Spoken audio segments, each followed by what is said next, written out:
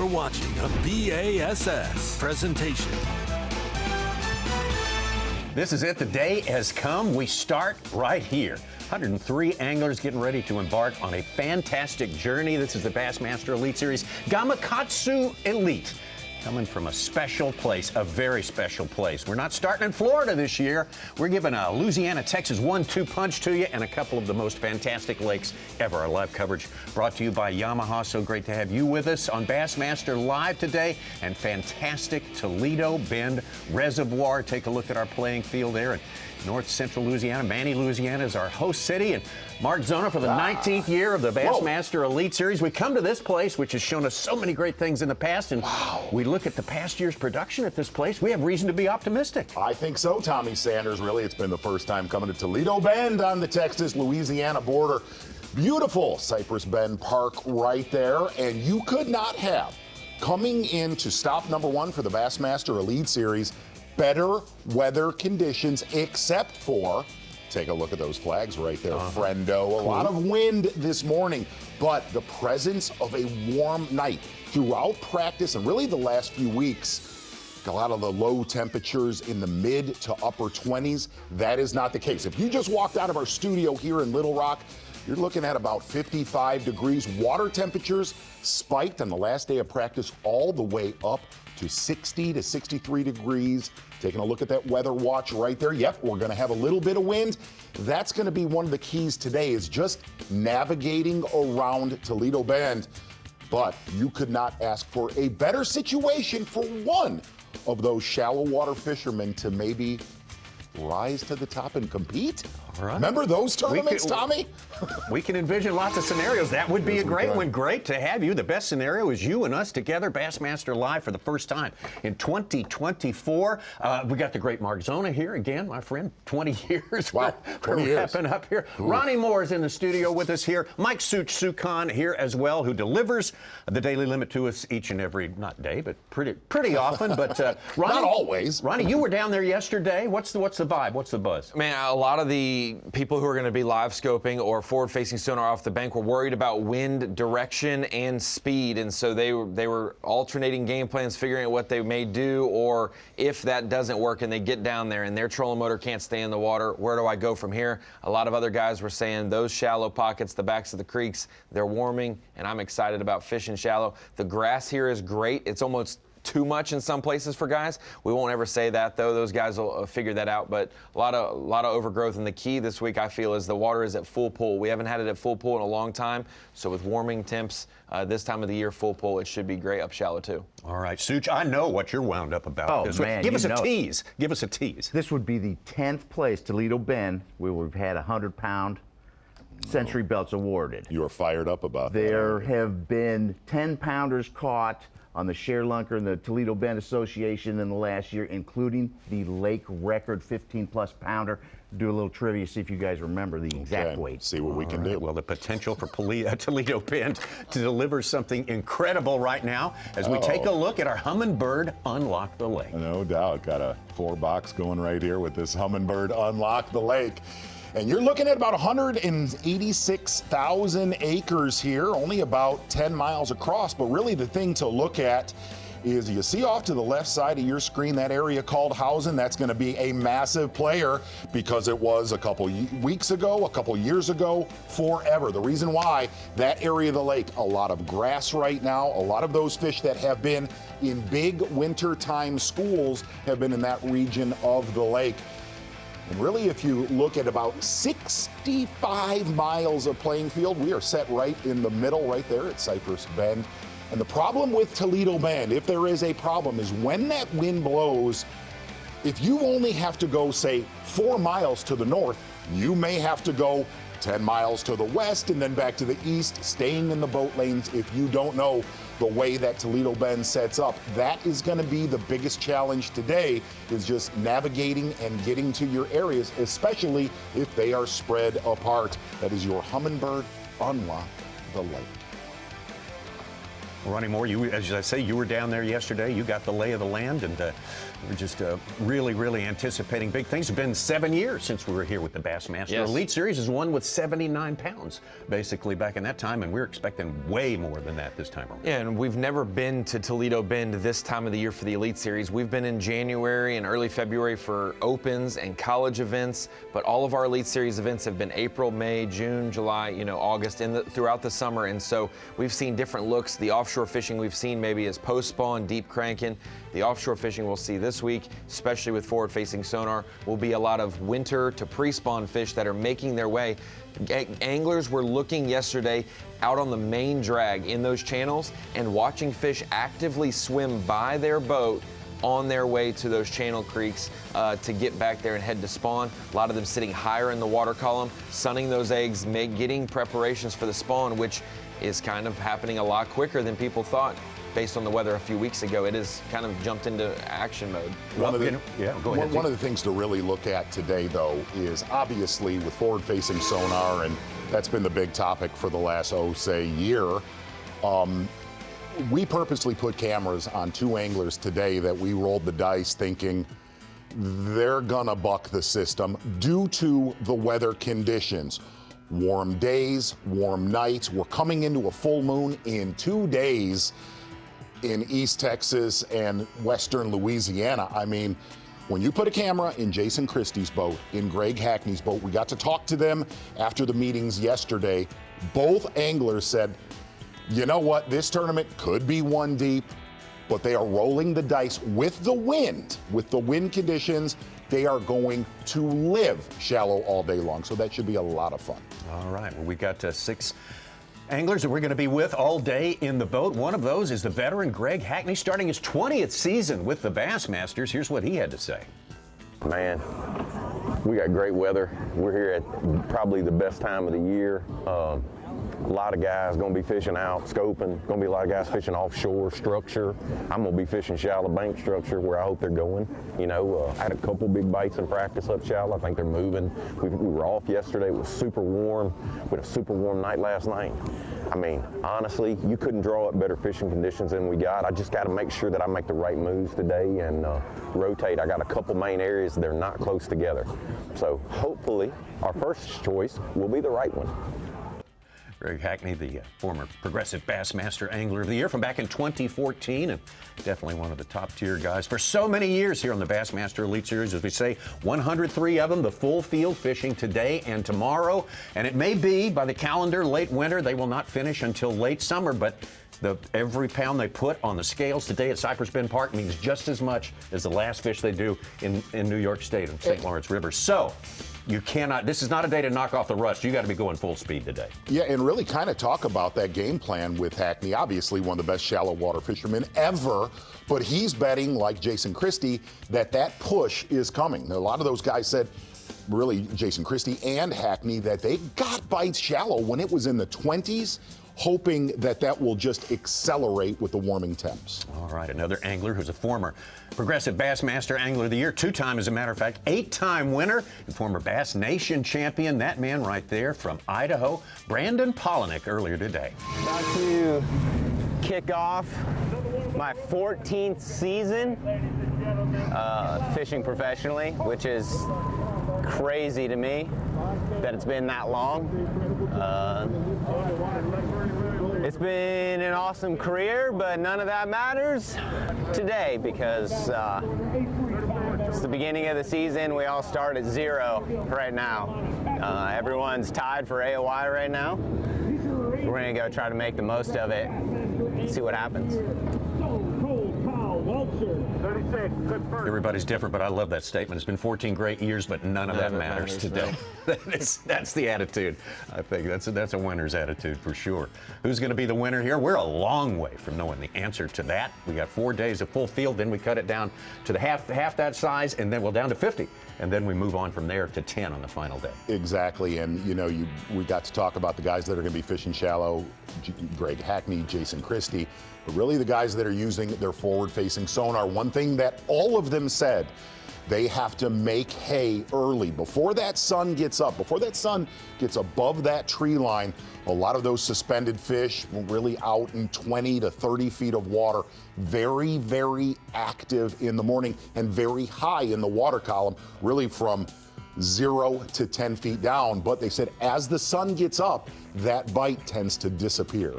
Some of our local experts, including Daryl Gleason and others down there, say that, you know, all the good things that are happening now in Toledo Bend could well be happening all over the lake. Do you get that impression as well? Well, one of the things that, look, Toledo Bend right now is in great shape, especially with all of the hydrilla that's, you know, and Daryl Gleason's the one that said it. He said this lake made a total 360 in about 2 years due to the presence of grass. And every tournament you and I have covered here is whenever you have that 2 or 3 year span of that deep hydrilla from 6 to 15 feet of water, that is when the population absolutely explodes. And if you look at the local tournaments, okay, now I'm not talking national tournaments that have been here the last month or so, the local tournaments have been unbelievable. I'm talking like 11 to 13 pounders almost every other week. 40-pound bags, Yes. you hear of things like that. Unbelievable. Well, so much potential out there today. Again, this is, we're starting not in Florida, if you're just picking up with us, to start our season with the Bassmaster Elite Series. We're here in Louisiana, Manny, Louisiana, for Toledo Bend. Next week, we will be at Lake Fork. I don't know how you can start with a bigger explosion than that, but boy, we are looking forward to big things today. Time.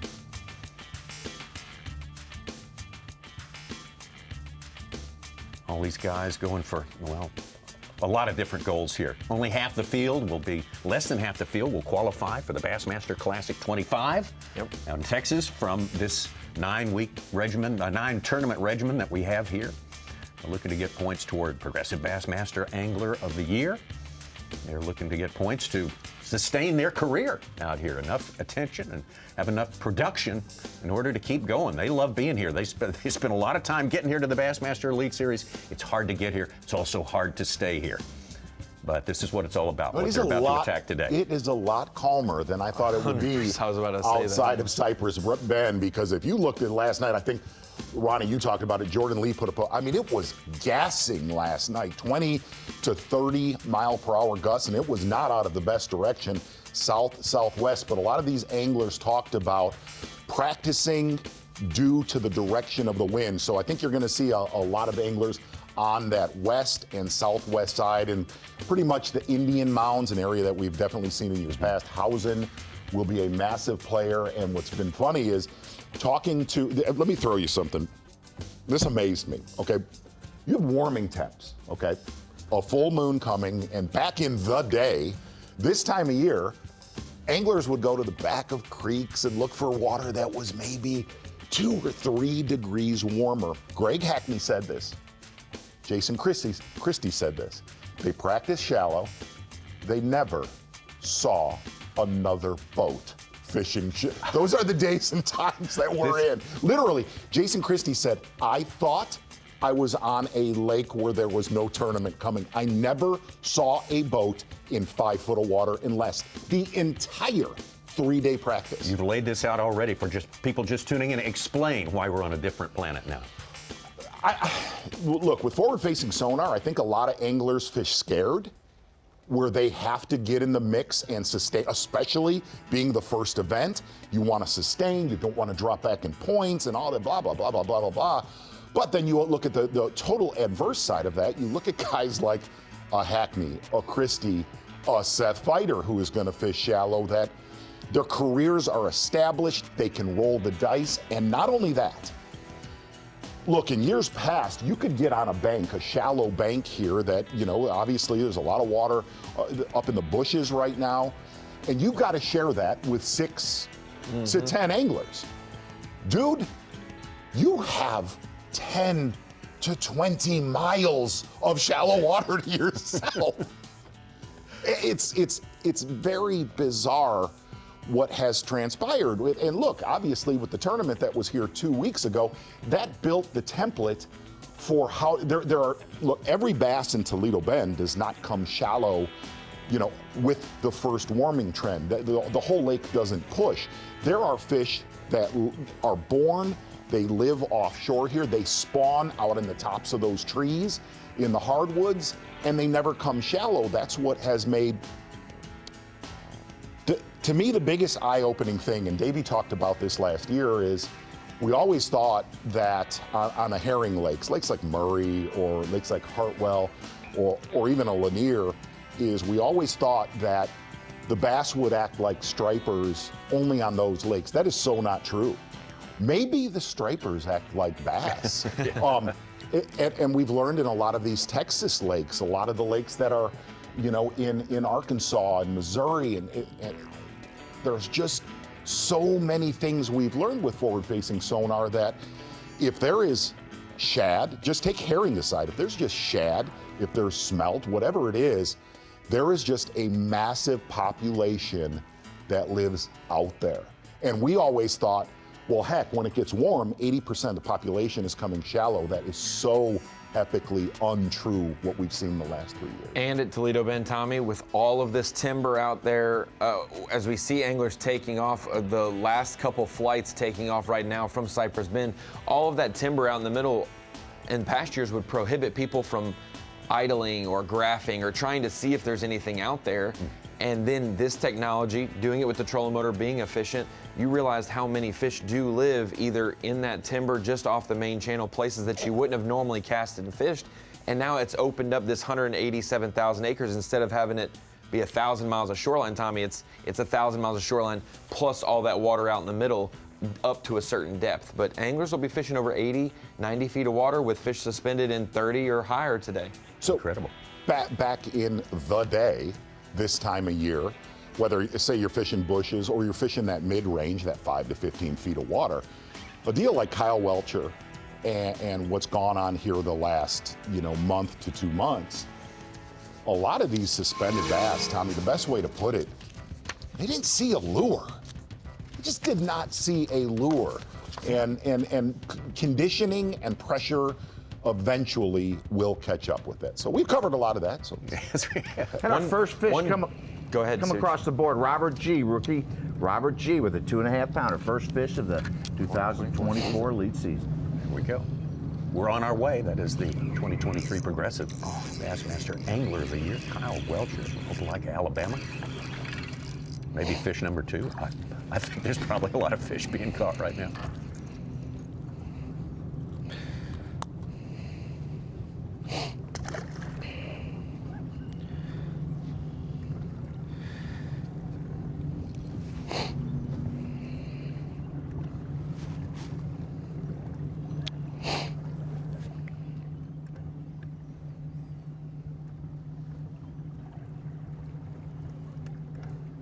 one of the things, Welcher was the one that really hammered combination of two things. Water quality, if you kind of look at the watercolor, and very, very calm. Obviously, he's on the west side of the lake, it looks like. Having the right color water, and he said it was insane, even though he's over, say, 15 to 20 feet of water in a little dead end pocket, is how high these fish would suspend in the morning. He said it was almost, it would confuse him. He said there would be some that were within, literally within 1 to 2 feet of the surface this early in the morning.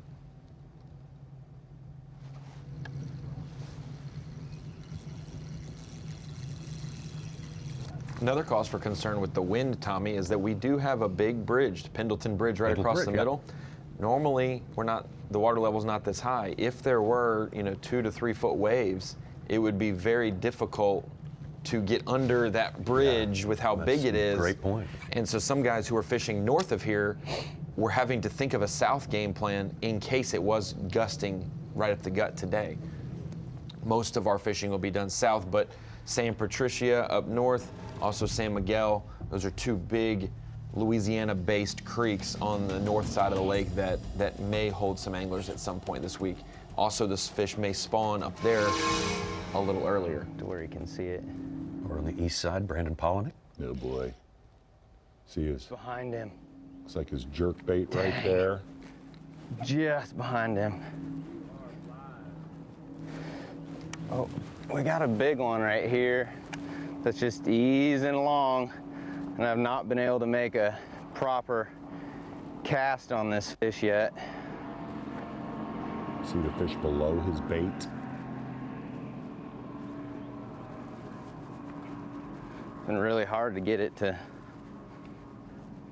see anything.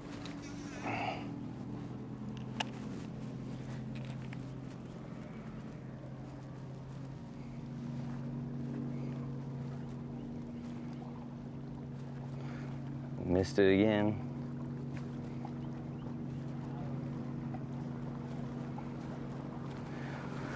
I think I'm missing it by that much, though. I wonder if it's just not a bass or what.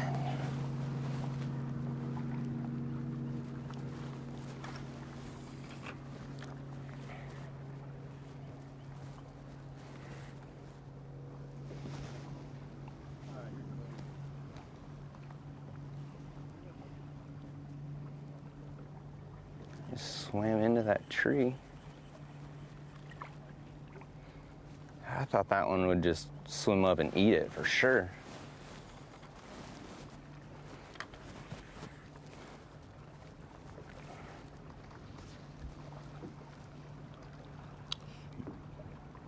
All right, you see that tree, that his bait is falling, and that fish is right meeting with his bait right I wonder there. if it's just not a bass.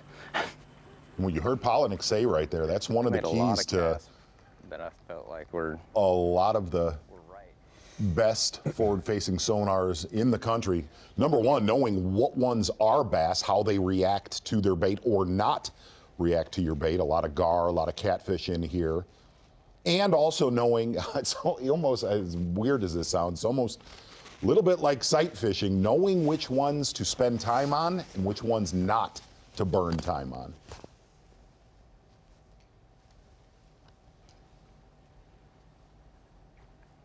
I think that's one. See, he's got his range jacked out to about, it looks like 110 feet. Going to leave Brandon Polinick right now. He said he's going to do this a lot of the day, but most of his damage throughout practice with a Mega Bass jerkbait. From there, we're going to head over to you. Rookie of the Year winner from 2023, Joey Cifuentes.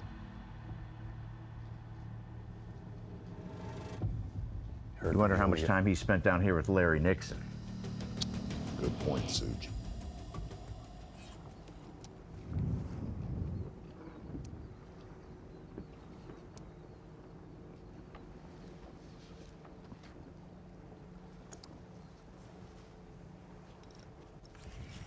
Hooked up, two-time winner last year on the Elite Series.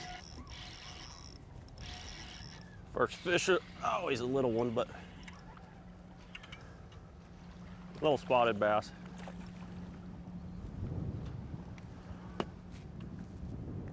He's a pork chop, but he's not what we're looking for.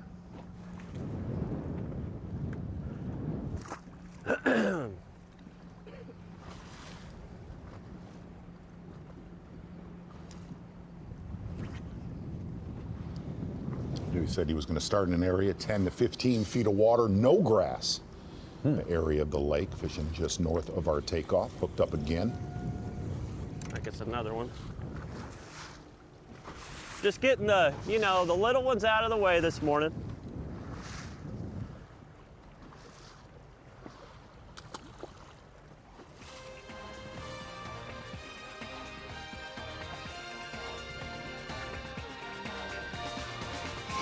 Last year's Rookie of the Year. He can't repeat that, of course, being the Rookie of the Year prize. Who's gonna win Rookie of the Year this year?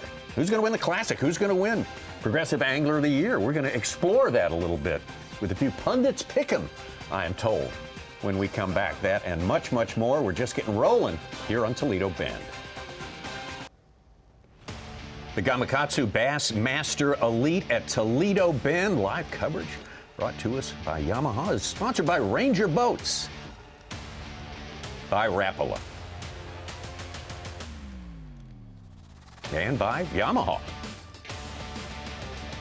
Happy to get going. 7 hours from now is the weigh-in, so we got a lot of fishing. An incredible place here, Toledo Bend. We went out and visited just a few minutes ago, looked in on Kyle Welcher, our reigning Progressive Bassmaster Angler of the Year from 2023.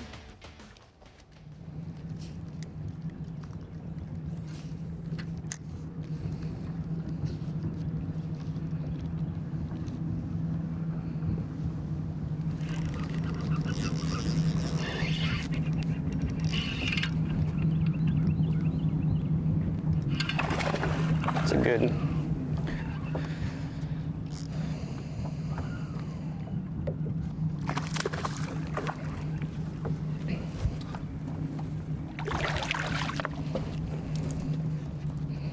Start the day off with a dang 3-pounder. Bassmaster Elites are back, baby. Fired up.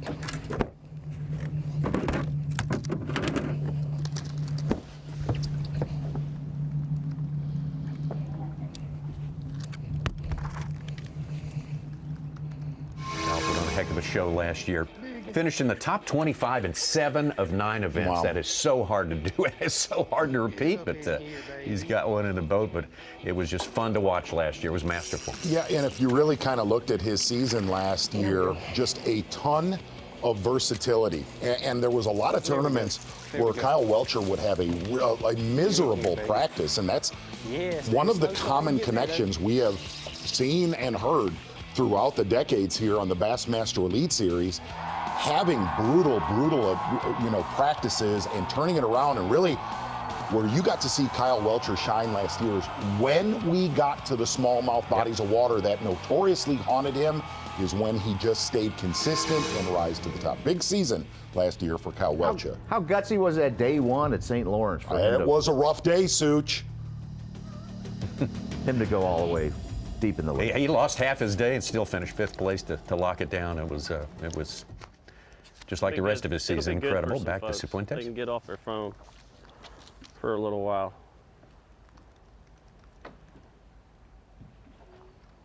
Ooh, that's a good one right there. I think.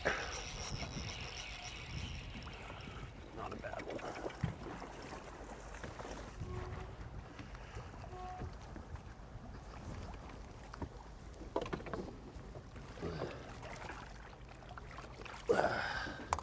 Little porker. He's not that big, but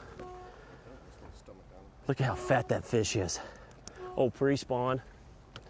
Fatty. Get some water in the live well. I'm gonna catch me some big ones in here. I feel it. I feel it in my bones.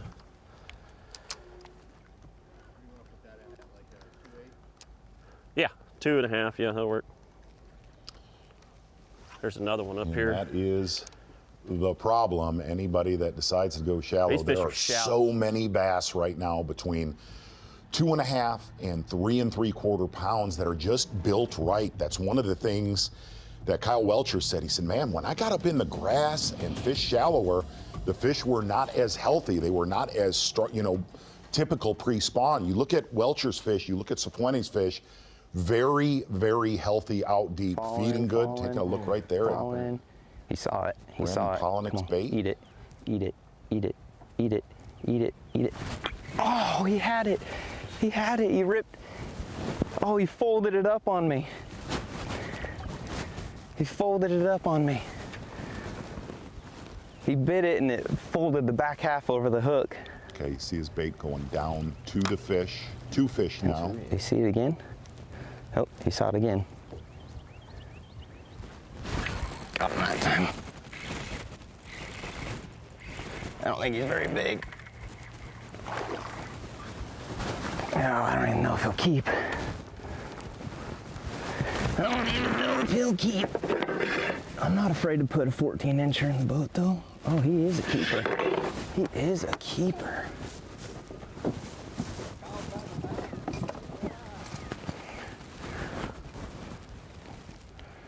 Kyle's getting the YouTube shots. Hey, oh man, come on, little dude. I'm trying to do you a favor. 14-incher, I'm shaking on day one. Look at me, just shaking.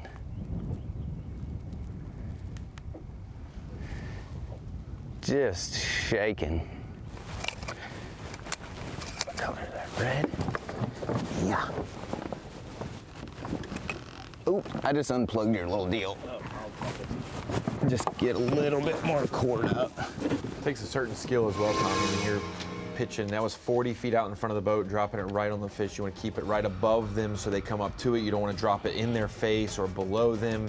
They like it right above it. So like he said, he saw it, came up to it, and Let's get out to the rookie. Ben Milliken had a big tournament here last year that helped him secure his spot in the Elite Series. Big help for him to secure that spot. Koya Fujita with the first 5-pounder. He's got 3 for 11. It's a better one.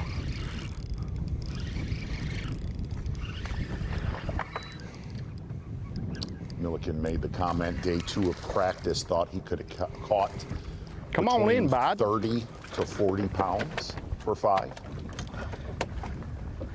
All right, we're on the board. Some trials and tribulations this morning. Some idiot trimmed it up too high and cracked the steering cable. That was me, I was the idiot. So the fine folks at Yamaha got us fixed up in about 5 minutes. And here we are out here ready to rip some, guys. It's gonna be a fun day.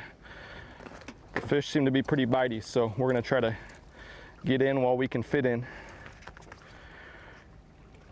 That's not the type that lives out here, but it's a heck of a lot better than what we had in the live well a second ago.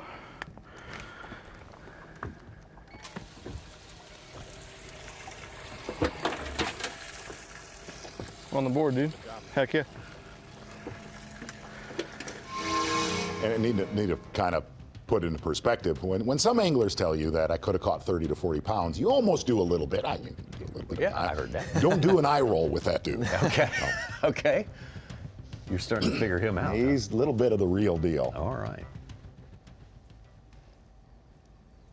Back to Fuentes. See ya. Got him.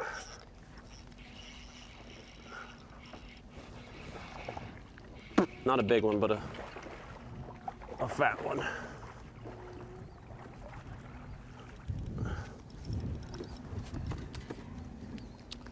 So Fuentes, Another pork chop. small jig head minnow and a drop shot. Asked him if he He's not really. ever went shallow throughout practice. He said absolutely not. He goes, this is my game. This is what I'm going to do the entire tournament, possibly year. A lot of his fish on isolated stumps, standing timber, 5 to 15 feet of Call water. him later.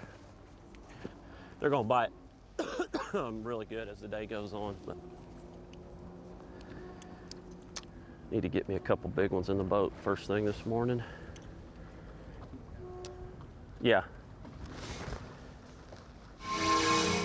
We got some good confirmation this. last season. Oh, wow. What? Oh. What? Who are these guys? Where did they come from? Yes. They're fishing shallow? It's Hackney and Christie, of course. Christie on the left. That's not him. He's obviously in the foreground. There he is.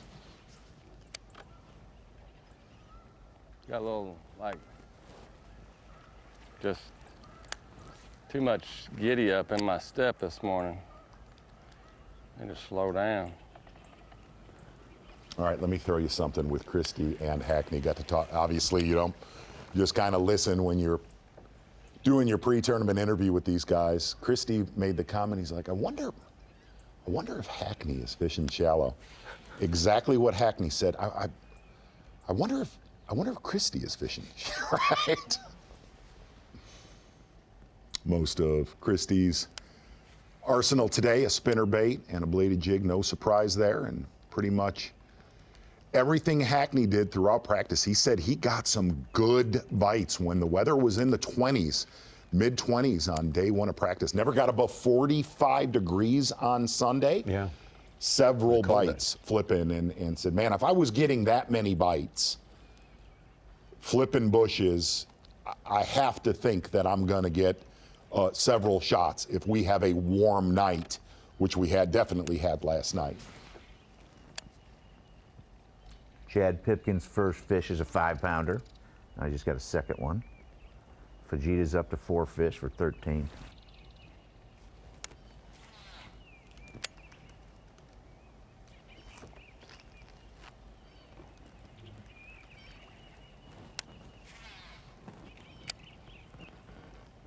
Oh, I could watch this for days. Oh. You know? I hope you get to.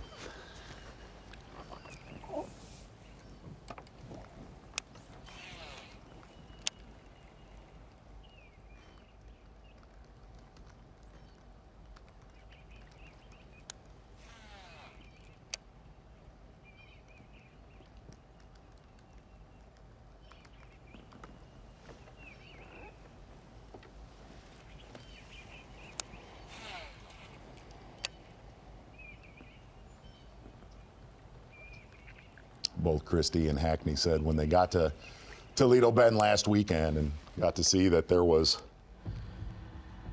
a lot of trees in the water is when their decision was made long before that boat got launched the first day of practice.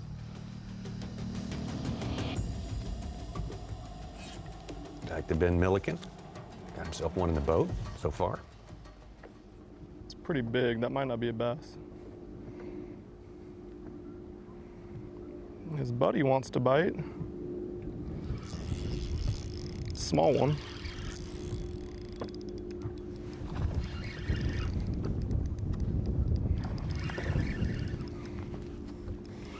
What's up, Bass Live?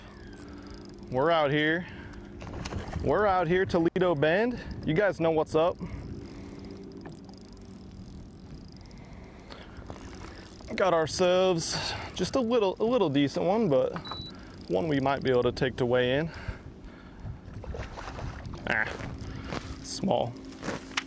This one's what, Brian? A third of the size of the one that was next to her? That's the crazy thing about Toledo. You don't know if it's a 20-pound carp or a 15-pound bass. And you never could rule out what's down there.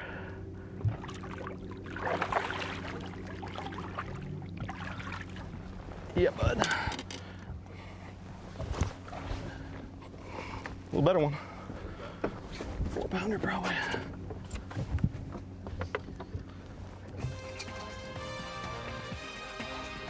Ben Milliken won that Open here last April, a little bit later than we were here this time. And said what was working then is not working now, but apparently he may be onto something that's working now. I'll say one of the most highly anticipated rookie debuts of anyone with his big popularity on YouTube and all of social media platforms. People were keeping their eye on, is he legit? Is he the real deal? He's on the Elite Series and he's on the board. Right now, the runner-up to Kyle Welcher last year for Progressive Bassmaster Angler of the Year, Kyoya Fujita, off to a massive lead early on. And we emphasize it's early on today, first day, Toledo Bend. Bassmaster Elite Series 2024 starting out Louisiana, Texas, but after that, hey, it's on up to Tulsa, Oklahoma. What a great host city. The Grand Lake of the Cherokees for the third time hosting the Bass Pro Shops Bassmaster Classic presented by Jockey Outdoors. We have had some thrills in the first two visits there in 2013 and 2016. It proves to be a great, great test for those who have worked so hard to get into the World Championship, the Bassmaster Classic coming your way from Tulsa. Make plans to be there.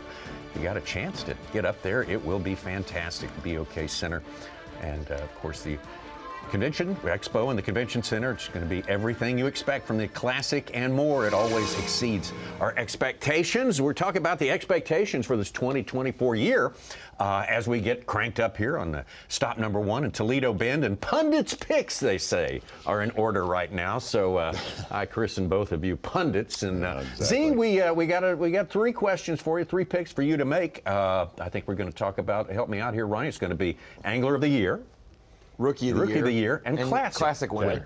All right, like where we're headed there. I'm going to go look for Angler of the Year, and I was divided. I went with Patrick Walters just because of how he has done up north. Obviously, he always does great down south.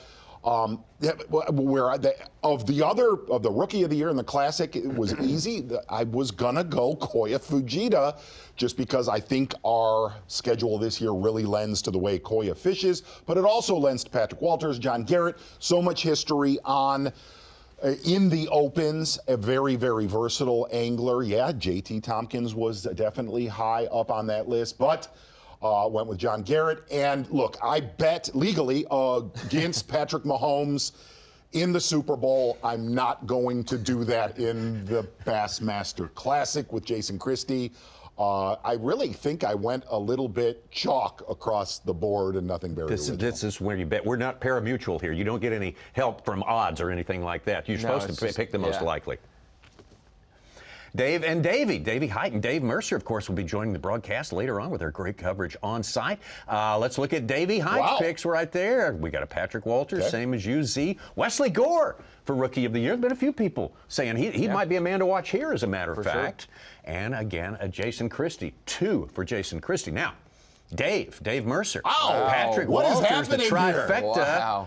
JT Tompkins, whom you almost picked, Z. And they're in those Rookie of the Year slot. And Jason Christie again, a trifecta. 3 in a row for those guys. I think we're around to you, Ronnie Moore. Yeah, and it's going to look, chalk, it looks like we colluded together, but we did not. Patrick Walters was my Angler of the Year pick, John Garrett Rookie of the Year, and Stetson Blaylock for the Classic. For Walters, how many times can you knock on the door and be in the top 5 of AOY and not get it done? So I feel like it's his time, it's his season. John Garrett, like Z said, he's been around for a long time. He is an old man in a young man's body. He's been on the Opens, battle-tested through adversity. It's called a man-child. The style he fishes, yes, he's got a little bit of old school in him, but he's definitely up with the times as well. Stetson, how many times can you knock on the Classic door as well? A couple top 5s in the Classic lately, and it's in his region of the country, so that's why I picked my 3, but I didn't expect it to necessarily be as chalk as it's looking. Boy, it is looking chalkier with every consecutive pundit. I got Pundits are pretty Mike Sucon. Hey, look Drew at that. Cook, he hasn't finished lower than like 18th in AOY, and he is also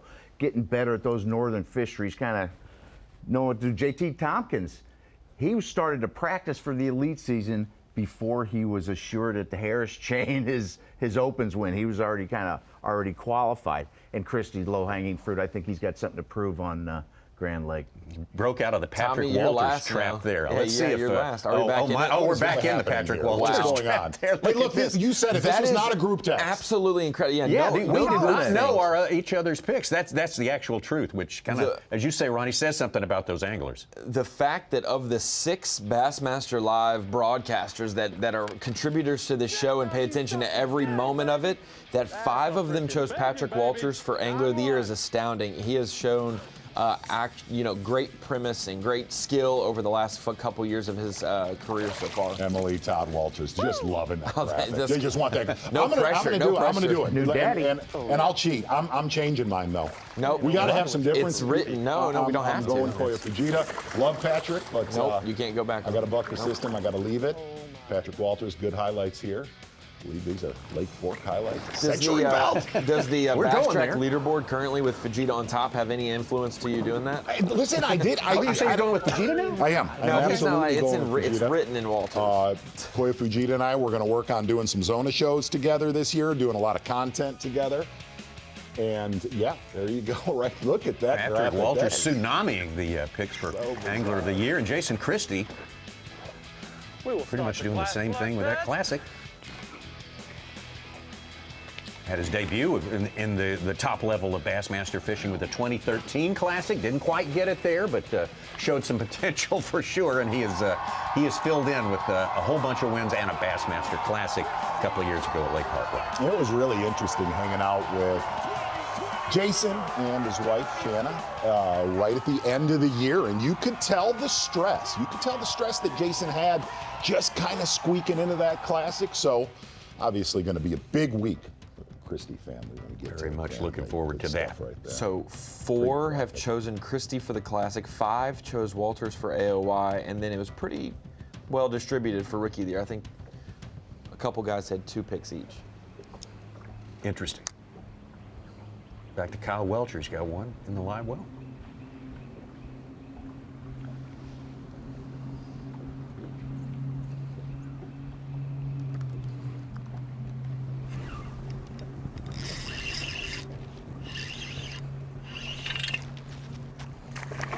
Skinny sucker. I mean, super skinny. Didn't even know they made them like that around here. I mean, he ain't gonna weigh nothing. Joker's all head, isn't he? He made a dang good return, though. He's gonna be a pound and a half or something.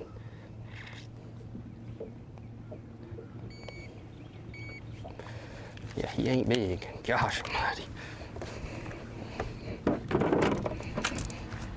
See, I tried to talk to Fajita at the Open here, and what Didn't I wanna got talk out of to him you? was one good sentence. Last year, KOI 7th. Yep. This year, #1. Okay. There you go. There's where I'm at now. That's where I'm at. We'll give him to you because you told me that I did. the season ended yesterday. And I switched, then I don't know. I'm all over Oh, the it's a board, big one. man. If it's a bass. It is bass. It's not a big one, but it's a good one.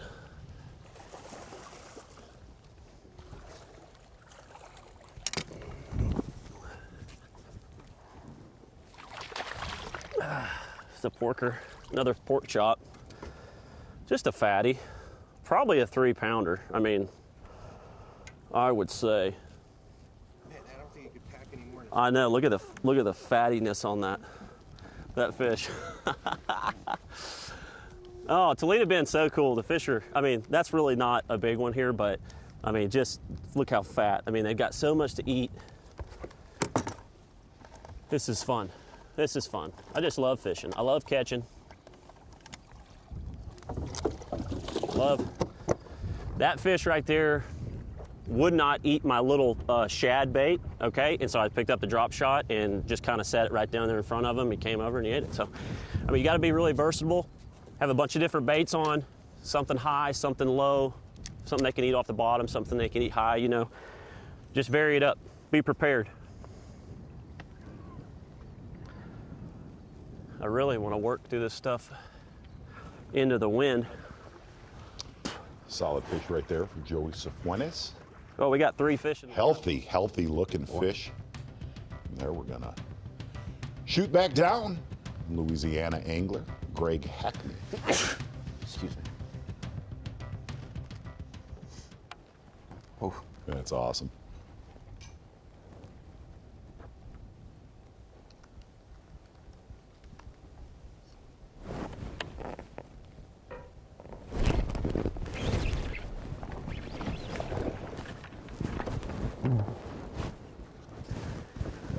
These are running a little small even for, I call them bracket, they're just little bucks.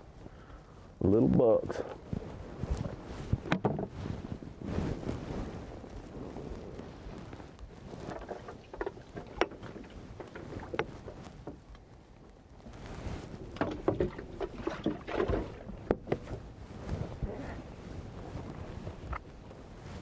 We'll jerk on them until there's not any more though.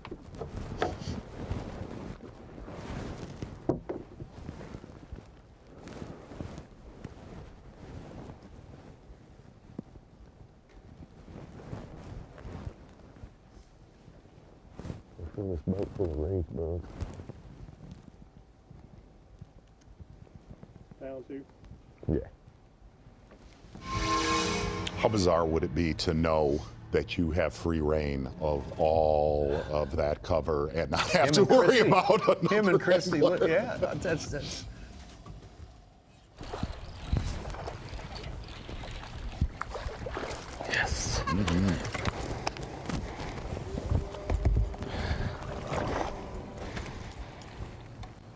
I only caught one female in practice shallow. I just had a feeling that they're going to come.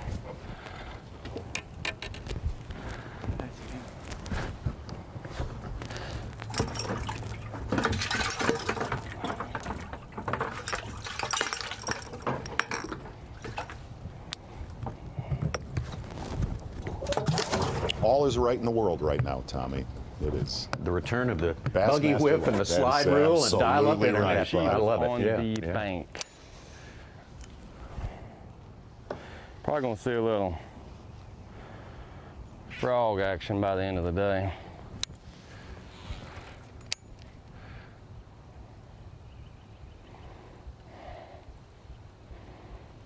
Did you just equate a spinnerbait bite up shallow to dial-up internet, Tommy? That's sort of the world we're living in now, right? Yeah, yeah. Princess phone. I've been thinking about that for a good 30 seconds. Like, did he just say that? I'm just trying to deal with Fax everything. machine. Yeah, fax machine. Xerox. Vegeta is up to 22 pounds, 2 ounces. He just landed a 7-pound, 2-ounce I'm not bass. gonna mess with you if you're gonna see it and swim away from it like that. You can have it. Man, why? What happened over yesterday? The wind push them all?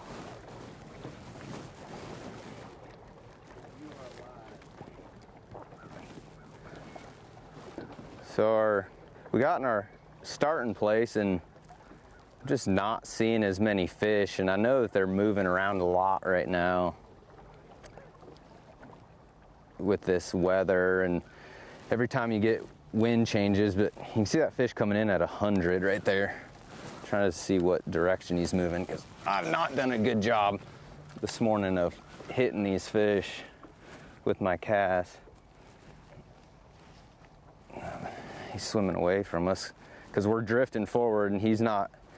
You can see how he's just kind of staying at that 80. He's definitely moving away because you can just barely catch glimpses of him right there.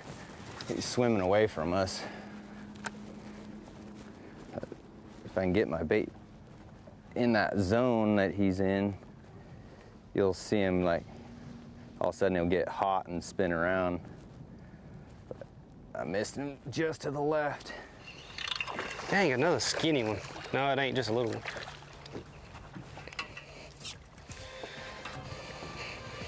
Oh, he thumped it.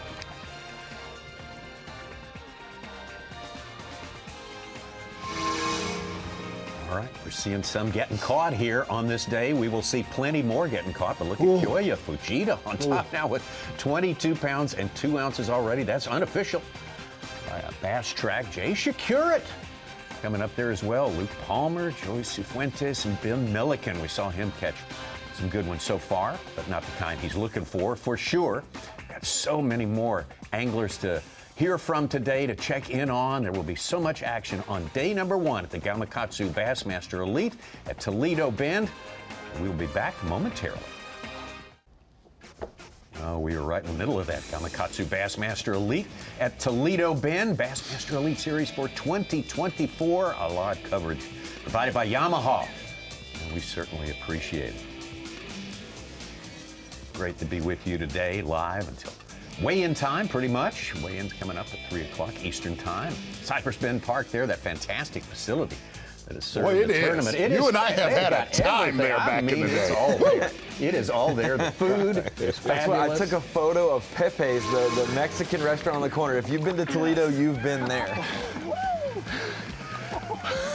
Oh, that's where we're going next. And we're talking about Century Clubs, Lake Fork.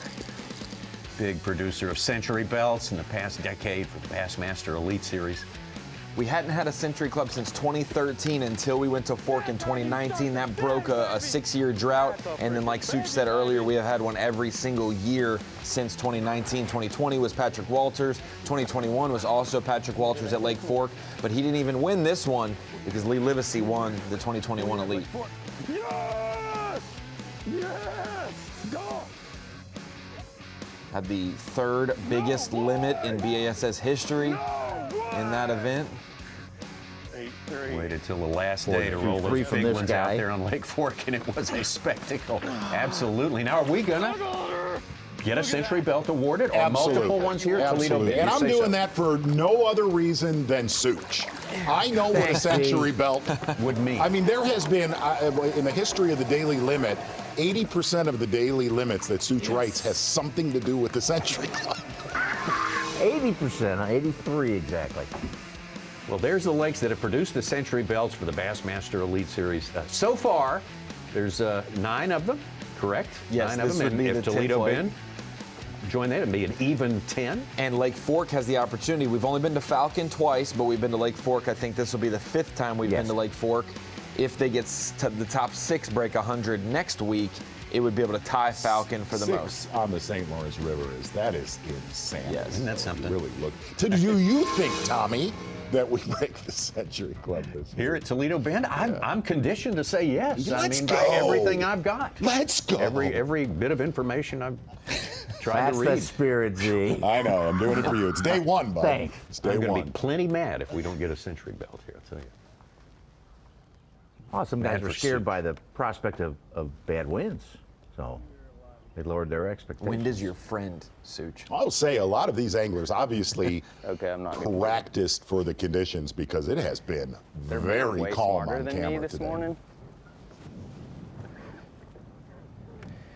It's like I see them up high, make a cast, and then they go back down, and I can't get on them with the jerk bait. And that's how all my big ones have been coming.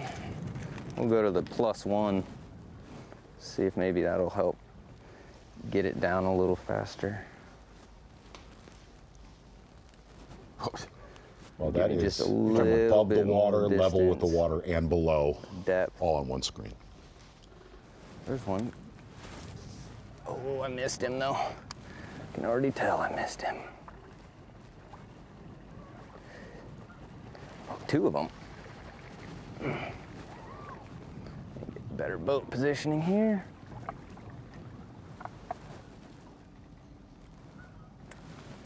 We got fish next to the standing timber. See, that one got back down too. He was up there at like 7, 8 foot. Now he's by that. Now they're by that tree.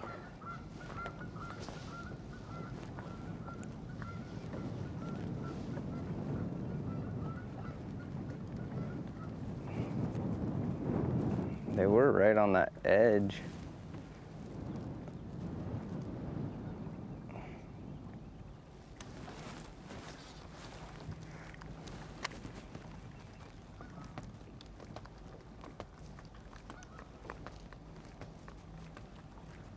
It's like they come up, look, see if there's anything around to eat, suck back down.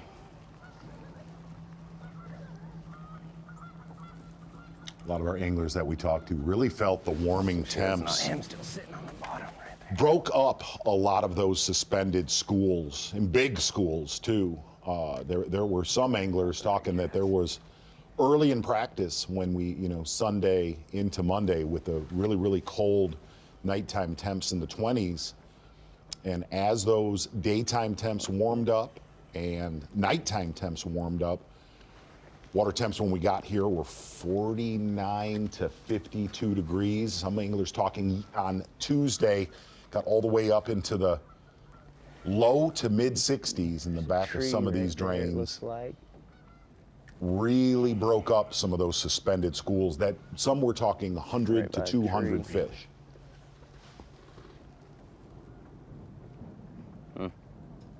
Oh,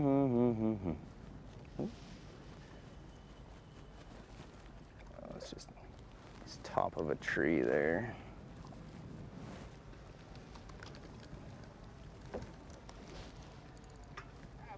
There's one swimming towards us.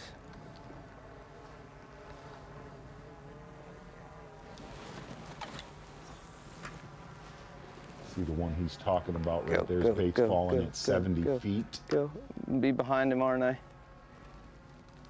Oh, he saw it. That was good. He's little. Okay. Not as little as I thought, but he's not very big. He got a little bit more meat to his bones there. Come here. Come here.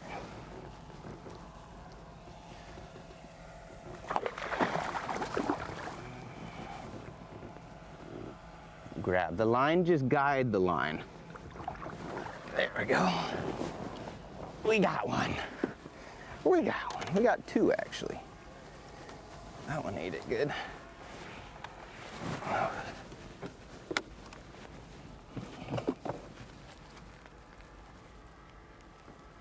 Got the Lowrance bird's eye view for it. We can't cover Palaniuk any more than we're covering, or anyone more than That we're was a doing right really now. good scenario That where he was. said That- his not gonna be jerk big bait enough, was though. not getting down far enough. Last one.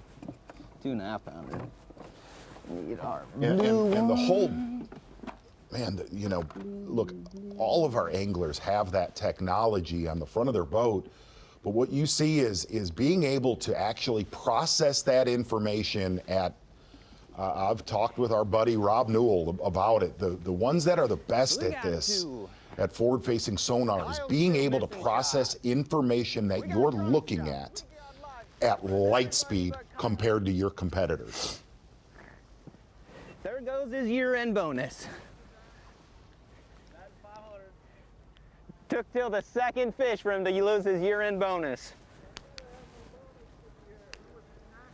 Man, I was gonna bump it up to 10 grand, maybe even 30.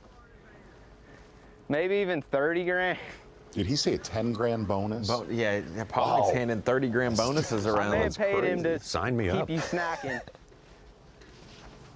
I did not need cameraman Brian Evie hearing things like that. Yeah, let's not wreck the curve, huh? He's used to Back over to the Louisiana side with Joey Fuentes.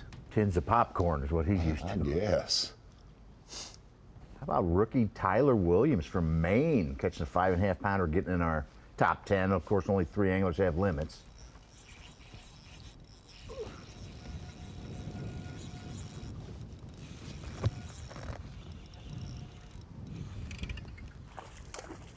It's just another average fish.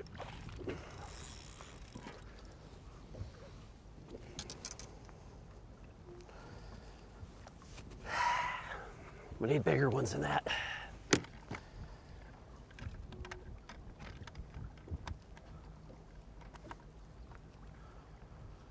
That's 3. No, that's 1.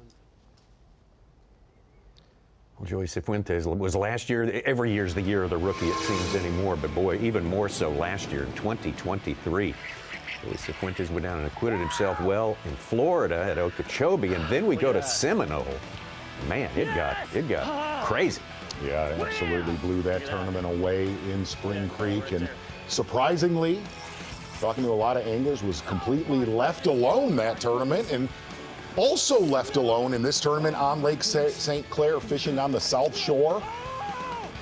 Very popular area, pretty much left alone that tournament as everybody was fishing in Anchor Bay. Joey Fuentes definitely proving 2023 he is the real deal with sonar technology. And he had came into the Elite Series with a little bit of veteran experience, but no wins, a lot of close calls, and never really broke through, and he was able to break through last year and held off Kiyoya Fujita up until the last day of the season, where Fujita needed to win the event to win Rookie of the Year. There's your Dakota Lithium Bassmaster Rookie of the Year watch.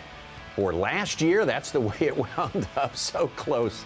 I mean, winning 2 tournaments and having to battle down neck and neck down the stretch like that just tells you what kind of talent is out there right now. And the every year pipeline we is say full it's of the it. best group of rookie, but I, I mean, will 'cause say they are.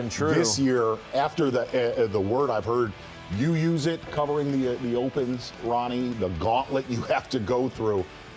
What the anglers went through last year on the Open Series, the group of rookies we have this year earned, I mean, not that anybody doesn't, but they absolutely, man, they went through that was amazing to watch last season. Will be again, obviously, this year with what's going on in the fishing industry. Yeah, every tournament, 200 boats loaded with talent. It's hard.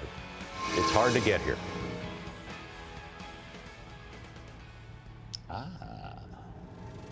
Milliken went through that, got here 20 years ago. Greg Hackney was rolled out as a full-time Bassmaster angler. He's on point. Flipping in front of the boat, he was flipping.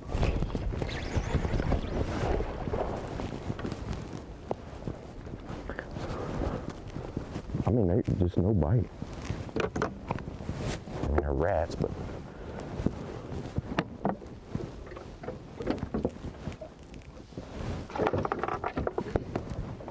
I'm like, I thought it was, my line was hung on that vine. It was hung on the vine, but I kept pulling on it, and I was like, I must gonna have to swing on this because I can't feel anything, like he's just sitting on it. He got airballed. Kiyoya Fujita, 5.5 pounders, up to 24 pounds, 10 ounces on Bass Track. Boy. It's going to be very hard when you're up shallow to compete with the quantity you can catch offshore. That's always seems like the way it's been. If you're on the Tennessee River, you find those things. But with 5 fish, Greg Hackney doesn't need to get out to a. It's one an hour, one every 2. I want to agree. But yeah, there's certain moments where you can succeed because you're only fishing for 5. What is it? Ah, it's a bass. Man, We got a limit, but not the size I need there. Not the size I need.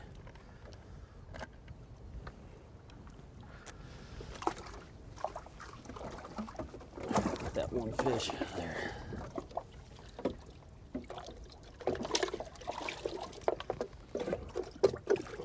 There you are.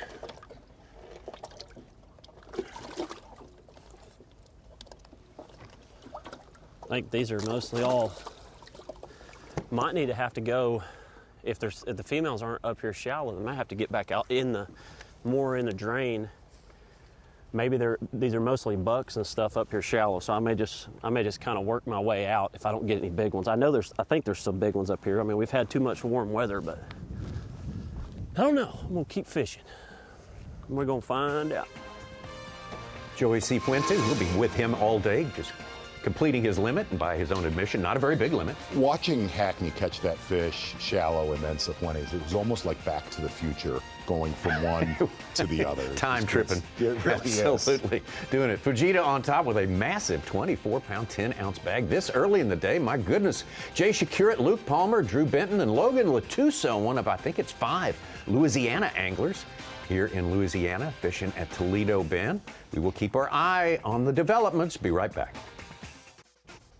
24 Elite season off and rolling here today. And next week, a week from today, we will be starting event number 2. How about this for a location? Lake Fork in Texas, also on the Sabine River system, farther upstream and so legendary for giant bass. We couldn't have bigger expectations for Lake Fork next week, and this week, of course, Toledo Bend. Full of coverage, Bassmaster.com, also FS1. For both of these on Saturday and Sunday, couldn't be a better deal to start out. We usually start in Florida. We got kind of changing it up a little bit, and very excited about it. Let's get back out on the water with Brandon Polinick. Been spending some time with him as he's trying to get him dialed in. Today, each day is different.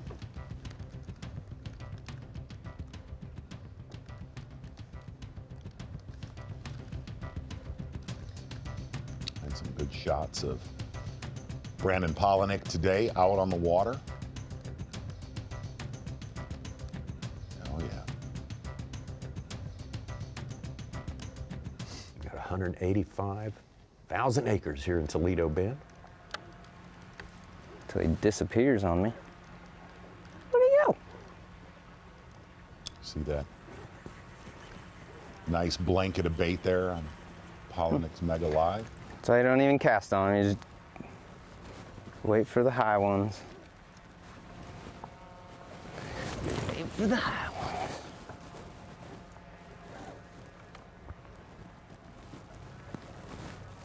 You hear Polinick make the comment, is really knowing what's a bass and what is not a bass. You hear Polinick make that comment, looking for the high ones. Pretty much every one that we have seen so far, except for Cifuentes, has really only been in the top of the water column from 0 to 10 feet of water. So hard to stay doing this. You see him panning around quickly. It's hard to know what you're looking at. Like I said, I need to just pick you're trying to process a lot of information. A lot of people call this style fishing shining. When he's 20 feet away. A lot of standing timber where Polinick's at right here. And you have to be really precise, Z, when you're looking at a tree, because they'll be right beside of it. It almost looks like a limb off of a tree, but it's just a bass hanging right in the middle. Though. See that fish right below him? Wow. Oh, he actually bit it. He might bite it again. Good. See, that fish was only... Because he's a spotted bass. He's a spottopotamus. That's why. They got a little extra aggression set red in their eyeballs. Just makes them a little meaner. And guess what? I'm gonna check if he's 14, but I don't think he is. He is 14. Oh, spotted dog. And I'm not talking D-O-G, I'm talking D-A-W-G. Spotted dog. We gotta find some bigger ones. The problem is I feel like I've like that last one on the Kanata, I feel like was the right size. He just wasn't, we just had the unfortunate part of our jerkbait getting stuck.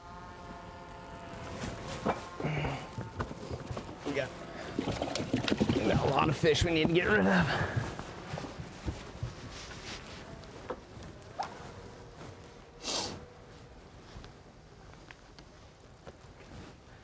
I'm gonna have to give that GoPro a pay raise. Take it out of Kyle's budget.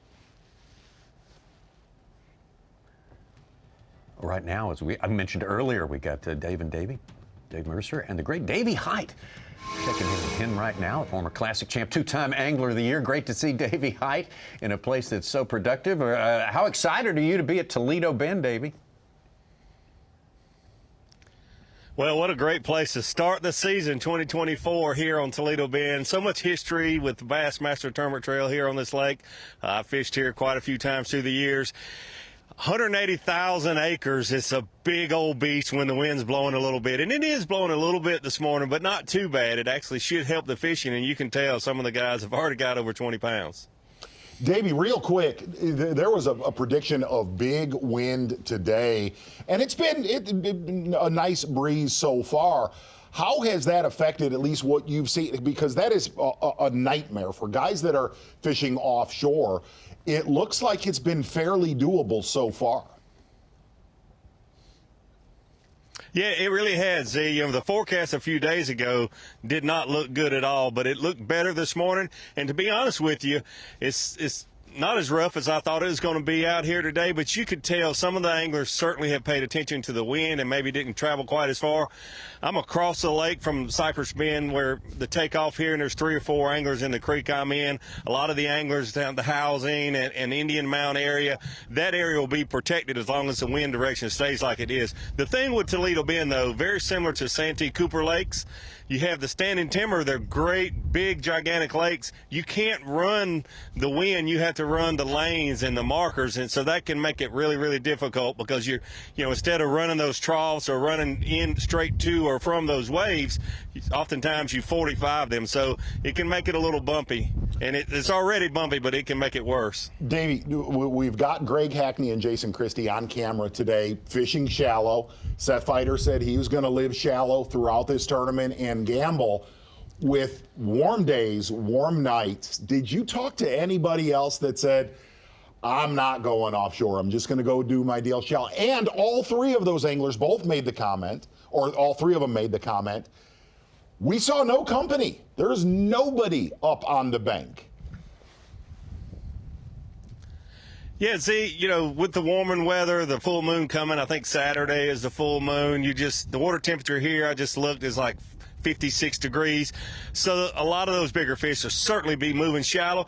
The thing I have noticed this week, though, a lot of the anglers, you mentioned Hackney, Christie, Feider, but a lot of these anglers that are going to use forward facing in this tournament want to be up there fishing shallow, throwing a spinnerbait, throwing a vibrating jig, throwing a regular jig, doing things kind of old school.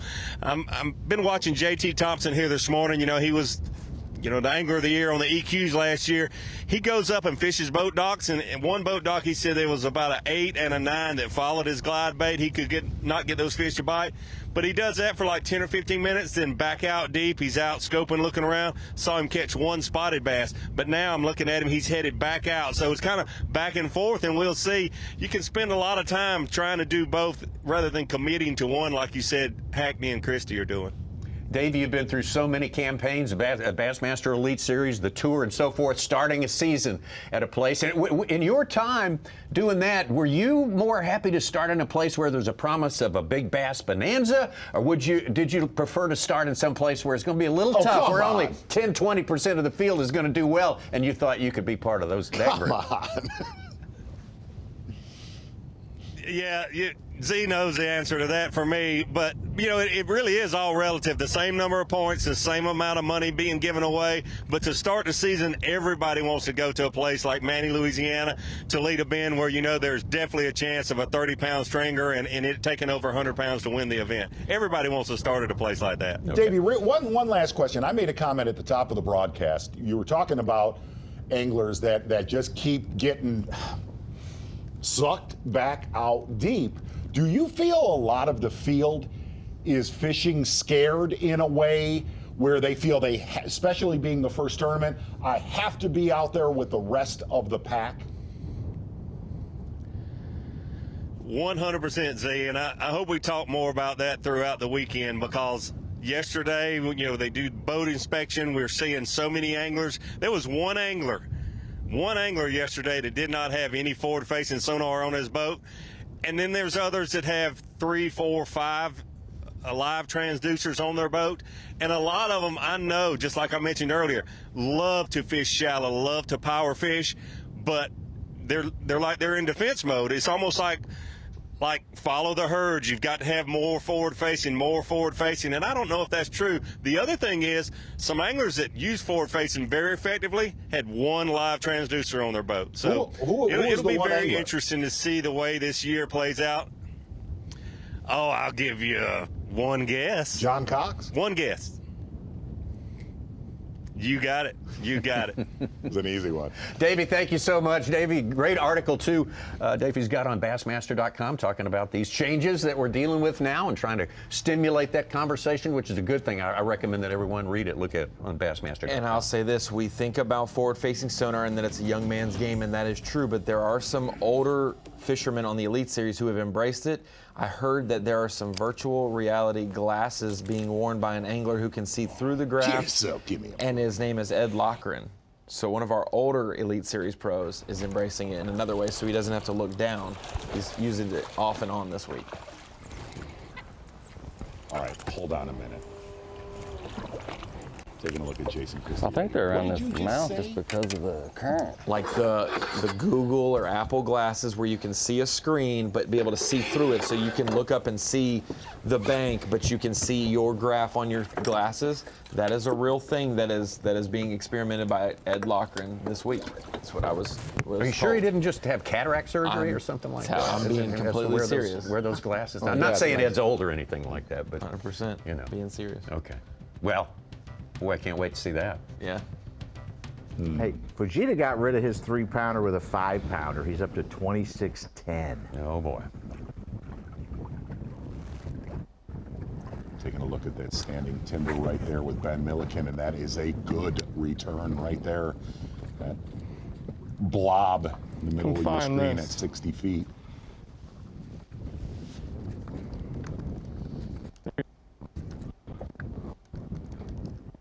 And some big bass are being caught right now.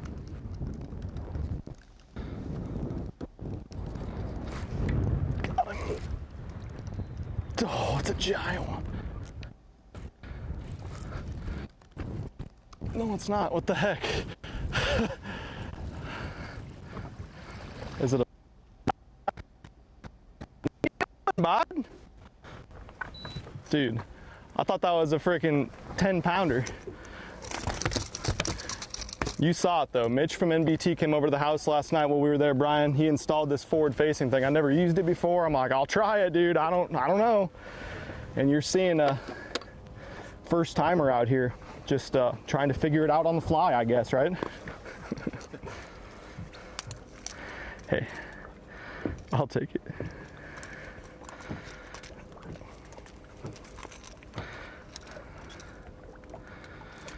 I got chills right now, dude. We're on the Bassmaster Elite Series. Can you believe that?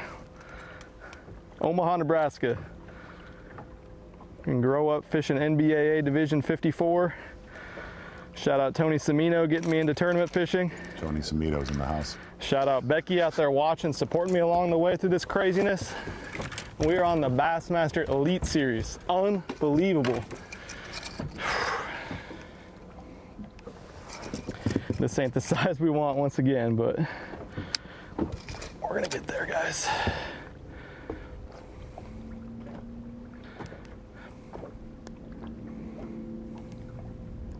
215. Yeah, I was close. I said 10, he was 215. I'm not gonna judge fish size anymore the rest of the day, apparently. Just embarrass myself. I'm gonna say they're all small. How about the first one of the year, Skeeter Boats? Big fish alert. Justin Hamner, 7-pounder. It's only his second fish of the day, gets him in the top 10 though. And Joseph Webster, right before that, caught a 6.5. Back out to Cifuentes. Milliken giving a shout out to his Nebraska roots there.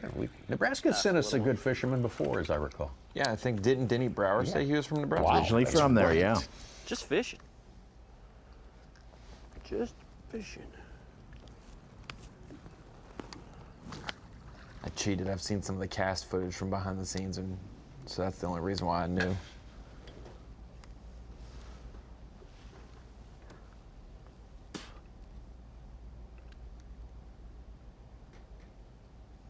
Denny would be up there with Christie and Hackney in this tournament. Yeah. Oh, yeah. Guarantee that. Oh, my goodness. Man, I don't think that fish is that small.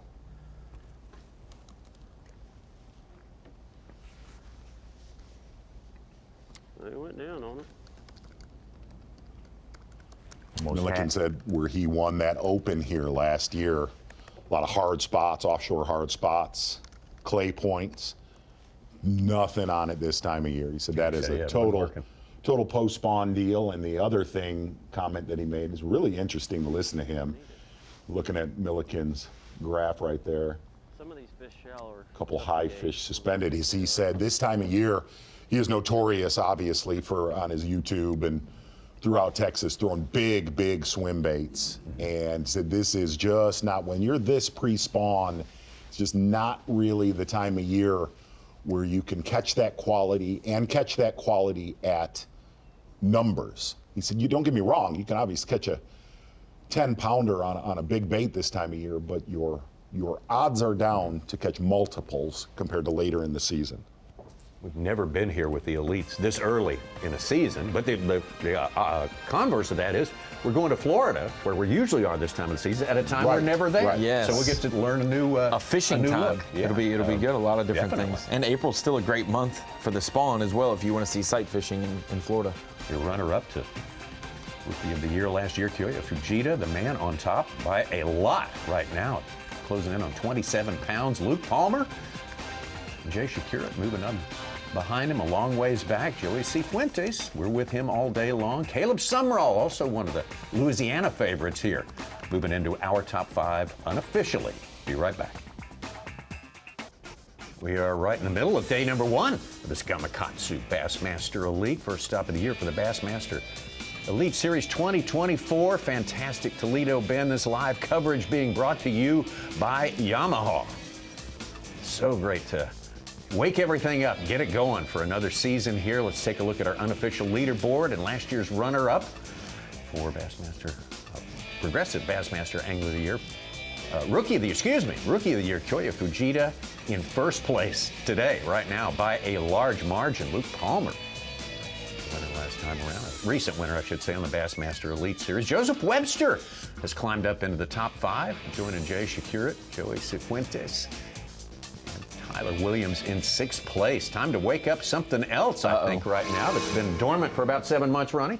Yeah, we're back at the Dakota Lithium Screen and Knowledge. If you saw on the first pen, we've got our brand new Bassmaster Classic jersey. We're going to have our reigning and defending champion up there the entire time. But while we're here at the Dakota Lithium Screen and Knowledge, I wanted to talk about water levels with you guys. And we look at a chart of a calendar year. All the way over here is February of 2023. And then today is the rightmost portion of this graph. And this is water level. At Toledo Bend, you can see full pool is this 172 mark, the black line here. It only went above full pool and was only just about half a foot high all of 2023 for just a day or two period. For the most part, it stays very, very low in the winter time on the drawdown portions. Starts to rise a little bit, but you can see from the orange the past years. The blue is 2024 and how quickly this body of water rose in mid-January with all the rains we've had. It got up to acceptable level, 1 to 2 feet below full pool. And over the last month, all of February, it has been within a foot of full pull, which honestly to the locals here and to a lot of the Elite Series pros who know Toledo is actually what they would consider high, because it never does get high. All of this overgrowth and other vegetations and things have been able to grow. And looking at these aerials from past years, when you look at Toledo Bend, this is what it looks like when it's pretty low and empty, and then this place will fill up. And so when you add 3, 4, 5 extra feet of water, and in this year's situation, 10 feet of extra water over the last month or so, this place is completely full. This opens up opportunity, especially with the weather trending in the right direction, that we could be seeing a shallow water beat down at some point. These fish offshore, these anglers have mentioned it, when they're forward-facing sonar, they're seeing these fish actively swim to those creek channels, make their way into the bigger creeks on the lake. Those shallow fish are going to maybe be replenished, and guys like Greg Hackney and Jason Christie might not show it today, but they may get better throughout the week. Good stuff, Ronnie. I recognize that shot you had of the looked Dean like Rojas. ponds in 2011. 2011. Exactly, that was 2011. It had to be. And Ronnie, we don't condone. We're not telling folks that are going to go visit Toledo Bend, hey, go run around out there. But it has made the water level right now has made navigation much easier for a lot of the anglers to get around this week compared, like we said, you want to stay in those boat lanes if you've never been to Toledo Bend. But a lot of the anglers said their runs have been easier with a higher water level. Yeah, there's a lot of dicey places, especially north of the Pendleton Bridge right there mid-lake, that are dicey. But being at full pool this week is a pleasant sight for the warming temperatures and guys like Greg Hackney who are hoping the shallow water becomes a thing. I think we'll start to see a different body of water as we make it towards Saturday and Sunday compared to what we start at for practice this week. Hackney with a limit. No big one showed up yet.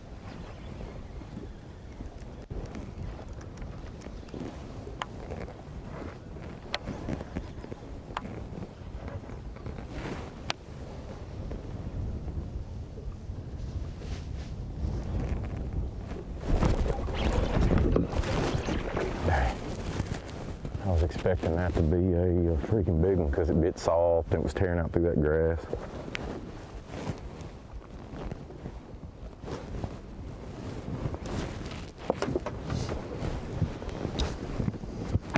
Well, here's what we do know, looking at where Greg Hackney's at on that map.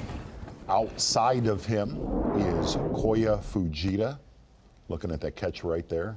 Outside of him, out deeper, is Koya Fujita and Luke Palmer, very close, who's, I believe, unofficially in second place to Koya Fujita is Luke Palmer. We talked about all the big ones we've seen over the local tournaments around here, Tommy. On the, I believe, final day of practice, Tuesday of this week, Brad Watley caught an 11-pound 8-ouncer. And Brad Watley, if you know him, he's not one to tend to lean offshore. He is a shallow water guy, and he caught an 11-8 on Tuesday here at Toledo Bend. East Texas guy. Yeah. He actually called his roommate Brock Mosley come take a photo of it for him, an 11-8. When he released it, something happened. He stumbled, tripped, and went in the water and swam. And he said that fish might have bit, but that water was still pretty chilly in the mid-50s. That one fish is 3.5 pounds bigger than his 5-fish limit today so far. Got 8 pounds. Come on, baby. No, I can't get over there. I need a big stump with a giant on it. Come on.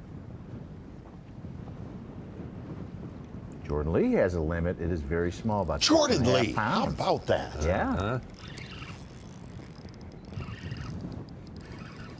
Got one.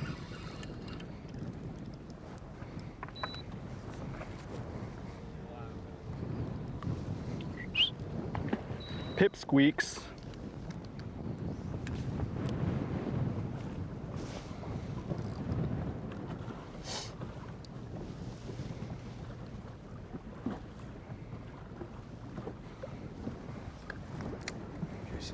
Christie lower left, our pundit's overwhelming favorite to win the Classic coming up next month. Did everybody pick him? Not everybody. No, 4 of the 6. 4 of the 6. Yeah. Tommy picked Polinick, I picked Stetson. Okay. Let's go. A wind on. And it's windy today. I hope that guy didn't get mad at me. It's a little housekeeping. Just got word from Kyle Welcher's cameraman, Jake Latundris, that the keeper number 3 caught. He doesn't like the way it was hooked, and even though he put it in the live well, he thought about it and ended up releasing it. So Kyle is back to 2 fish, just so everyone's on the up and up. Yeah. Yep. All right, Fatty. Where you at? You on that stump right there?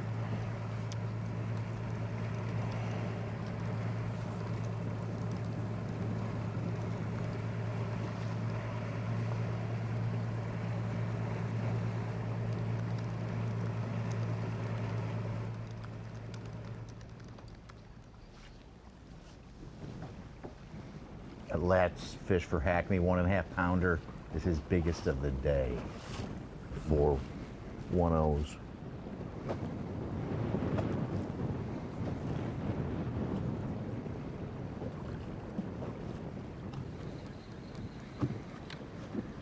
Come on, Ben. Make a damn cast.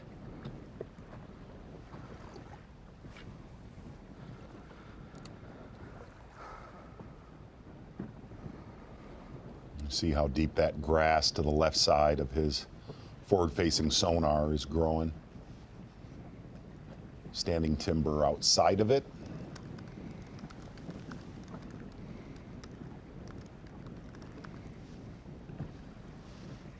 And that's all hydrilla, you say? Yep. That's deep hydrilla. Yep. Deep hydrilla.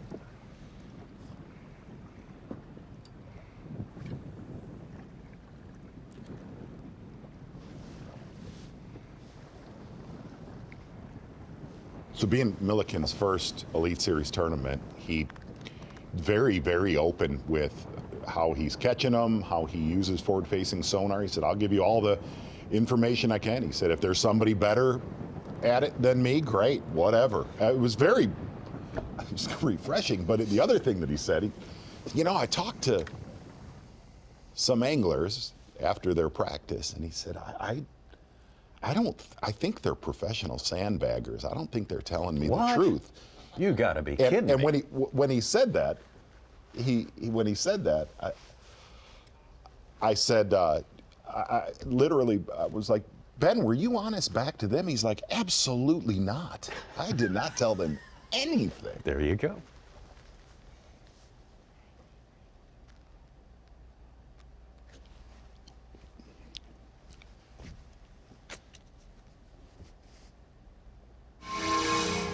You're getting a good look right now of Ben Milliken's forward-facing sonar, taking a look at Brandon Polonek's. I don't really know what's happening right here.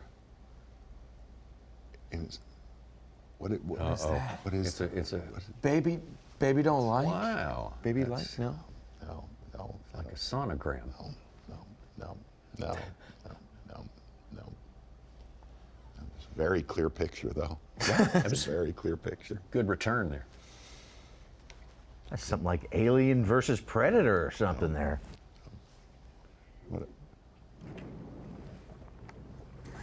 It's like the movie It from 1980. Yeah.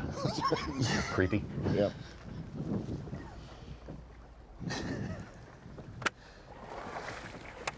Maybe we were just there too early this morning.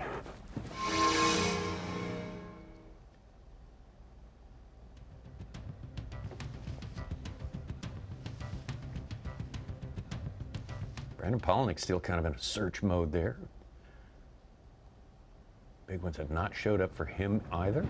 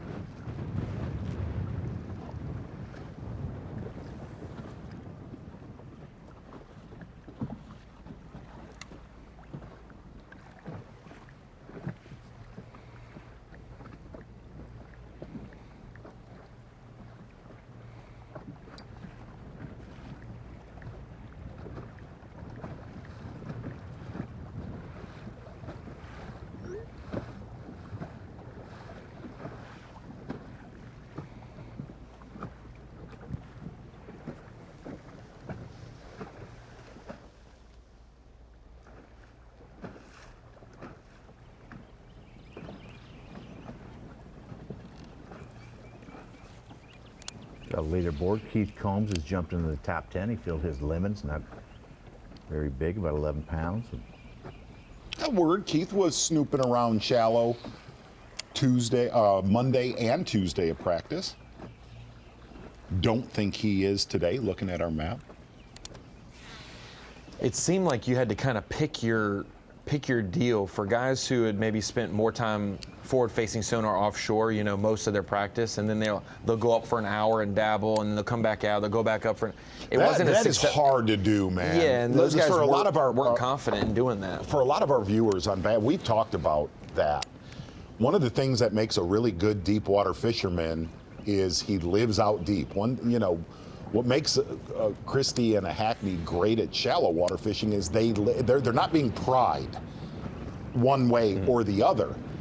To try to manage, especially if you've never been to Toledo Bend, to try to manage your practice. Hey, I'm gonna go spend 90 minutes up shallow. Now I'm gonna go out in this drain in 30 foot of water. Dude, that is hard to do. There is just so much water here if you don't have time here to do that. Choose one. Choose one, yes.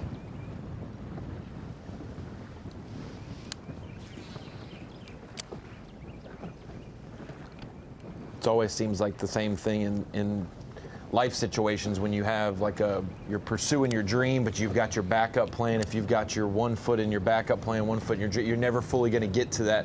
Same thing with, seems like the shallow deal this week. If you didn't fully commit to that and you're kind of hedging your bets, you're never going to fully see something come to fruition.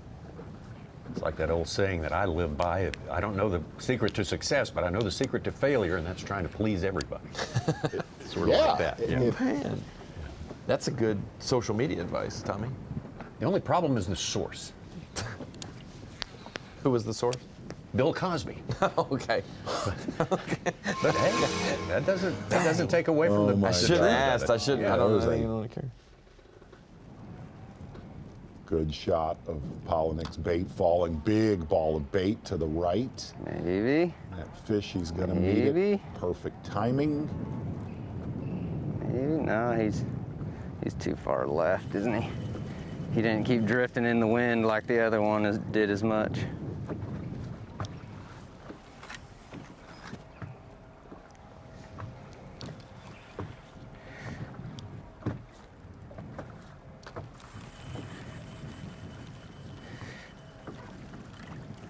I didn't think he's a great bait. And Polinick definitely over deeper water than any other angler we've seen today. Vegeta's bass track just flashed red, means he upgraded, but it was only 2 ounces. So he's up to 26.12. Smallest fish is now a 4.2. He's got the 7.2, couple of 5.0s, and a 5.5. Finally saw it. Did he? Nope, that's just my bait. I thought he tucked right in on the bait. Keeps changing directions.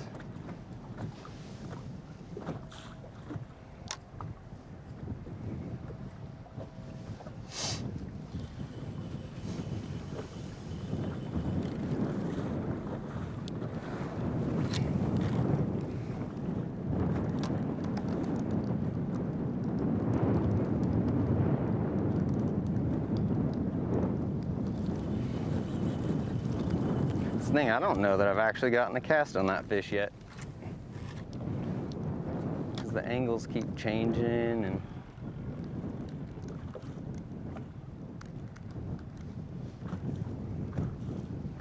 I think I threw too far to the right that time.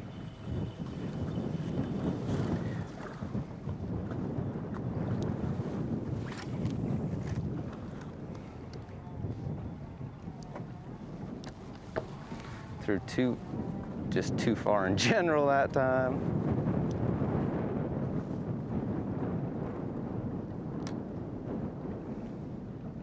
Oh, you could burn a lot of time. Dude, that is, like we said earlier, that is eerily similar to sight fishing on one that maybe you should move on from.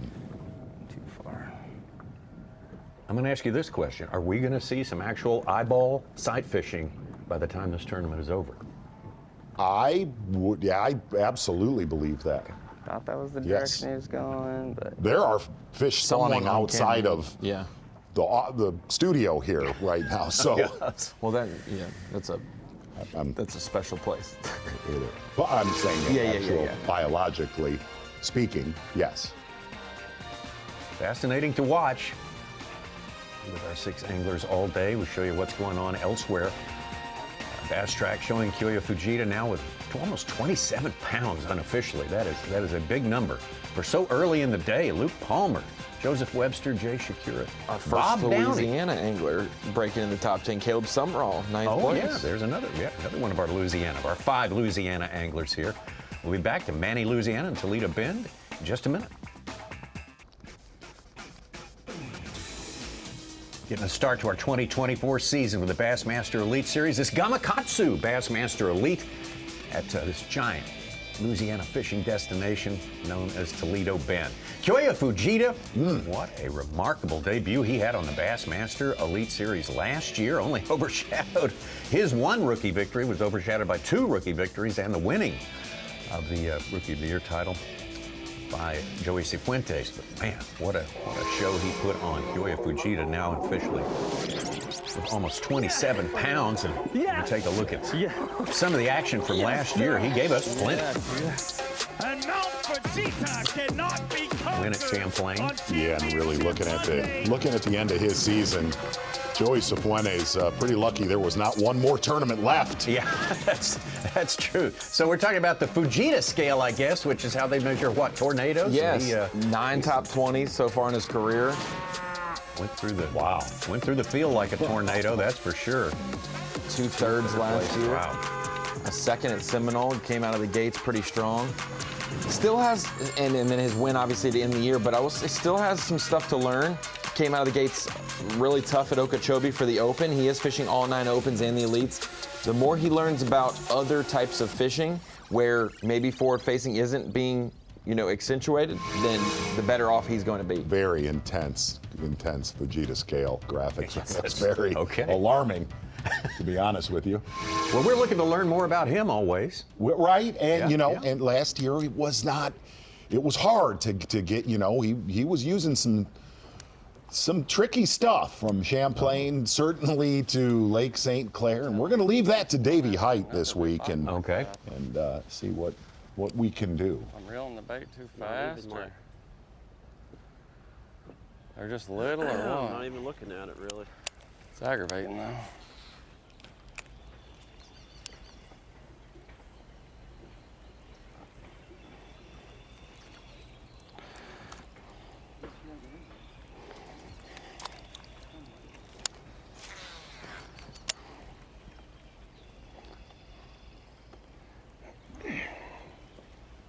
And just so you know, if you're watching this, you may be affected by it, but if you're looking at Bass Track and you wonder why maybe 50 to 60 guys don't have numbers right now, for one, Toledo Bend isn't the best for cell service, but also this morning dealing with nationwide outages through multiple carriers, but especially, I believe, through AT&T. So Marshalls left the dock today, unsure if their phone would end up having signal. So if your favorite pro is 0, I think we have about 90 guys with people in boats, cameramen and marshals, so there's only about 10 that don't. I'm always thankful for the amount of pictures and information we have, and I'm especially From thankful here. today. Yes. And Toledo Bend, yes. This is a national forest area, just like Lake Sam Rayburn. Tough to get signals in some places. Little. It's a drum. There you go. Maybe they're drum. There you go. Maybe they're drum. Drum usually bite though. There's actually 11 that say they need a partner, and that includes our 6 cameras. So about five anglers may not have a marshal today, but may do their own. So we should have full coverage if the nationwide outage cease and desists. There's 60 guys on Bass Track with fish, and there's probably 2 dozen who have not pinged today at all. Which is probably the ones who are just SOS on their phone.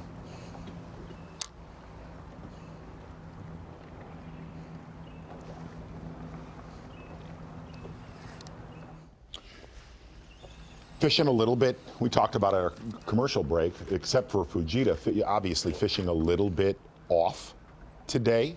And we have talked about this on Bassmaster Live. I know a lot of our viewers have experienced this. When it's cold, okay, and it's been a sustainable cold, when you get a very fast warming trend, we've talked about it on Bassmaster Live, it does take the fish a while to get acclimated when it spikes that fast, and it has done that the last 48 hours here. It's almost like a reverse cold front. It shocks those fish how fast it gets warm. Judging by the practice some of our guys had on Sunday and Monday, when the conditions for the most part sucked, high of 45, but it was calm. Frost everywhere, yeah. Frost everywhere. Fish were biting. They were used to the, it's been cold for a long time. And granted, when you'd have a warm day, you'd have a warm day, and then it would get back being cold. You see that a lot this time of year from Texas to Florida to Alabama, South Carolina, to where that, even though it feels warm to you, it takes them a little while to get acclimated. Well, that's the Bass 101 you've always taught, is that you're looking for stability. Stability. That's what bass are looking for, and that's where you need to look to do well, is where it's a stable environment.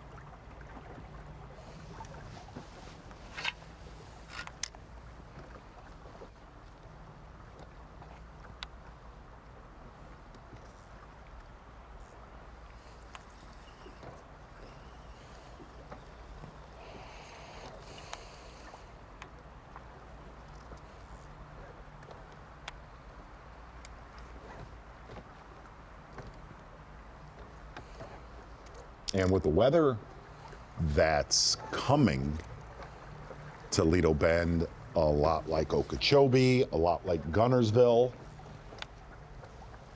being in the mid-70s on Saturday and Sunday, it is going to be a busy lake. Busy lake. Oh, well. We better move around the corner. Ron, did I not hear, is there a giant high school tournament? I think that was the weekend during practice. Okay. If you heard Like it a from lot of boats. If you heard it from a podcast, I think it was like 400 boats. A lot of boats. Yeah. Yeah, no. I think it had been rescheduled to the weekend they started practicing, because they normally practice on Monday through Wednesday. Okay. We practice Sunday through Tuesday. See that? This week. Oh, Matt Aries fish just came in, nothing monstrous, but he's jumped into third Man, place. There's places on this lake where you just sit there and catch nothing but catfish. I guess I'm gonna go back out. It's gonna be windy out there.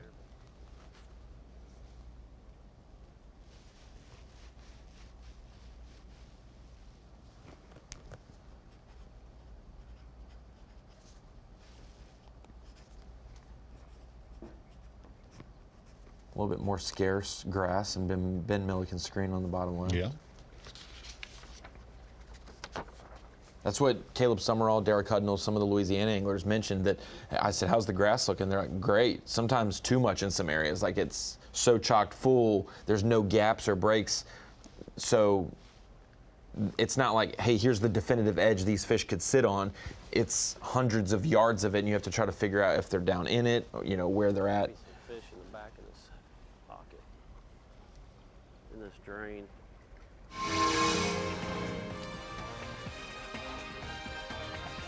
Toledo Bend's about 60 years old. It's roughly the same age as B.A.S.S. Came online on Sabine River about the time the first B.A.S.S. or pre-B.A.S.S. tournament started. And of course, so much history was written here. Look at that. A lot of it written by this group of anglers here, and a few more you could add to that list too. Wow. But Larry Nixon and Harold Allen, the great Harold Allen, John Torrey and Tommy Martin. Why do you feel like Ben Milliken could actually fit in that picture right now? He really could. He could. Larry Nixon talked about White Shoes John Torrey in the cast. Absolutely. If you He haven't sure seen did. that, yeah. Well, with that in mind, let's take a look at our first installment of Northland Daily Trivia. And here it is. How many classics did the Hemp Hill Gang qualify for? Is it I mean, 58? Those 5 that we just showed. 62, 68, or 74? Are we going to answer answer this it now? now, or are we going to wait till we? We'll answer it when we come back from the break. I got enough time to Google. So think about the Hemp Hill Gang. Think about who was in there and how many classics they qualified for. 58, 68, 62, or 74. Wow. Be right back. Yes, this Gamakatsu Bassmaster Elite is well underway. First day of the 24 season. The Bassmaster Elite Series Toledo Bend Reservoir, this live coverage sponsored by Yamaha. Very, very thankful for that. What views we are treated to of this massive, massive fishery here. 60 years old, as we mentioned, and this group of guides who also started dabbling in tournament fishing, really sort of inventing tournament fishing the way we know it right now, including the general himself, Larry Nixon, the Hemp Hill Gang. It's a big part of the history of bass fishing, the history of Toledo Bend Lake. So let's go back to our Northland Daily Trivia question. This is a hard one now. How many classics did the Hemp Hill Gang qualify for? I don't know if I'm good. I don't have that many toes and fingers to count to figure that. Z, you want to take a stab at it? Just throwing a dart throw here. I'm going to go C68. 68. I'll go 74. I'll go for the max. I'm with you. I'll go 74 as well. Both Nixon having 25 and Tommy Martin 19. Harold Allen with 15. 68. Hey, Even in no 2024, he's still getting fed the answers, Tommy. Yeah, I did, and it literally did not. That was a dart throw. I will say, I taped a Zona show here with Harold Allen about 14 years ago. I remember that. We went in San Miguel. It was blowing like it was today in February, and caught about 70 off of one tree. One tree. One tree. On a creek channel, no joke. Maybe that's what Koya Fujita has happened upon here. Look at the size of that lead now as he approaches 30 pounds. Wow. 28, more than 28 and a half Slow down, boy. Slow down now. Luke Palmer. Matt Airy from the Carolinas in there in our top 5 now, along with Jay Shakira. So, wow. Well, Tommy, taking a look at the Mercury move of the day, starting where he left off, the 2023 Bassmaster Elite Series season. Last year, he was a rookie, almost took that title. Koya Fujita, if you talked to Taku Ito last year before the season began, he made the comment, this dude is the real deal, and he has definitely proven that, proving it yet again today. On his way to a potential day one 30-pound stringer. Your Mercury move of the day, very impressive, fishing in a very popular area of Toledo Bend, Koya Fujita.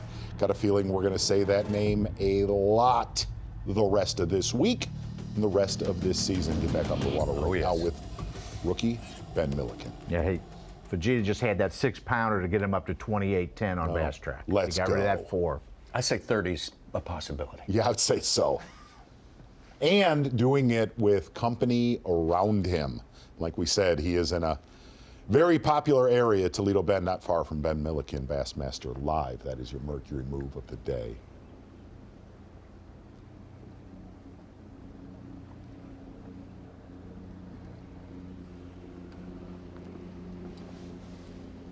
And if you didn't join us earlier, this angler right here, living in the state of Texas, Ben Milliken said he caught a 30-pound stringer on Monday and could have had very close to 40 with what was following his bait on his forward-facing sonar. Big one. Decent one anyway.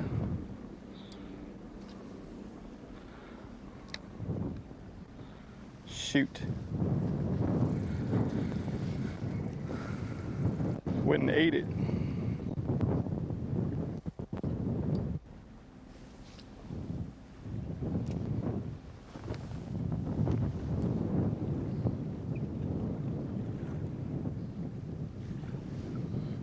You talk to these guys that are really good with forward-facing sonar. A lot of them will tell you also, Milliken hooked up. Yeah, not a big one.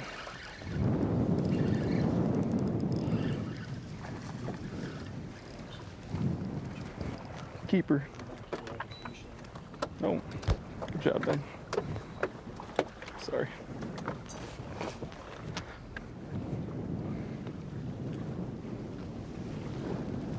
A lot of them will tell you the first cast you make, especially in a lot of the fish that have been pressured. The first cast you make, almost like a dock, so critical to how you present that bait. It's seemingly just like sight fishing. That first one will tell you either the temperament of the fish or it's your best chance to. If you mess up, then it could affect. 100%.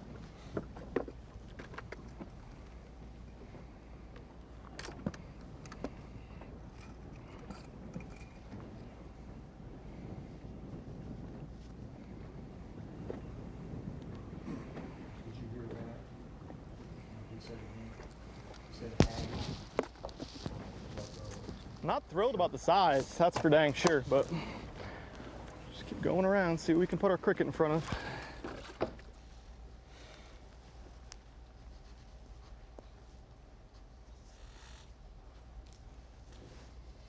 You guys mentioned it. I got to be down at Toledo Bend yesterday for the meeting and to see the anglers and check out the rigs. We've got a new addition to the studio. We mentioned earlier, Jeff Gustafson's 2023 Classic Championship jersey there as we're bringing it into the Dakota Lithium Screen of Knowledge. We're talking about fantasy fishing for 2024. A lot of fans have been asking about it. It's been open for about a month or so, so I hope you set your lineup, got in the leagues, can win all the prizes. I know Tommy and I were talking about our teams and who was going to win or not before we came on live this morning. And when we think about Rapala Bassmaster Fantasy Fishing, the way the buckets are set up when we start our season, it's based off the Angler of the Year standings from the last season. So bucket A is your top 20, bucket B is 21 through 40, things like that, all the way to the 100-person field. But we do mix in some of the rookies, those who have won events or those who maybe aren't rookies, like Jordan Lee's not going to be in bucket E. He might be moved into another bucket, but most of the rookies will be in bucket E when we go through it. So that's determining your picks.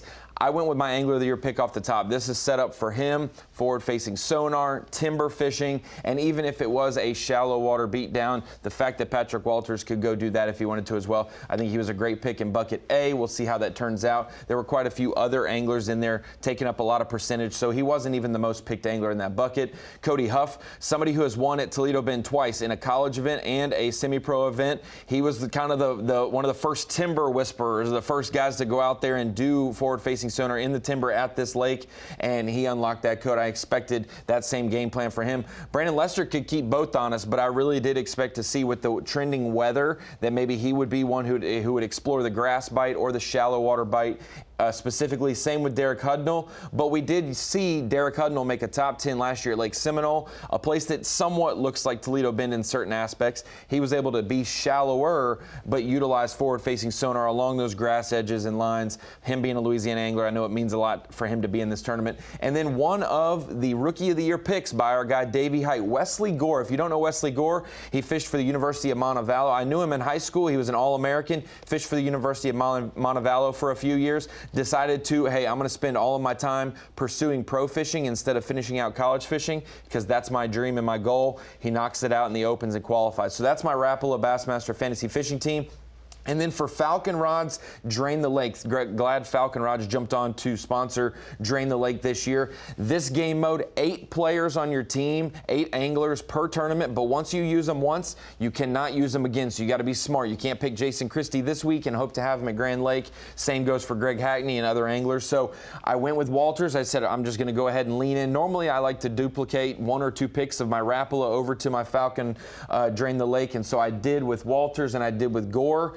I also thought Drew Cook, who just peaked into our top 10, he would trend in his wheelhouse with the way the weather was looking. And then I keeping it honest with a couple guys who like offshore fishing with Cifuentes Card and with David Mullins. Had another Louisiana angler and a East Texas angler in Brad Watley and Caleb Summerall. Those guys will keep the shallow game honest for sure. And so I expected a little bit of distribution between shallow and deep in my Drain the Lake. But for these guys, can't use them in the next event, can't use them the rest of the season, but I hope they pay off. Good news for you, Ronnie. I just saw that Drew Cook had entered the top 10. Yes, so yes, that's okay. Your Drain the Lake shaping up out there. Needs more work, though. Benton was happy. Benton and Cook were happy coming through the line. They were, it wasn't one of those, I've got 30 pounds on bed day one, but they said, man, it's happening quicker. All right.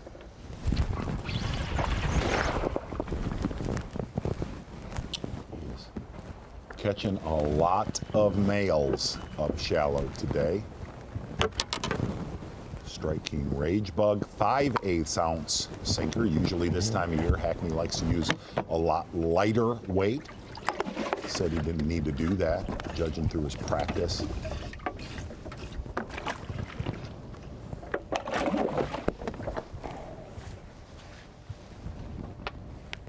Very surprised he has not caught a big female so far. Yeah, we're looking at where he's at. Oh, I water back up in there.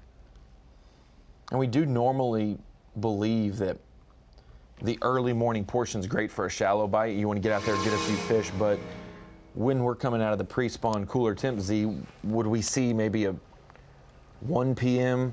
shallow bite start to develop that may lead it? You know, we don't have a cold night. It's going to just start happening. This time of year, I mean, we're still late winter, man. We're not in spring. It's always first 90 minutes, last 90 minutes. That's traditionally, and it's been proven on Bassmaster Live the last 10 years. Greg Hackney has won in February, not far away at Sam Rayburn. Yes. First year of the Yes. Bassmaster Elite Series, I believe that was. You were there. A weightless stick bait on cypress trees. Yeah. Yes. Covered that with Jerry McInnes. Yes, sure did.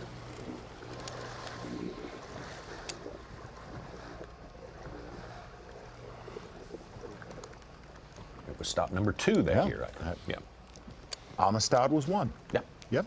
What was it? Ish? Ish and then Right, correct. Hackney? Long ago. Yeah. You're good. You know, this is just a creek that I caught some big ones in practice, and I really caught them out at the mouth. I figured in the tournament like today, I was just gonna kind of keep going and just fish all back through here. Really fishing kind of like if the bass were pulling up on stumps and stuff anywhere back in these drains in the back of these creeks.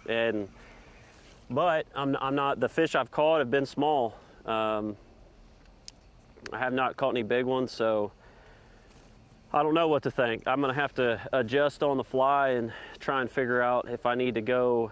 I caught some fish out on the main lake and some more of this outside. So I'm gonna go out there here in a minute and look at that, but it's not been real good this morning. I'm hoping I can find me a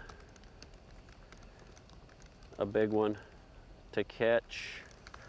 I think they're around, but I just don't know exactly where yet.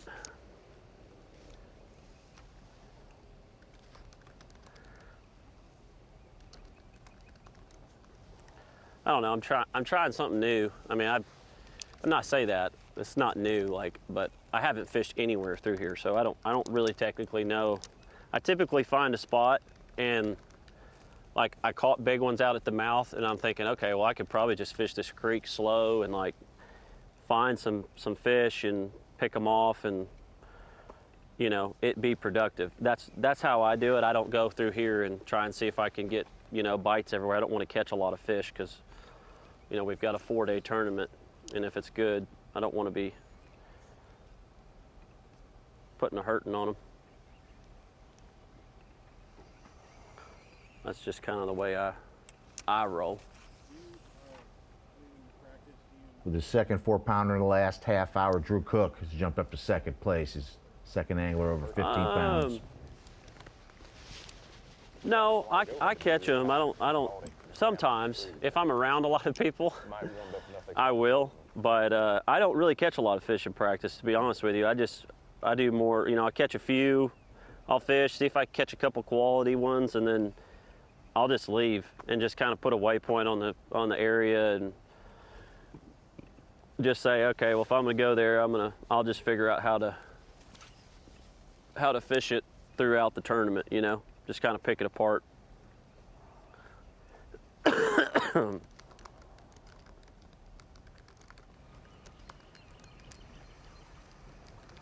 It's not always obviously a great idea, but I don't know. It's just the way I roll with it.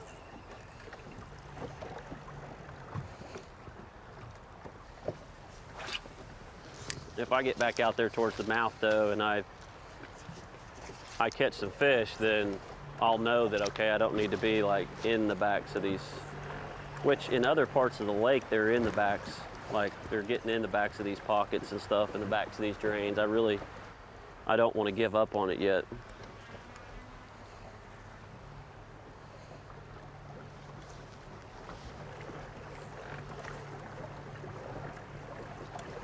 There should be an opportunity to catch a big one in here.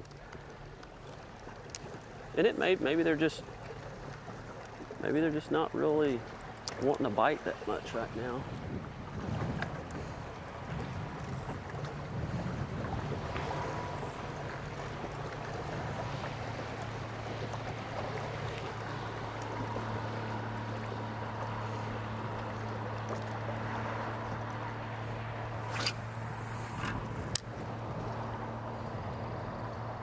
Asked Kyle if he kept the shallow water bite honest. He said, not really, not really. He goes, I pressed it a little bit in the grass, the 5 to 9 foot water grass. And one of the surprising things, Kyle wants to be up there. Like, he wanted to talk more about what Hackney and Christie were doing. He said, man, I've got a pile of spinning rods rigged up. And the interesting thing that he said, I talked about it a little bit earlier, was he said a lot of the fish that were in the grass, that were not in those deeper drains, those fish in the deeper drains chasing around a lot of threadfin shad, he said the fish in the grass were just not as built around as those fish that were suspended. That's interesting.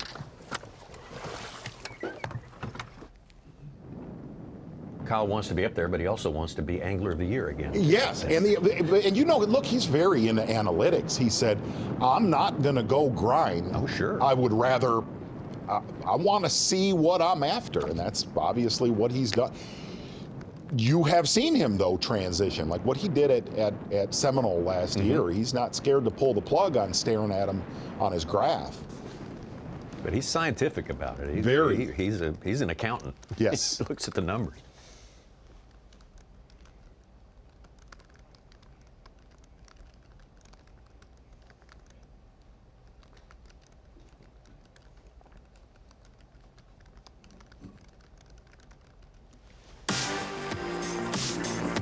I'll let you know about an initiative from Bassmaster.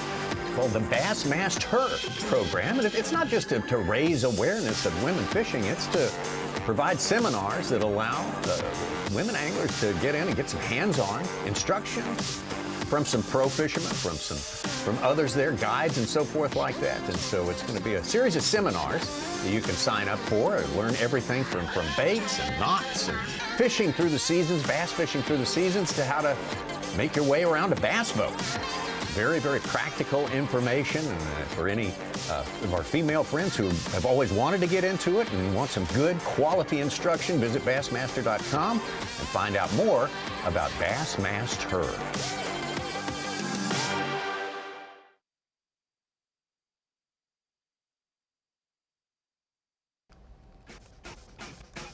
Gamakatsu Bassmaster Elite at Toledo Bend, where we're starting the season this year with 4 days of fishing. We're still in day number 1, getting ready to roll into the 4th hour of fishing and look at Kiyoya Fujita, one of our outstanding rookies from last year, way out ahead of everyone else there, with now closing in on 29 pounds. We expect him to hit 30 before too long if he keeps up this pace. Drew Cook, one of the top level elite stars of the last few years, has moved into the 2nd place slot there. Luke Palmer, Oklahoma, Jay Shakira to Wisconsin, and Matt Airy from North Carolina, rounding out our top 5. That music. First one. The 2024 Bassmaster Elite Series season out with rookie who won on this lake last year in the Bassmaster Opens. Ben Milliken, hailing from Texas now, originally from Nebraska. Well, you would not have thought that a 4.5 pounder on day 1 of Toledo Bend would have been the power pole replay of the day, but it is my friend Ben Milliken showing out so far. 4.5 pounder earlier today, only 4 in his live well with room to grow. That is your power pole replay of the day. I don't think that's gonna last. No, it's just the first 2.5 hours of the day. It's early on. Early on. Power pole replay of the day out to Brandon Polinick live.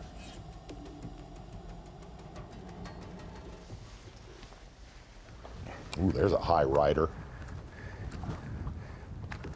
Oh, he's slowing down. Gosh, why?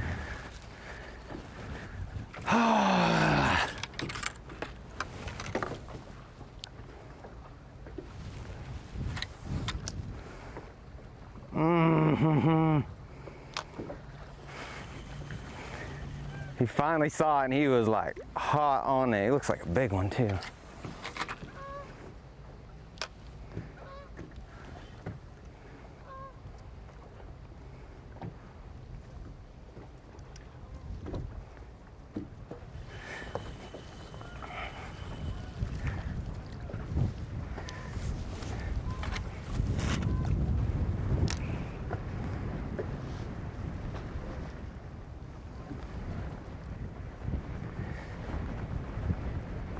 He's on him.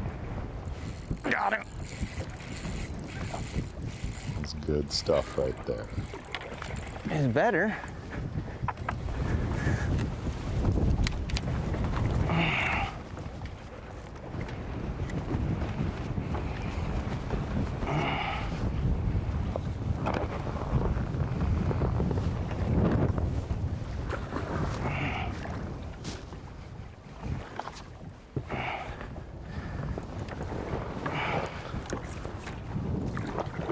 Got him.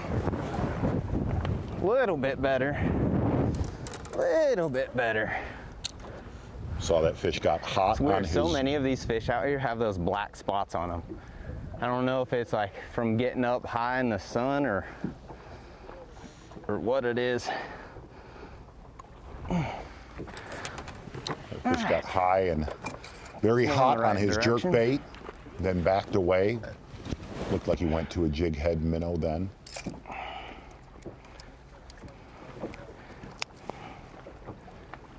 Not quite the right size, but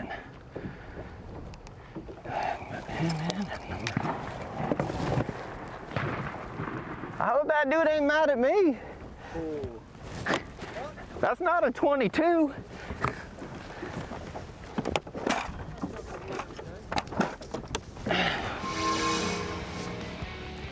Brandon Polinick now in his 12th year as a full-time pro. Actually, 13th year. He told us earlier this morning he's a full-time pro. All the way back from Lake Catawatchee. Yeah, absolutely. That was a great debut he had at the Classic there in the Louisiana Delta.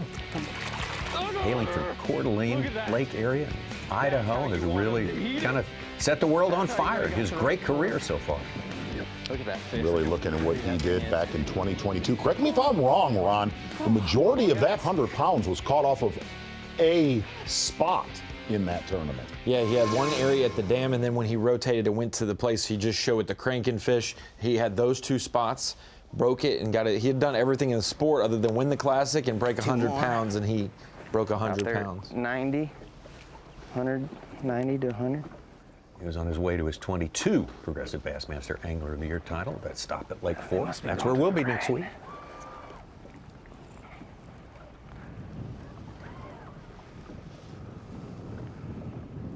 There's like a big tree right there they're hanging around.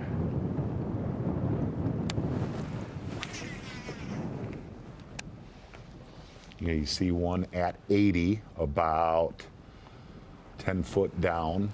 Where are you going? Where are you going? Wherever you're going at a pretty good high rate of speed.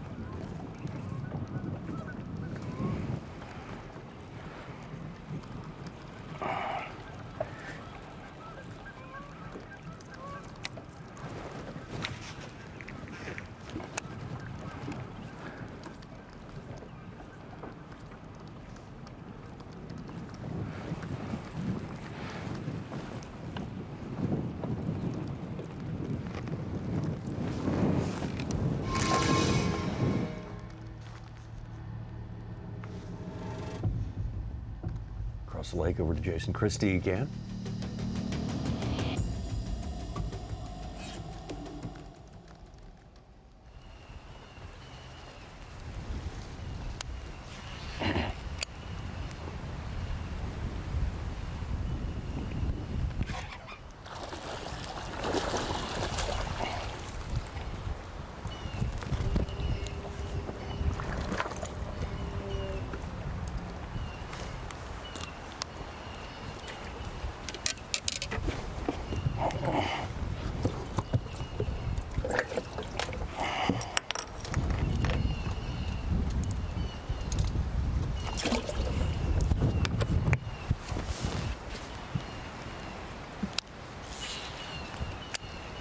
number 4, nothing he really wants to keep.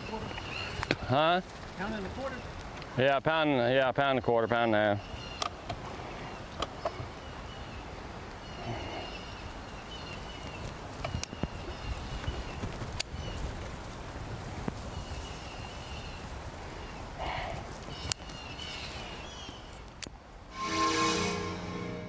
Christy pretty much living with a spinner bait, blade, and a bladed jig. He was the second place finisher the last time the Elites were here.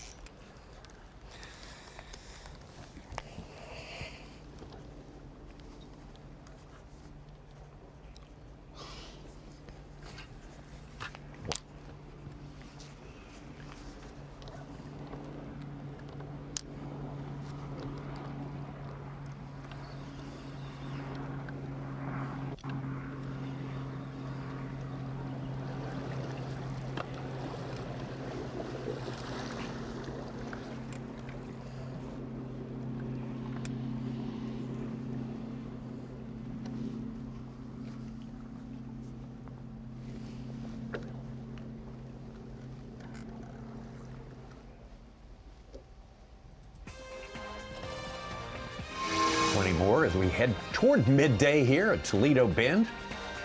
Coming up at 11 o'clock Eastern Time, we'll have the live mix for you. And then at noon Eastern Time, we will have Dave and Davey, Dave Mercer, Davey Height, with their great on-site coverage. There's your unofficial leaderboard right there. Zoya Fujita, 28-10. Big, impressive start here. Better than anyone else by a long shot. Wow. Jay Shakurit, Drew Cook quickly moved up that leaderboard up to second place at some point right there. So we've got changes happening. It will continue to keep changing all day long. Just want to remind you that our live coverage is fantastic, brought to you by Yamaha and sponsored by Minn Kota, by Bass Pro Shops,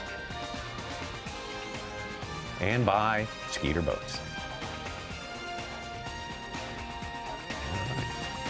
We will be back. Live mix coming up.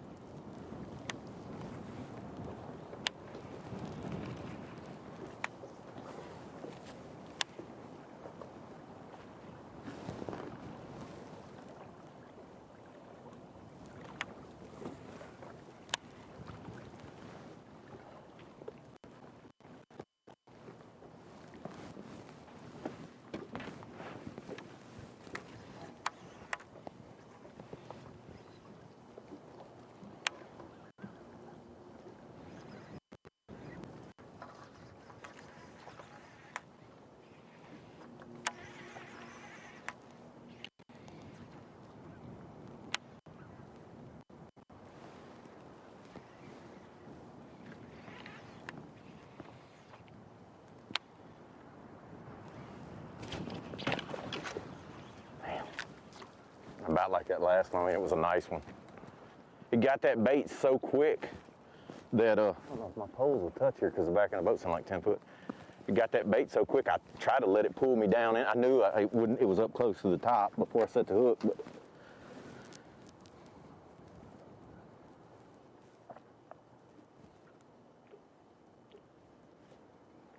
I mean, just the instant it went in the water, I seen the line. And I checked it, and it was just sitting there holding it, never swam off or anything.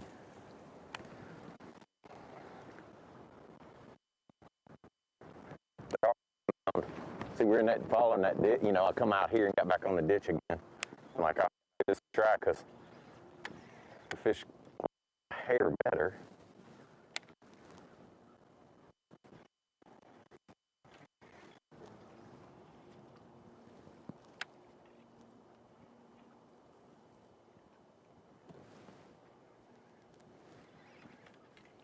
Oh no, what happened?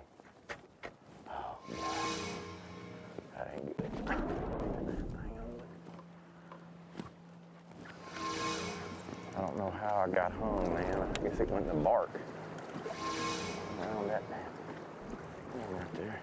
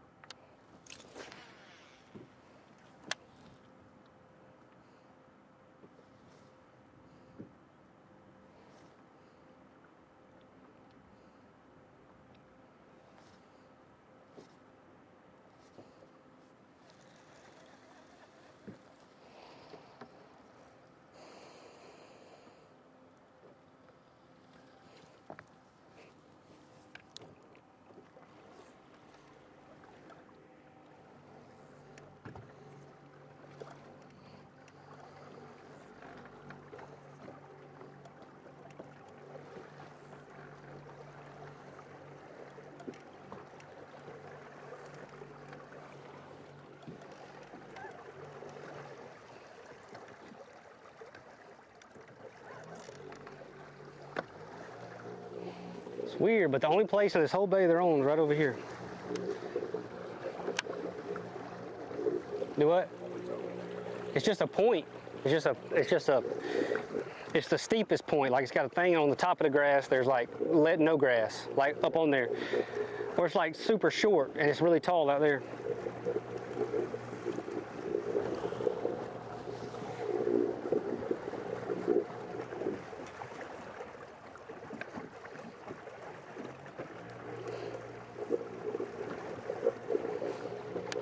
I know there's a bunch of 3-pounders here.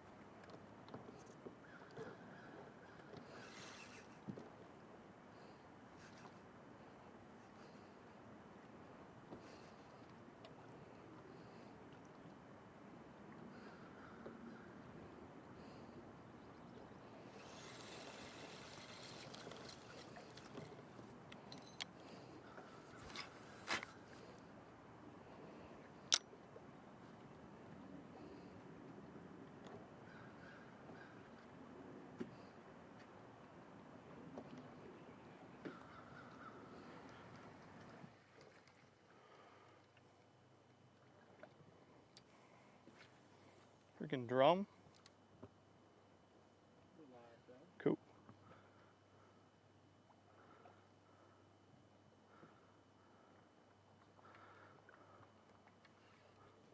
Dang it.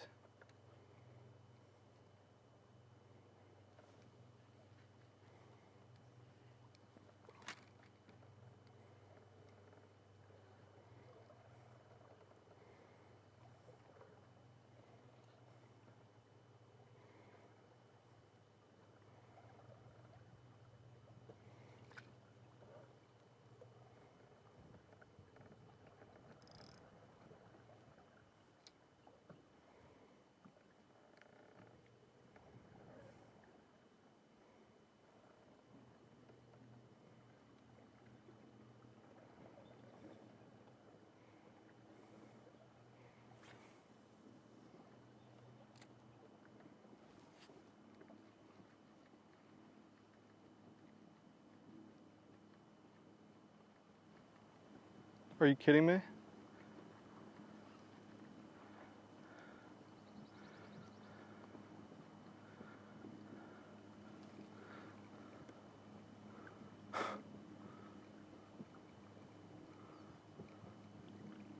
Not big.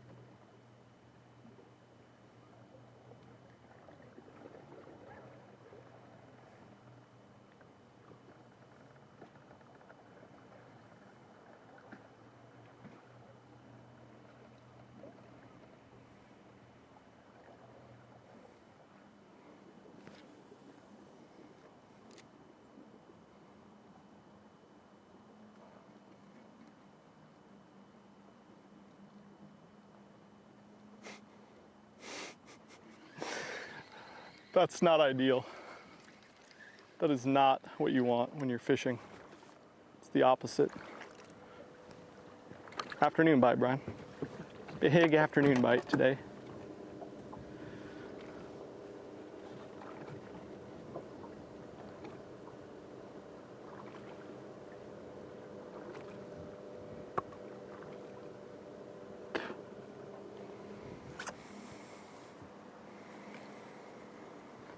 Sometimes 16th ounce can make a big difference. We'll see. Mm-hmm. Can afford it in here.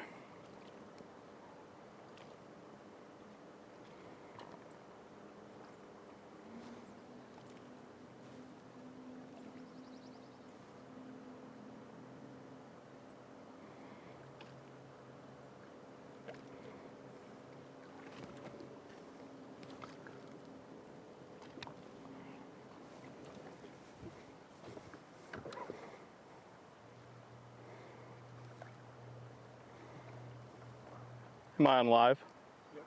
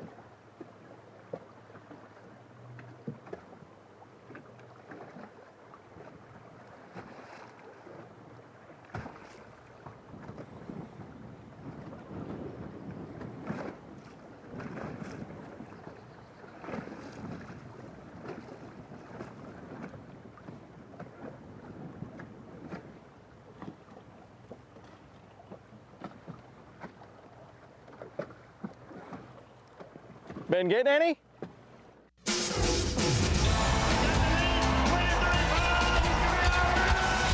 You're watching a B.A.S.S. presentation.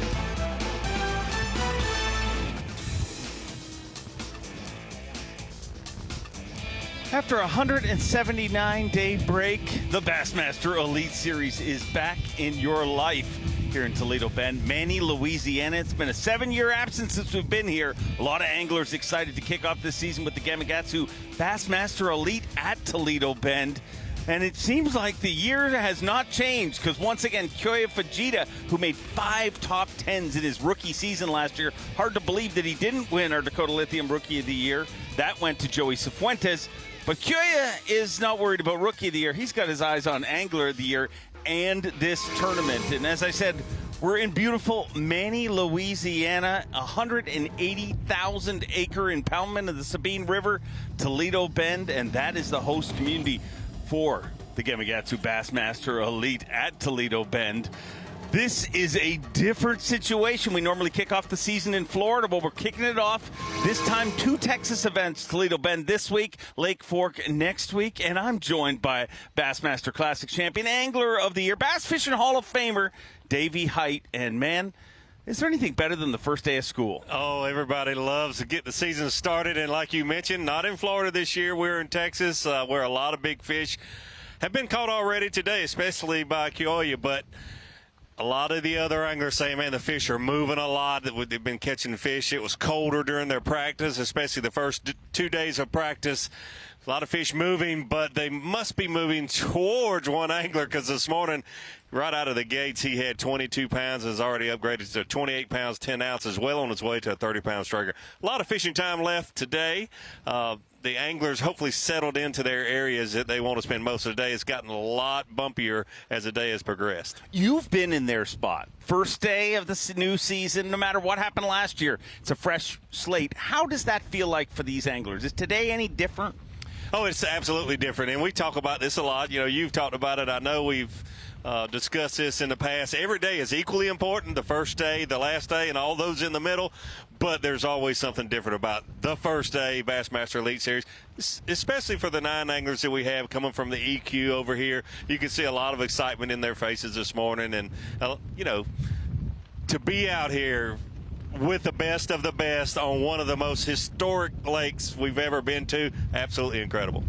6 of those anglers we've been covering all day long as part of Bass Live, and let's catch up on what's been happening with our Toyota midday report. And I can't think of anybody better to start it with than our reigning and defending Progressive Bassmaster Angler of the Year, Stone Cold Kyle Welcher. Yeah, Kyle Welcher starting right where he left off, really, using his forward-facing sonar a lot, not smallmouth in this case. We're at Toledo Bend, largemouth fish, but you can see he chose not to really focus on fishing the bank, where a lot of the anglers, kind of for a change, I've been hearing say, hey, yeah, I'm going to fish the bank, I'm going to fish bushes, I'm going to fish cypress trees. Kyle Welcher chose not to. He's been catching some fish, but needs to upgrade the size a little bit. The other thing about it being the first day of the 2024 season, now he is the reigning angler of the year, and everybody else has got their eye on that trophy. Kyle Welcher, I'm sure, wants to make it number 2 for him this year. Kicking off his 20th season with Bass, the Hack Attack, Greg Hackney. Speaking of anglers that want to just go up there and fish, flip the vegetation, the cypress trees you can see here, and you can kind of tell by the hook set it's the first day of the year. Those fish are airborne immediately. Those first 2, they didn't have enough shoulders on them to stay in the water. You can see those fish there. They're probably spawning just by the looks of those fish that he's catching. A lot of males, especially early in the day, hopefully for Greg Hackney. As the water warms up a little bit later in the day, some of those females will move up and he can get those bigger fish in the boat. The 2022 Progressive Bassmaster Classic champion? No, it's I'm getting confused. It's the first day of school. Jason Christie needs no introduction. No introduction, that's for sure. Jason Christie doing what, not really a surprise, a spinnerbait. You're not going to see a lot of people this day and time throwing a spinnerbait up in that shallow water, these canals, these ditches. Certainly what Jason Christie loves to do, and I think you probably should get used to it, because the next event we'll be seeing some of that, and then the Classic right around the corner. Home turf for Jason Christie. I think we'll be seeing him with a spinnerbait in his hand also. A 2-time Progressive Bassmaster Angler of the Year from Rathdrum, Idaho, the prodigy Brandon Polinick. Brandon Polinick, you can see here, great look at his Humminbird, mega live, looking for those fish. And something real interesting today, not so much surprising, but we're able to see these fish and where they are. A lot of the fish that we've been able to see Brandon Polinick and some others catch are up in the water column. The surface of the water is warming up faster, and a lot of those fish are up close to that surface, getting ready to move into those shallower places and spawn. The problem with these fish this time of year, they're moving a lot from day to day. Those fish could move up there on a bank, or just maybe move up a little higher in the water column and get closer to the bank. So being able to find those fish can be a challenge each and every day this time of the year, especially fishing out in over that deeper water. Even though he's not fishing deep, he's over deeper water, and those fish can be hard to find.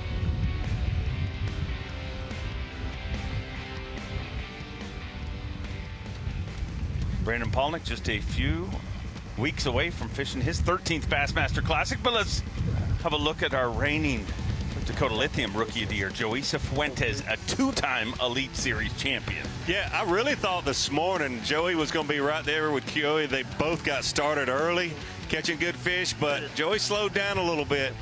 Very similar to Brandon Polinick. He's been around a lot of fish, but just hasn't been able to locate the bigger fish. You can see another nice solid keeper, and they're full. They're ready to go up there and spawn real soon, but he just hasn't found those bigger females like you need to. You can see he's close to the bank, but still using his forward-facing sonar for the most part, finding these fish. Shows you just how close these fish are to the bank and making that next move to the spawn. One of the most highly hyped rookies in the field, Ben Milliken. Man, a YouTube sensation.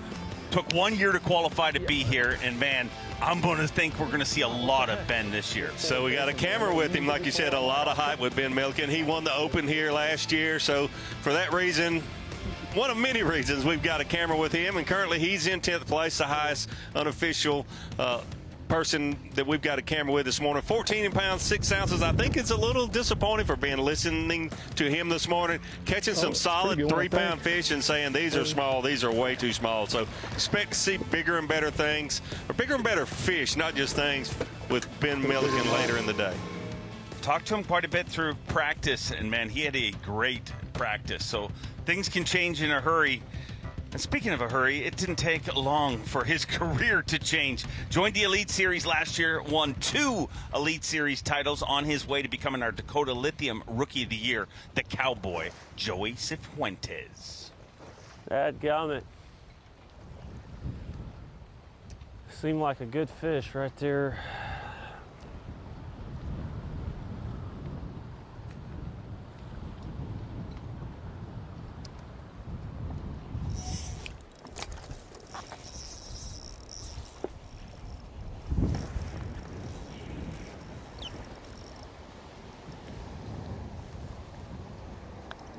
You know it's windy when Joey Cifuentes takes his cowboy hat off.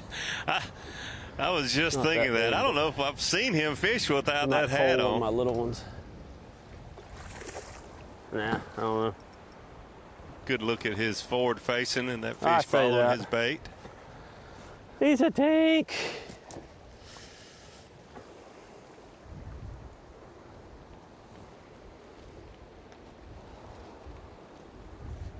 He ain't gonna do nothing for me. Yeah, you mentioned last year him winning 2 events. Not even close. I don't even know what I'm looking at.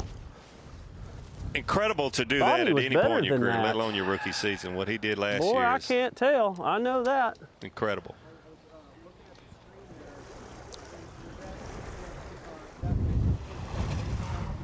Yeah, I mean, they're feeding on shad right there. Kind of, a couple of them hanging out in that little mud line. They're just eating. Just doing what they do. Just gotta hope that I get, there's a couple of them right there.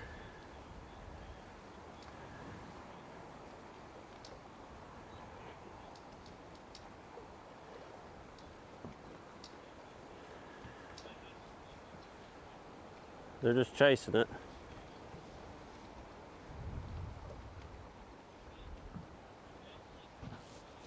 Huh. Possibly small.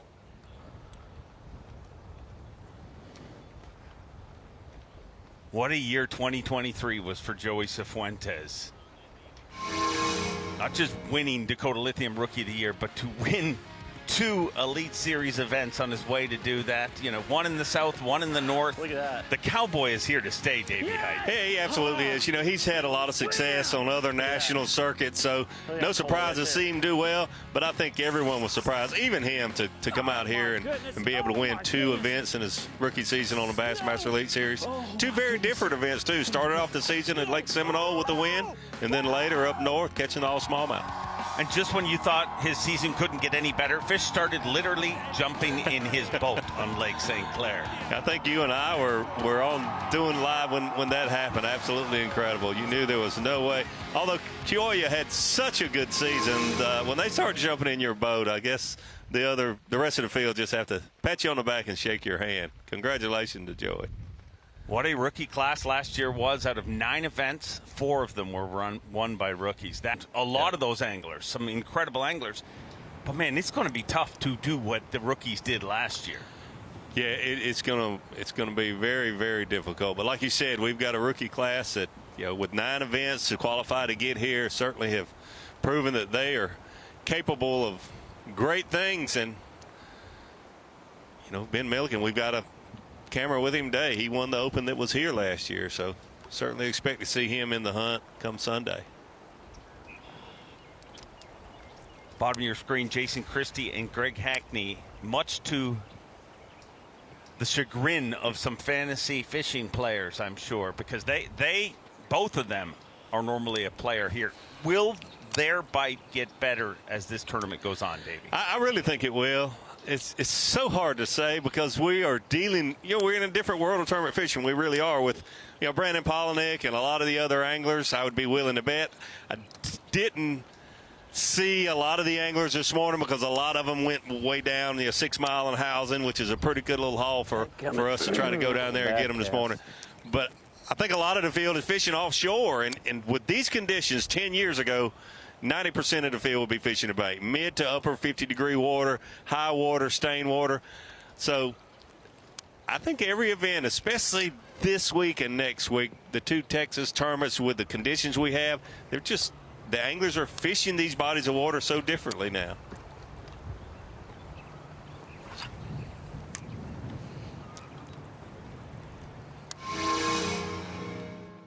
I know what everyone wants to see. I know what they want to see. They want to see some Ben Milliken. His first day of competition on the Bassmaster Elite Series, 34 years old from Nebraska. And guess who else started their career at 34 years old from Nebraska? Who is that? Denny Brower. Really? I knew Denny was from Nebraska, but I did not know he started at 34. That's awesome. That is awesome. So Ben was pretty excited. Like you said, he's had a lot of success, online, just phenom. A lot of big fish catches, videos, and educating a lot of people on how he fishes. But you could see a little, him better than I do, but I could see a little pep in his step this morning. I mean, he's on the elites. It's where he wants to be. Big bass, big stage, big dreams. Yeah, and make no mistakes. This has been his goal all along. A few years ago when he moved from Nebraska to Texas, everybody thought, well, he's doing that for content, for YouTube, and that was part of the plan. But really, from the beginning, he said, I want to make the Elite Series, and he is here now and hooked up live. Cole for us. I think they're a little weary of the boat today because, think about them seeing that boat when they can see a bait that's this big 40 feet away,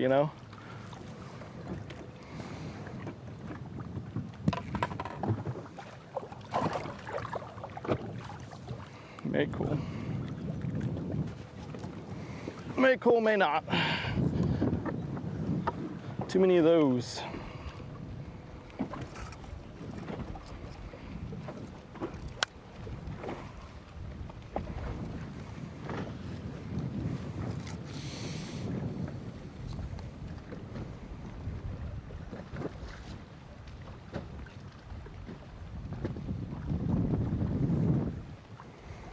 Check him with number 1.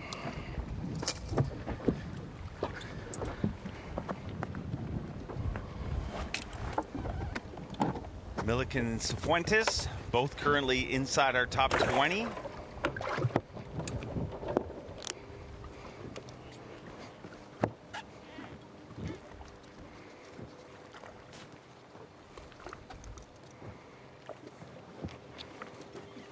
It is a crazy time in our sport, and we're going to address it a bunch. But obviously, there's a lot of changes. Technology is changing the way this game is played. But, Davey, a lot of people, some are for it, some are against it. It is a polarizing topic. But one of the wisest decisions I think ever made was B.A.S.S put a committee together to study the effects of it. You're part of that committee. How is that going to be? Whether there needs to be some rules put in place next year. Nothing's going to change this year. They'd never change anything midway through the year. Right. But how is that being addressed? So we started yesterday, and I agree with you 100%. Upper management, I guess you start at the very top. Chase Anderson decided that we needed more information, more data, we need to research, what guys are doing and how it may affect the sport as a whole, and not just the fish catching, but viewers, liking or disliking. We hear a lot of different opinions there too. So there's a lot going on. So instead of making a quick decision, that would be silly. Good call. B.A.S.S is a leader of tournament fishing. I don't want one. I got worldwide. a freaking beam. But no beam. It should make that decision to be a leader. But I want to show enough. Being that leader doesn't mean you have to do something quick.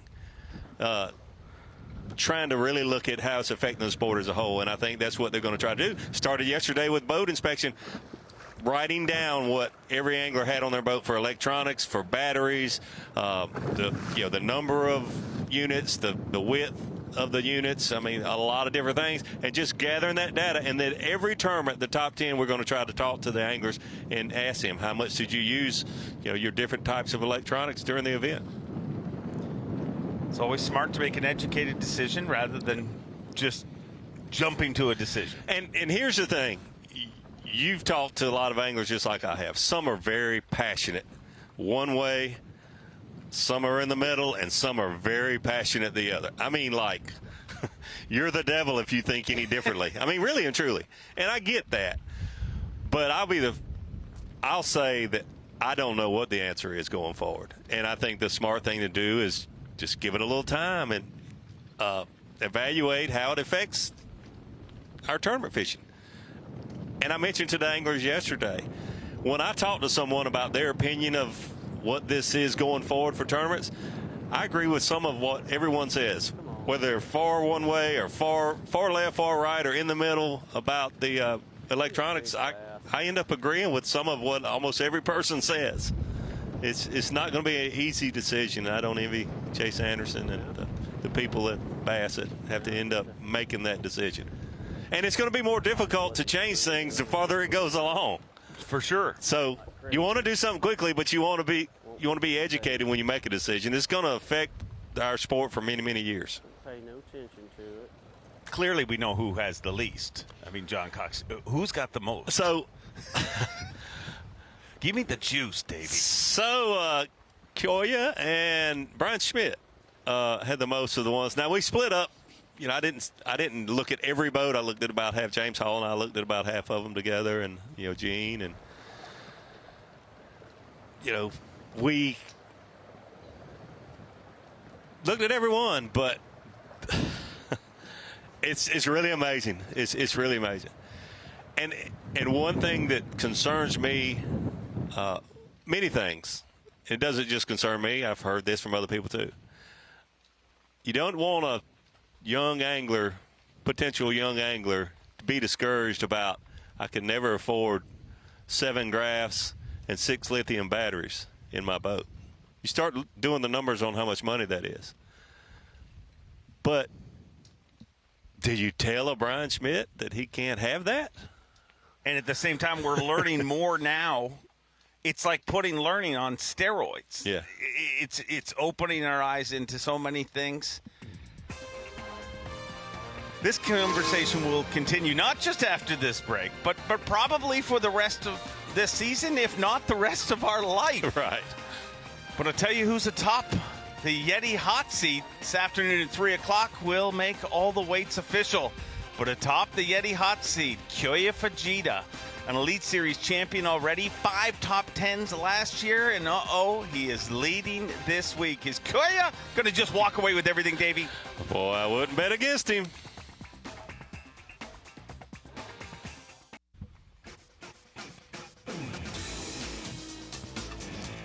Welcome back to our on-location coverage of the Bassmaster Elite Series, the Gamakatsu Bassmaster Elite at Toledo Bend. But fishing continues to grow, and one of the biggest growers of this sport is kayak fishing. The Yamaha Right Waters Bassmaster Kayak Series, powered by Tourney X, March 20th to 21st on Lake Tenkiller.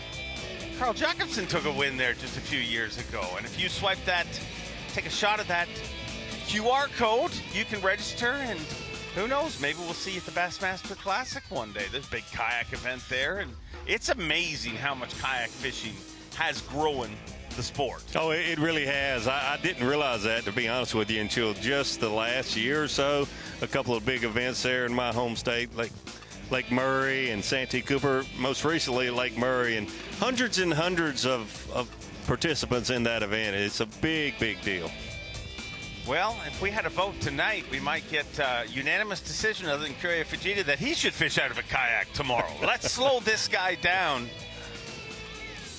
because he has had a tremendous morning, catching him early and often. But our 2022 Bassmaster Classic champion, Jason Christie. having an uncharacteristically tough day, Davey. Really surprising. Currently unofficially in 55th place.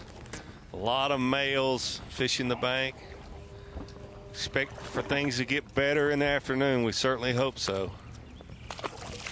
No surprise to me. I saw Jason Christie turn right out of takeoff today going north. He loves to fish the upper end of Toledo Bend here. He's had a lot of success through the years fishing a different direction, where this time of year the majority of the field will go down south, you know, the Indian Mounds, 6 Mile housing, all the way down to the dam. But I happened to notice he took a right turn. A few others, but not a lot of anglers went that way this morning. Two-box Jason Christie and Greg Hackney. And there is probably no other tandem of anglers that the bass fishing world would agree that if they're fishing shallow, those are the two guys they want eyes on. Yeah, how could you not want to watch these two? So much success with, let's just say, big rods in their hands through their career. Spinner baits, vibrating jigs, mega jigs, you know, 1 ounce jigs in a lot of cases for Greg Hackney. I thought pretty good. I mean, I haven't caught many females. I've only caught one female shallow, and I just had a feeling, you know, that that's what I needed to do with the weather, the moon, all of that kind of stuff. And you know, I caught a female right off the bat and kind of got me excited, and that's the only good bite I've gotten. And you know, the no sunshine kind of worries me a little bit, but you know, we still got a big portion of the day left. And there's one thing about this pond, you don't have to get a lot of bites, you just have to get the right ones. And I'm just, you know, I fished a lot of stuff today that I didn't even fish in practice that just felt good. And like that pocket right there felt real good. Just nothing. You go in one pocket and get 2 or 3 or 4 bites, and then you go into 2 other pockets and don't get a bite, which tells me that, you know, a big portion of them haven't moved yet, obviously. But I got some live scope stuff. I'm gonna go fish in a little bit and just make sure that it's not easy. I mean,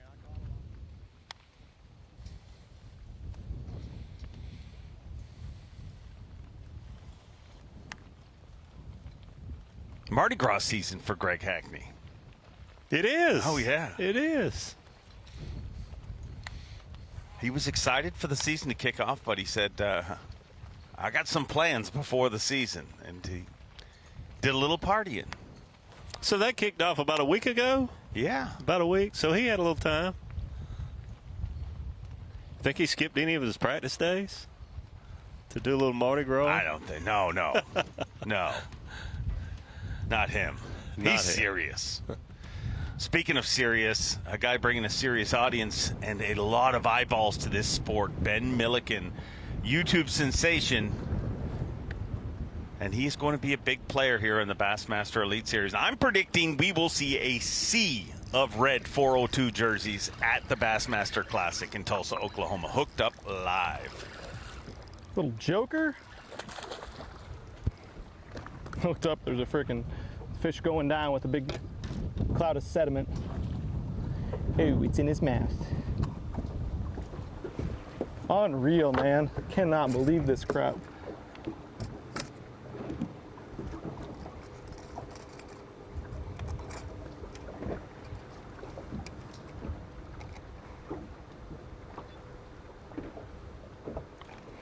It's great to have this diversity. Yeah, we just left Jason Christie and Greg Hackney.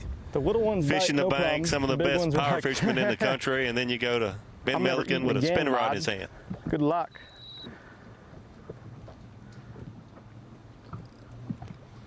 Ben Milliken's got a camera on him with good reason here on the first day of the season. Not just is he a highly hyped rookie, but took a win right here in a 3-day Bassmaster Open, well on pace to crack the century belt if it had been 4 days. He absolutely did. I think everyone was tuning into this event last year. He started off that tournament with a big stringer and just bagged it up each and every day. Look at the size of some of those fish. I expect to see some of that from him this year with the conditions we have. I'm surprised he hasn't already put a 6+ pounder in the boat, but absolutely incredible start for him last year, 2023 Bassmaster Open, to get that victory. And like you mentioned, a lot of people watching him here today. Back out to Ben Milliken live. How does that happen? How do the small ones get it every time? Unreal.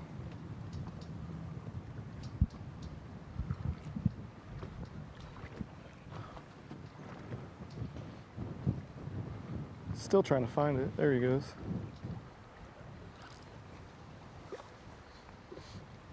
Here comes the putter throw.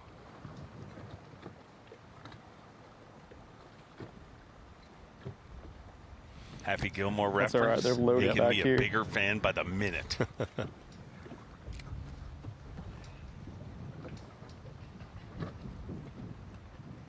Davey, you were pretty impressed by his wrap. No. I was. I noticed that this morning. Like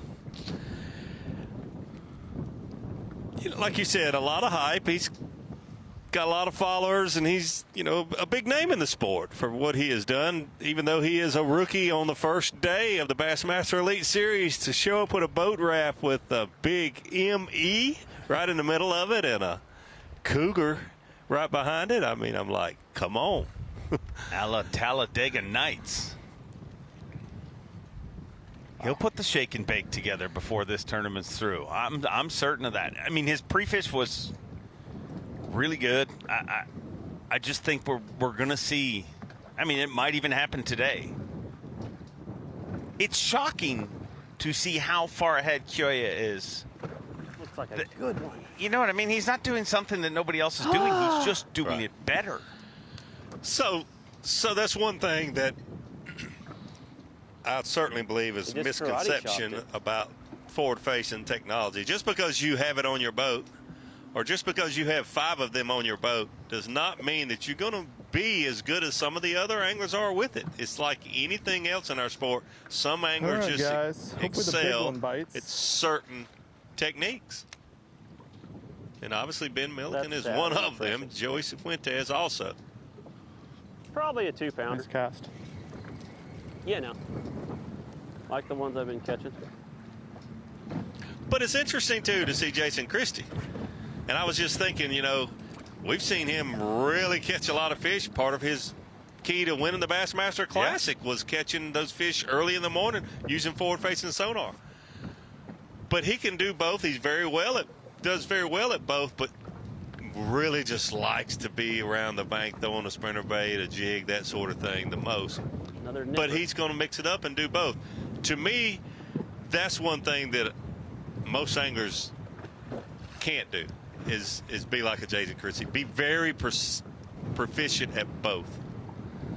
And I think a lot of anglers will think they have to do the forward-facing side of this game, and it'll pull them away from what they really do best and have their strengths, and they'll be left out in left field. I hope I'm wrong, but I think some people will find themselves every dang playing small cat and one gets mouse it. with what they're going to do. Every Do I big fish one the bank, says or do I goodbye. go out into deeper waters live scoping?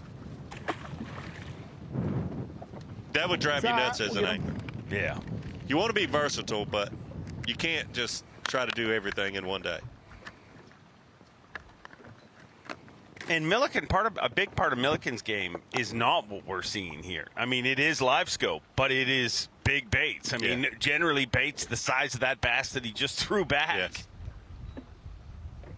Do you think he's made bait adjustments just simply because of the time of the year?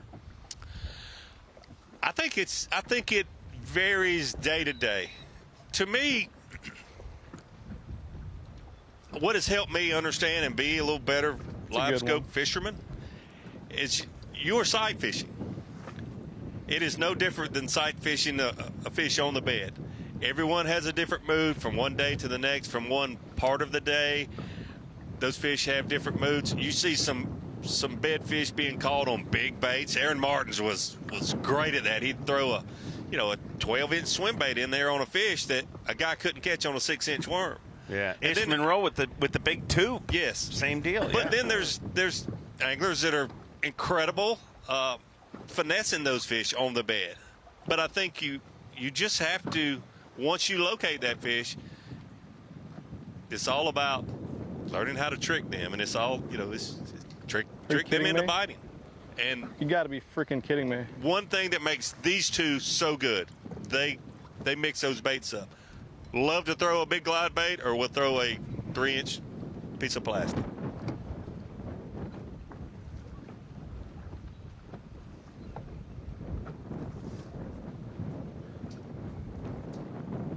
I feel like there's a weird hesitancy in anglers this year. Like, I feel like this is the first time where in the past you'd have anglers be like, well, this is what I do. When I go to this part of the world, this is how I fish. I feel like our sport is evolving clearly right in front of our eyes, but that's also a bit of an adjustment for anglers. Like, there's certain anglers that I would have thought, yeah, they're for sure going to be in the bank, but they're almost fully committed to being out, and vice versa. Yeah, and we'll see how it works out. You know, I think it'll work out good for some, and some other will regret that they tried to do both. Now out live to Jason Christie. And you said he does both? Yeah. So, hey. Obviously, a few minutes ago when he was throwing a spinnerbait, he was not in 37.2 feet of water.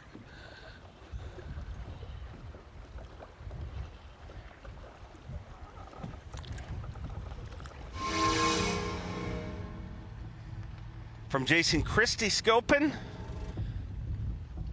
We'll take a little jaunt up the lake. Let's see him. Let's see our reigning and defending Progressive Bassmaster Angler of the Year, Stone Cold Kyle Welcher, hooked up alive.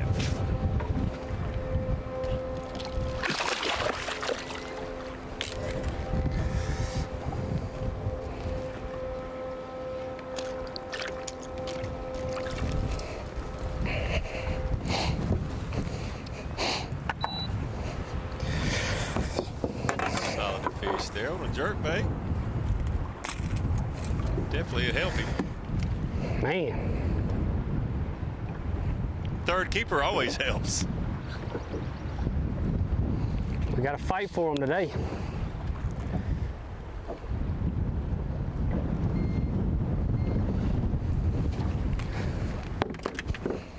Especially as we approach noon here. That's a very welcome addition. Oh, yeah. Had a third fish earlier, didn't like how it was hooked and let it go voluntarily.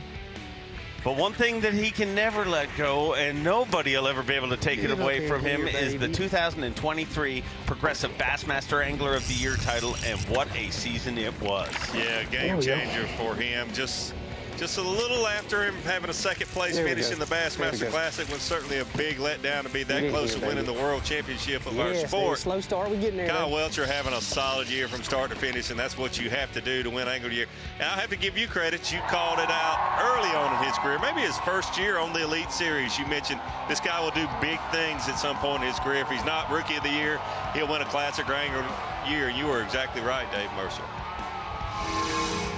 Well, I thank Kyle Welcher for backing up. I say a lot of things that don't come right, but that did. And he is just, I mean, I've always said he's kind of like the perfect mixture of Kevin Van Dam and Aaron Martens. You know what I mean? He's got that different way of thinking, but that's a look at your Progressive Bassmaster Angler of the Year standings last year. Welcher and Cobb battled it out right down to the wire, and keep your eye on Patrick Walters this year, because, man, this season sets up very well for him. It really did. It really does. Ronnie Moore always wants our preseason predictions, and I did say keep your eyes on Patrick Walters also. Keep your eyes on our entire field, because we're not going anywhere, but we're going to take a quick break. We'll be right back here from the shores of Toledo Bend in beautiful Manny, Louisiana. Day one, stop one of 2023. 24, too, yeah.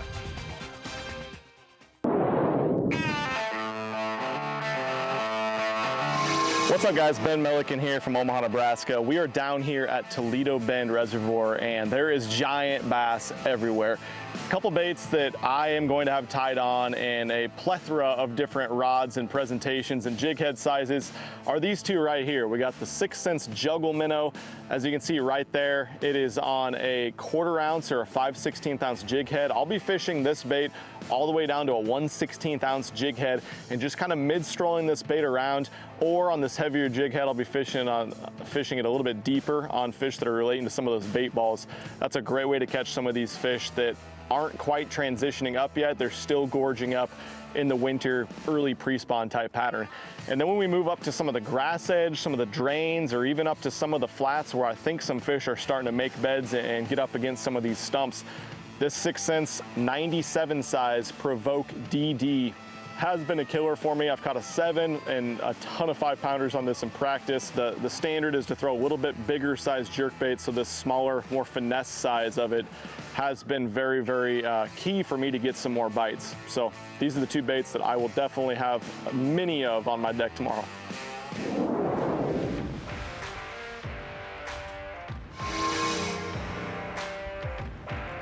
Bass Pro Shop's top lures from Ben Milliken. From that great info, let's get out on the water live with Ben Milliken right now. Toledo Bend Reservoir took an open win here last year and would love to start off his Elite Series career with a win here this week. I was gonna say, he's small. He'll eat it no problem.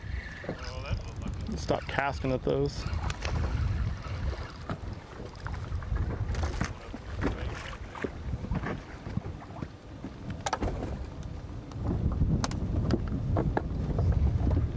I was so ready to see him throwing a spinnerbait right after that Bass Pro Shop top lures.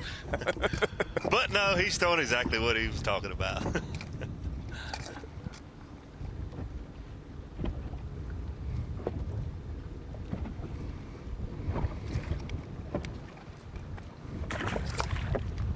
All right, one more casting small one, Brian. Always keeping it real. Just Yeah, when you think no. Seth Fighter has long hair, Yeah, along comes stupid. Ben Milliken. Stupid in this tournament at this lake. So With 5 15 years pounds ago, of damn well. let's say 7 years ago, since that's how long it's been, since we were at Toledo Pen. I know. Would you have thought there would be a rookie on the Bassmaster Elite Series that would come to Toledo Bend with a spinning rod in his hand primarily that could catch more fish on day one than Greg Hackney and Jason Christie with these conditions? No. Never. This time of year? No. And But now I think a lot of people do and did. Yeah. Yeah. Them right there underneath them shad are. 5 years. Spinning rods have, that's one thing that, you say what you want about forward-facing sonar. Spinning rods, for a lot of people that didn't use them, have come, I mean, they'll dominate. Right at the I'd go as far to say that our angler of the year this year will catch more fish on a spinning rod this season than they will a casting rod. Would you take that? Could we track it? Because that's interesting. Well, no, I'll just make it up. I'll say I tracked it. I don't think I'd bet you very much money. I wouldn't bet against that. I mean, I would for $1 just to be saying it, but that's a good point. I don't think I could bet against that. What's 5 Ronnie years doing? ago? I mean, Ronnie's probably got a little sheet out. I'm sure he can just keep a track of it for us. I mean, remember people used to call them sissy rods?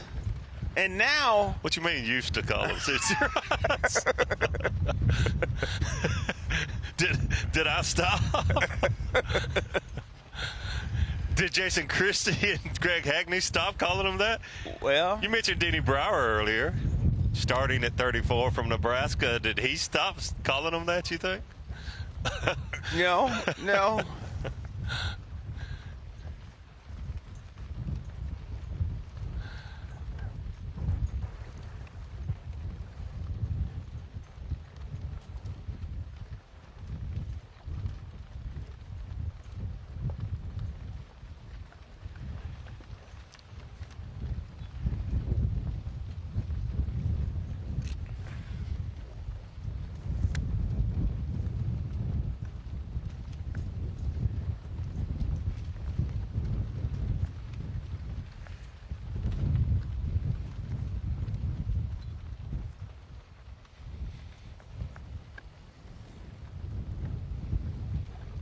I will say, though, in my defense, that, I mean, we're looking right now at Kyle Welcher, our reigning Angler of the Year, and our reigning Rookie of the Year.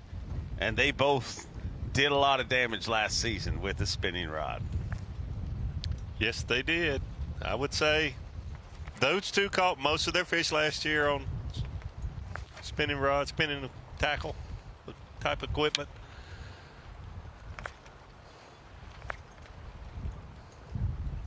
And I mean, that's Angler of the Year, Rookie of the Year. That's as good as you get. Everybody equal to start the season here. It's day one of 2024. Everybody is, you know, a few hours ago was tied. And that's what makes picking things a lot of fun. Let's have a look at our pundits' picks going into 2024. And if you see for AOY, we have either cursed Patrick Walters or we're all idiots and Such knows everything, because everybody picked Patrick Walters except for Such. He went Drew Cook, which is an excellent pick. Rookie of the Year, a little bit more variety there. John Garrett was picked by Zona, also by Ronnie and Tommy.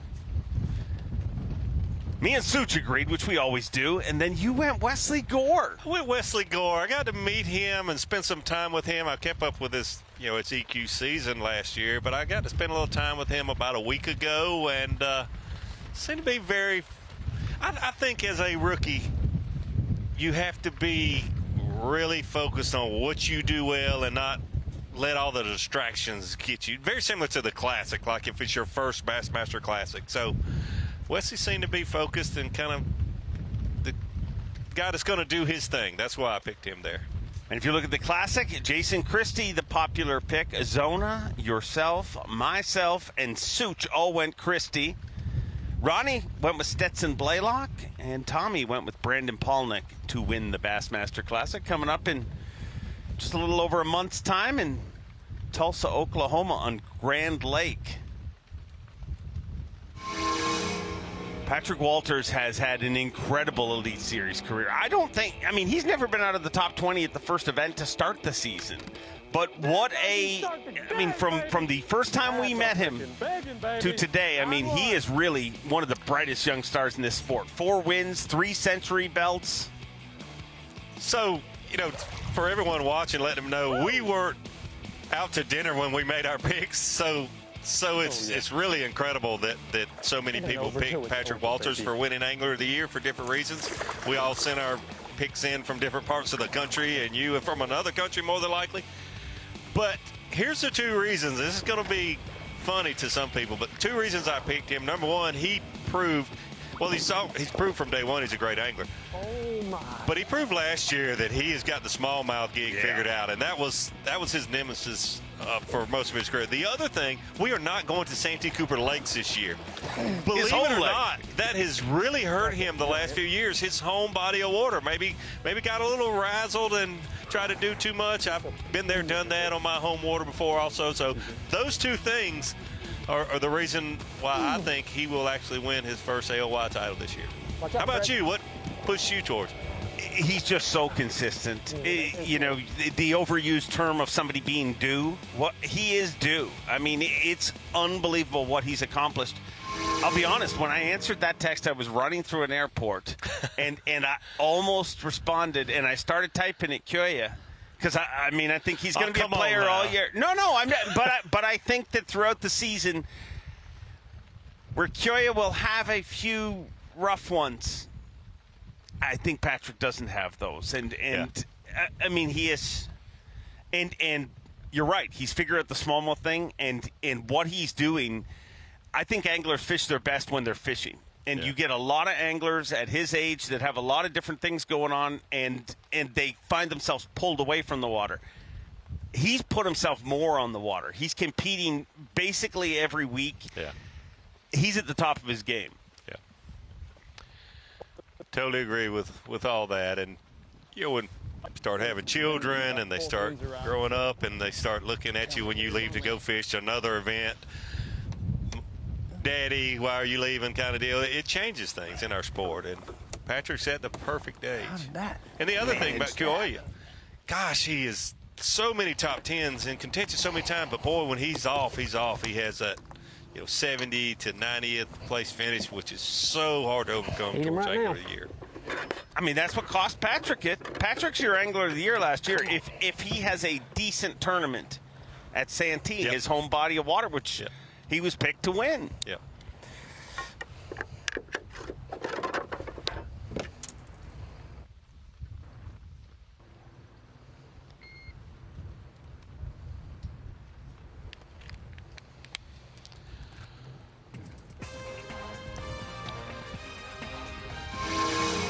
From a 4-box out on the water, Toledo Bend. Davey Hyde, you know what that music? That means it's lunchtime for me and you. Lunchtime for me and you. You know, that hour flew by. It's good to be back with you here in 2024, Dave Mercer. It is great to be back, but atop the leaderboard, Kyoya Fujita with 29 pounds, 10 ounces. Who in that top 10 is going to make a charge, Davey Hyde? I really think that we're going to see Ben Milliken make a charge in the next 2 hours. All right. Well, don't go anywhere because the crew will be back in the studio. TZ, Ronnie, and Such breaking down the action from the Gamakatsu Bassmaster Elite on Toledo Bend.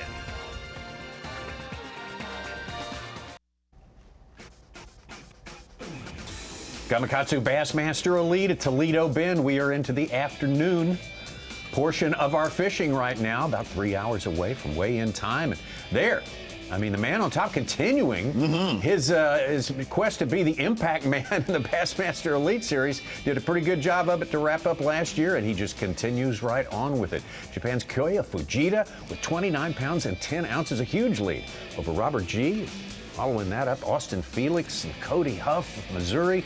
Pat Schlopper of Wisconsin. A lot of diversity of backgrounds there. Great to have you with us here, Bassmaster Live. Thanks to Davey Hyde and Dave Mercer for a great on-location hour there of coverage, and we're ready to launch into the afternoon. We had such big expectations here because of the way this lake has been performing for the past year, but we've had kind of wacky weather turnovers here, and I think they're moving on people, right? I also think the lake has probably been a little bit off here today. Obviously, the lake's got a ton of pressure, and it always does. It's like Gunnersville or Okeechobee.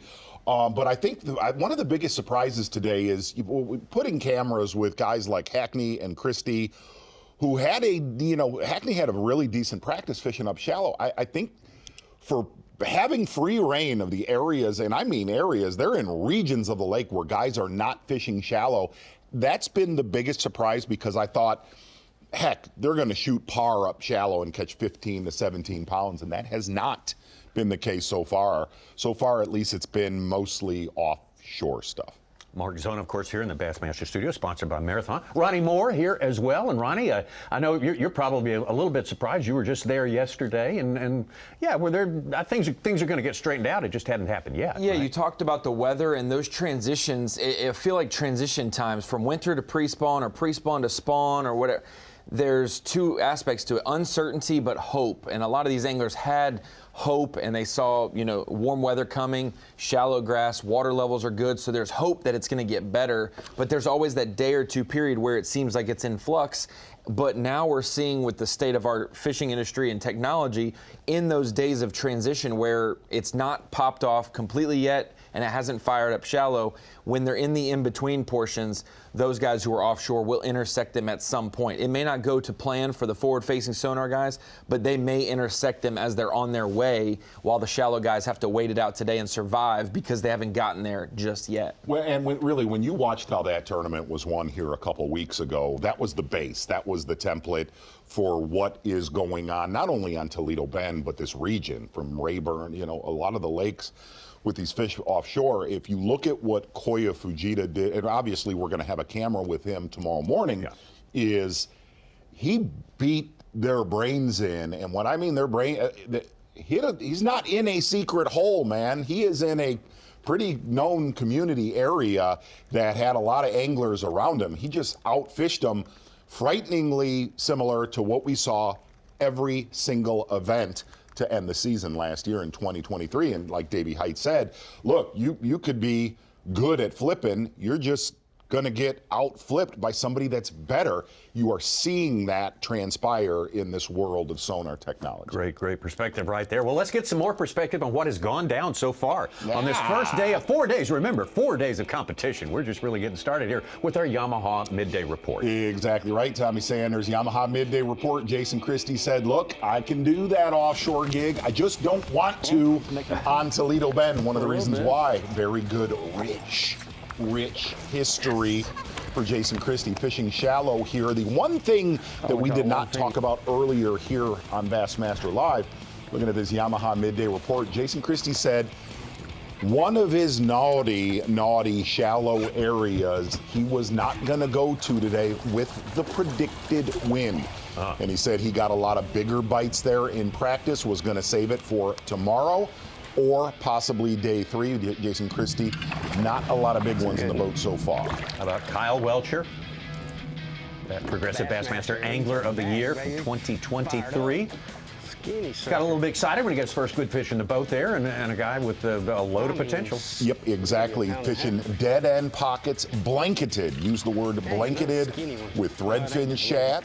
A lot of his fish coming in that. Call it 20 to 25 feet of water, only about 0 to 10 feet down. In fact, throughout practice when we were slick calm, he said a lot of the fish that he caught or got to lay his eyes on, their backs were within 2 to 3 inches of the surface. Notice Kyle Welcher with a slow morning, but catching a good one here minutes ago. Yeah, and he is now up to a limit roughly around 10.5, 11 pounds, which is not what you want at which is not what you want there, but at Toledo Bend. We go over to Greg Hackney as one of the shallow water, I guess, contingent guys, Tommy. Yeah, absolutely. Of course, he was the top 20 last time the Bassmaster Elite Series was here. That was 7 years ago at a different time of year, and seems like everything's different this go around. And really one of the things that Hackney was banking on, number one, fishing shallow in a very popular area on the Texas side of Toledo Bend. And Hackney, just like Jason Christie, was betting on the push, betting on the come, and so far that has not happened for Hackney. 5 keepers in his live well, but mostly males.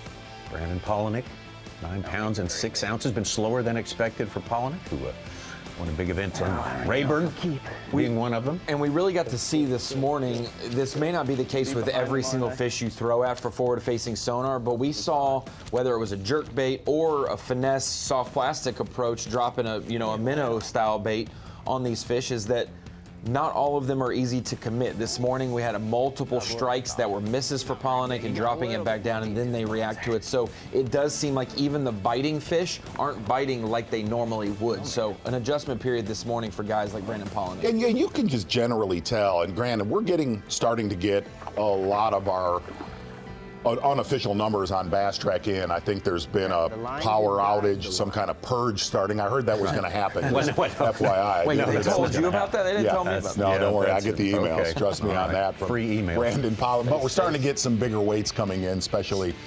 Should see some bigger ones here in the afternoon, being late winter, early spring. Joey Cifuentes, one of the anglers that is using his forward-facing sonar pretty much like every time we're in Joey's boat. Not concentrating on the area of Toledo Bend with grass. He said it is all hardwood, hard timber, stumps, fishing 10 to 15 feet of water. A lot of bites, but quality has not been there so far for your 2023 Rookie of the Year, Joey Cifuentes. Cifuentes, I don't think numbers have been a problem for Joey today. Like for most of our fellows, it's the size of those fish, just not what he was expecting to see out there this morning. And look, a lot of the folks that fish Toledo Bend in this region, our anglers on camera today have caught a lot of fish. It's almost a law of average. If you catch that many bass on Toledo Bend, you're gonna catch a big one. Got to see a solid one here earlier today with Ben Milliken. And what's been interesting with Milliken, he's one of the anglers that we're covering today. Obviously has a win here in the Open Series last year. He's been transitioning from a jerkbait, jig head minnow. Caught a 4.5 pounder early, and he's one of the anglers that told us, look, I saw a 30 to 40 pound stringer on day 2 of practice trying to relocate those fish. But he also thought this warming weather is breaking up a lot of those offshore schools. Now explain how warm weather breaks up a school. Well, what's The transpired. bank recruits them away from the school? It breaks them up out of their traditional wintering holes, kind of where they just don't move around every day. What ends up happening in the winter is the bait kind of stays put and the bass stay with them. And definitely when it gets warm, you get that biological cycle going, you start to see that stuff break up. And a couple anglers noted that being able to see them on forward-facing sonar when they are in a school in a pack of 5, 10 fish swimming around, they swim in straighter lines. But when you get them broken up into 1 to 2 fish, they won't stay tight together. They're going to just swim on their own direction in that general, direction, but all over. And so they said it was much harder to pinpoint those broken schools compared to the migratory route of a big group. That was your Yamaha midday report. That was, in fact, very good. Great one. Thank you. Good job. Not very big, but he should help the cause. I know you're gonna try to jump as soon as I let your mouth get open. See how you keep his mouth wide open? They can't jump when they got a mouthful of water. Which is funny because they live in water. But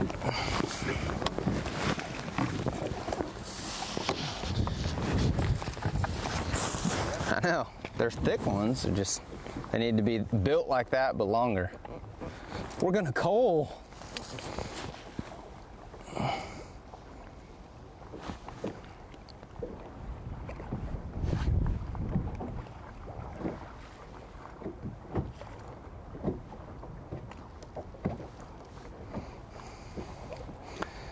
The purple one.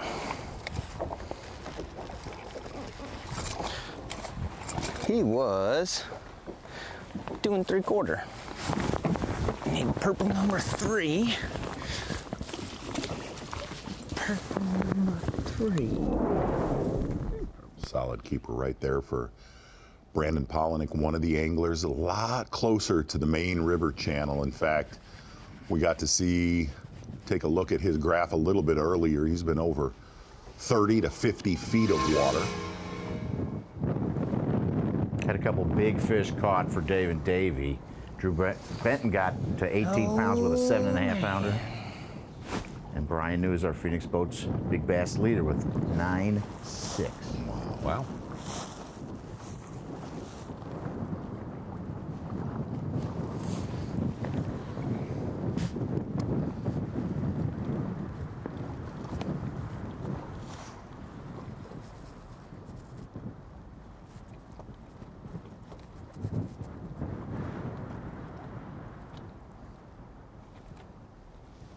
It's gotta be those same fish.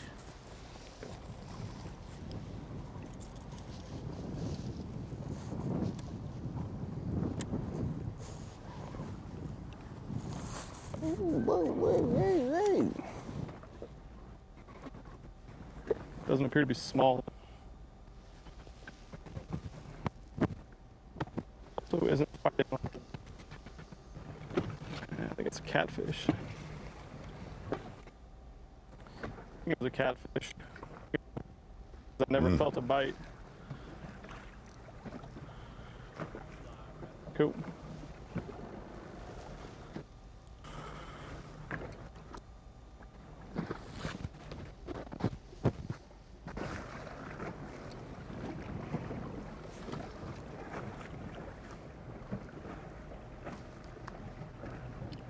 Looking at our map of Toledo Bend, you're looking at a lake that's 65-ish miles long.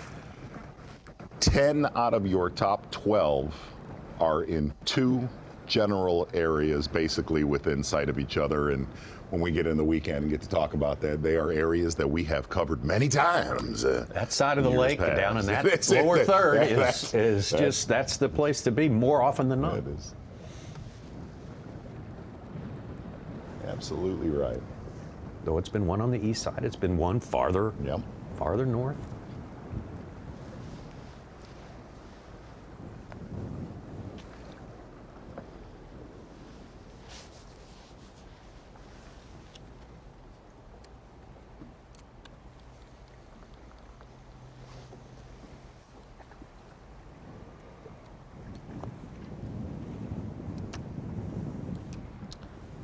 You know, we were looking at, it was interesting to listen to Dave and Davey. One of the things that Mercer was talking about, looking at Milliken right there, known for in a lot of his content, throwing big baits. That's obviously how he caught them last year at the Open here. What that was about. And I asked him about that. I said, are you getting bit on big baits? He said, man, I wish I was, but this is a time of year deal that he does not throw those big baits. He said, I've got to be closer, way closer to the spawn, but traditionally, it's his best time of year for those giant baits are more post-spawnish. My bait very good right now.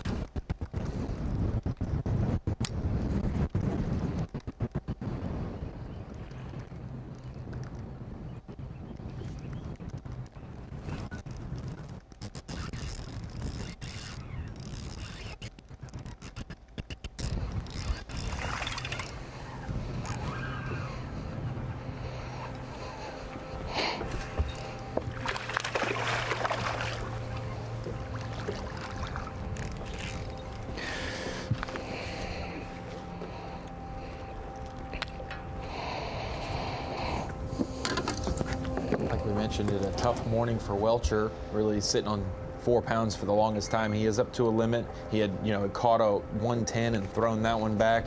He's up to a limit now and looking to see if this will cull for him or not.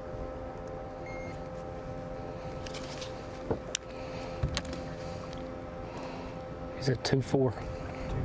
2.4 should be getting rid of a It was bigger than that until he got to the boat. That's when I just swung him. Got a 12-ounce upgrade, 3/4 of a pound upgrade.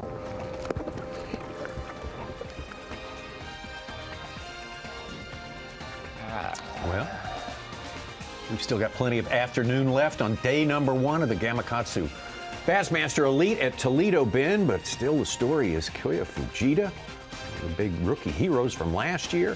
He is going to give you a 30-pound bag. He's going to. I don't see how he can miss. He may have one maybe sitting on one right now as we speak. Robert G., Pat Schlopper, Austin Felix, Cody Huff, and all the way. Ben Milliken hanging in the top 10. Be right back. We got it for you right now, right here on Bassmaster.com. The Bassmaster Elite Series, Gamakatsu Elite. Coming to you from Toledo Bend. Coverage by Mercury. Sponsored by Mercury. Also Power Pole. And by Progressive Insurance.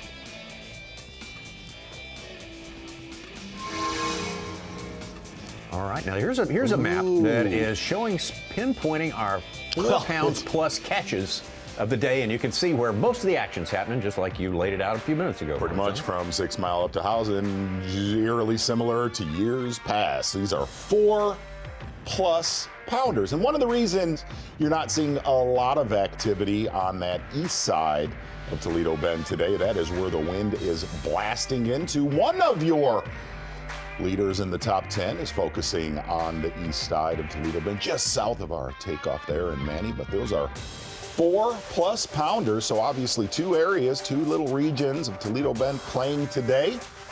Gonna have supposedly lighter wind tomorrow. Should open the lake up a little bit more. Out to Jason Christie and Greg Hackney live. Been with these two veterans with about 15 Bassmaster wins between them all day today. High spots that are on the bank of that drain.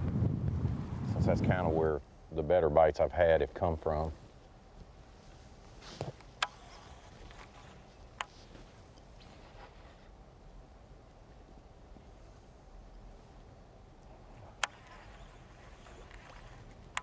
Because it doesn't seem like on this flat water, even though this water's been up here for a month, almost a month, so I mean, it's not like it just doesn't seem like the number of bites or the quality.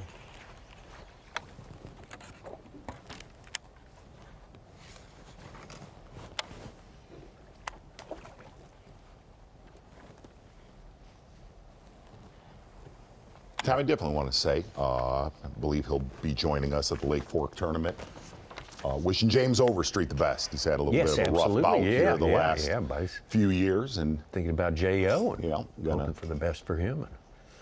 get back dialed in at Fork and definitely at the Bassmaster Classic. Our guy, Great. fool. Yeah, that's right.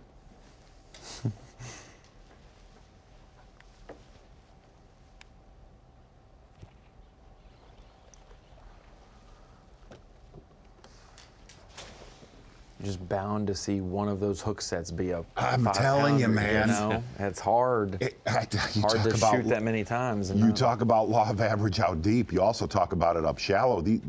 Hackney's caught a bunch today, just not big females, which is stunning.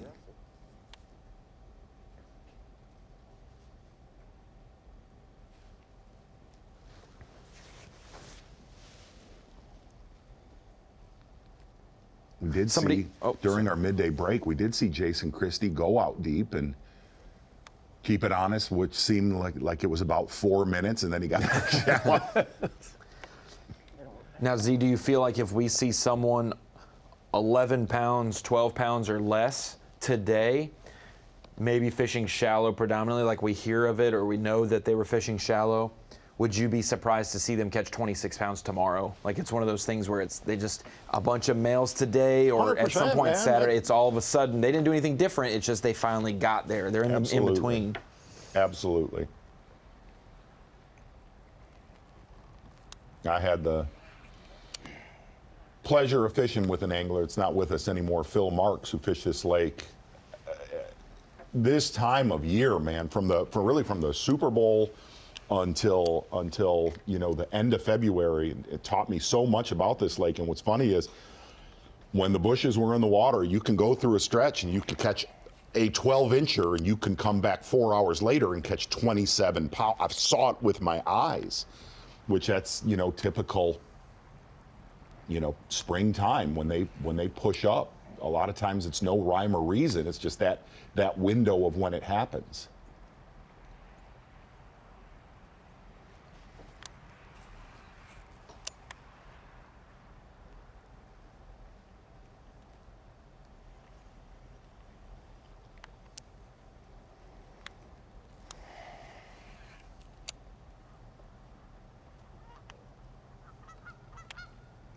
Water definitely has been steadily dropping since the start of practice for these guys, down about 3 or 4 inches.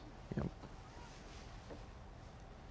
You can see it on that tree right there, simply like 3 or 4 inches a day, last 2 days, and it's just over I don't know that it's going that much a day. It was like 0.23 the other day, and it was like 0.5 this morning or something. So I don't know if that's just a routine or what the initiative is there.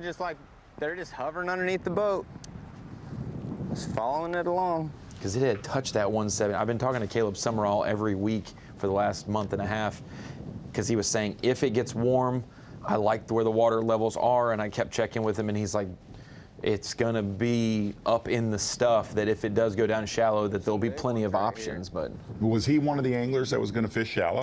Yeah, I do believe so. That he was going to. He put more eggs in that basket than elsewhere. It's Toledo Bend in February. A lot of Louisiana or power fishermen, that's the phrase they say. It's Toledo Bend in late February. Like it's got to happen at some point. And you may see this event one with forward-facing sonar, but you'll still see plenty of good points events and checks come from those shallow guys that Do you think there will be one together. angler in our top 10 on Championship Sunday fishing shallow? Yes. You do? Yeah. Let's go, Tommy. Okay, I'm good with that. I wouldn't even be surprised if it was someone who caught them forward-facing sonar on day 1 and 2 and realized they're seeing a lot fewer fish out there they're intersecting with, and they start following them into the creeks and going shallow. Okay. Whole school of them. It's hard to down there. fish this lake shallow this time of year on a Saturday and a Sunday. It is very hard to do. There's a lot of fishing aficionados that live in the area. Someone did mention there is a 150 boat high school tournament on the weekend, but there was like a 300 one last weekend, so we were both right. But yes, there is one coming up this weekend, someone said. crazy because there are so many weeks in the year. Yep, you know? got behind him.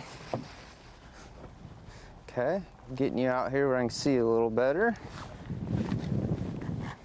It's another big one.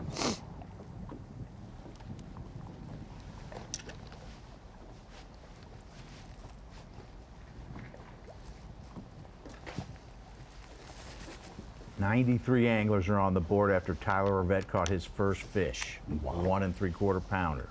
I do think we had, Surprising. yeah, we've seen 40 guys pop in over the last hour and a half on Bass Track, and that's not from they're finally catching fish. It is, I believe, I got cell service. Just a few. I think phones are starting to work again. Yeah, within the past hour, it seems like a lot of phones have come online.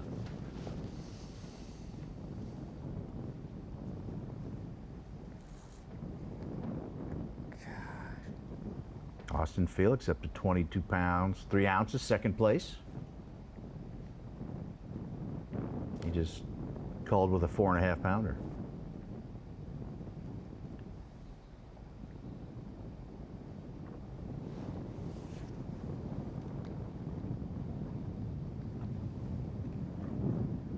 Kyle Norsetter jumping in the top 10 and moving up again to 6th. He mentioned that it bothered him that he only did good enough for us to talk to him one time last year, and that was Santee Cooper. He said, I'm going to do my best so you can talk to me more. So around this little point, then we're good start for Kyle Norsetter if he's in the top 10. Rat fest over here, so. Got 19.5. I mean, I didn't know this lake had fishing that small. I'm like,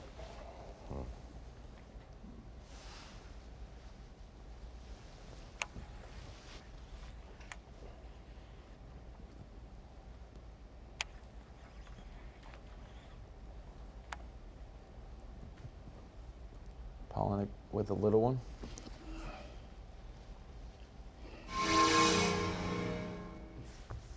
Greg Hackney told us a few minutes ago that the water's been up there a while.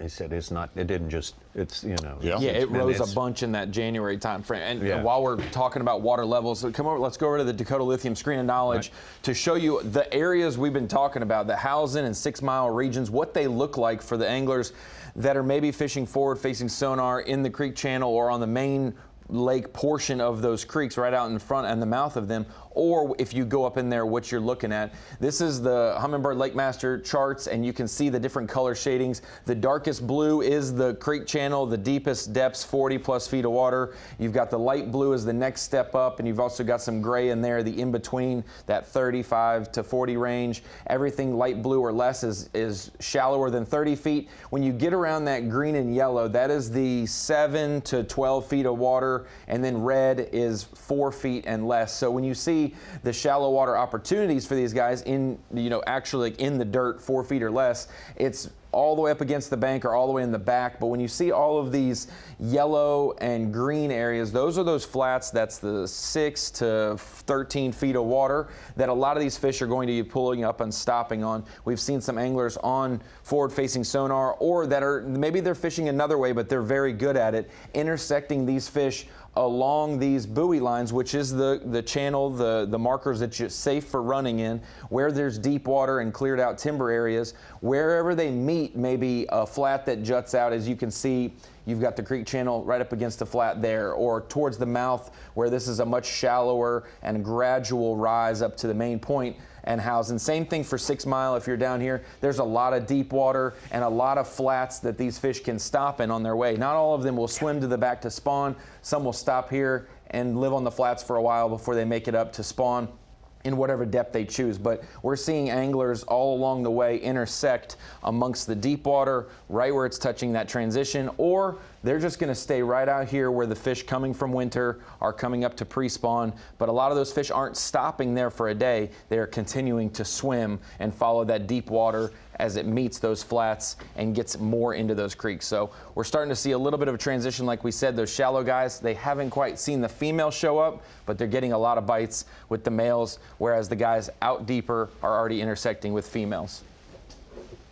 Good stuff. Thank you, Ronnie. I love that map there. That's colorful. You talk about when the weekend crowd gets here. Oh yeah, those places yes, are they busy. Yes, there is no doubt about it. Let's get back over to Greg Hackney. Greg Hackney again in his 223rd Bassmaster event.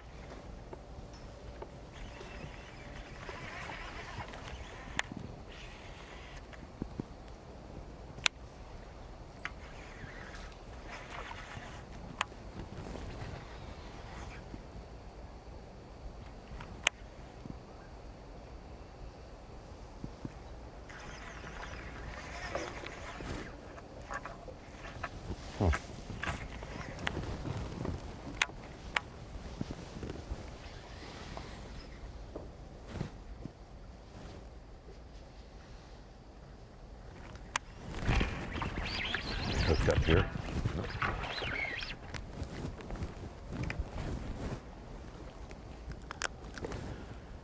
Greg Hackney again in his 20th year, starting his 20th year with the Bassmasters. And the thing about this guy, he's still around the 20th in AOY at the end of every season. I mean, he's one in a million. Tell me now, Absolutely. I've taken a look at this VMCM point. I want to tack something Greg about Hackney, Greg and Hackney. this is my 20th year fishing the Bassmasters.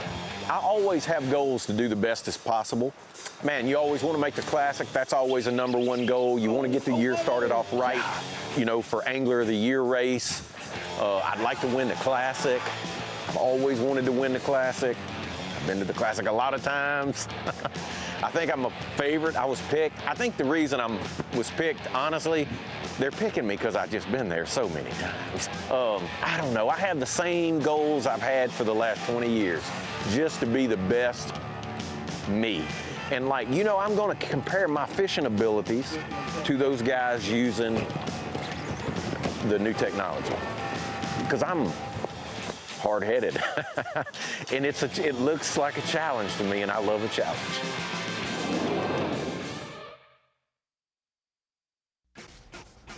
Day one of this Bassmaster Elite Series event, the Gamakatsu Bassmaster Elite at Toledo Bend. Toledo Bend Lake Country, that's our host organization here. People that make it happen. I mean, they draw giant crowds. This place is not what you call it in a huge metropolitan area. It is, you know, it's right here in the west central Louisiana. Manny, Louisiana is a small town, but man, they bring people from Lake Charles, and they bring them from Lafayette, and they bring them from Lufkin and everywhere else. I mean, they do a great job of putting together these always turn out to be big events here, and we do appreciate that.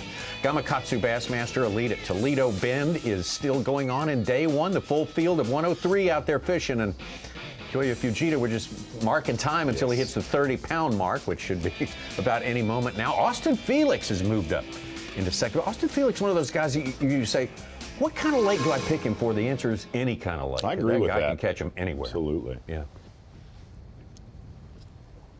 Was named on the short list of Taku's best American friends. Taku's American best friends. Okay. Austin Felix, one of them. Gussie, another one. Yeah. No, it's a dang bass. Oh, he's not American. Never mind, he's Canadian. Dadgum bass. North American. I don't know what to think anymore, to be honest with you. I don't know what these dang fish are doing. I mean, he's the same size as everything else I got.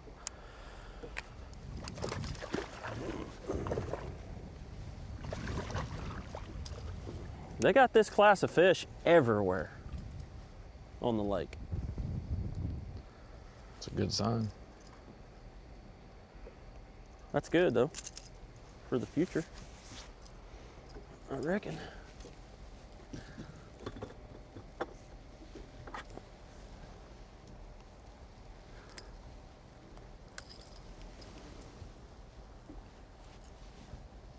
See you, buddy.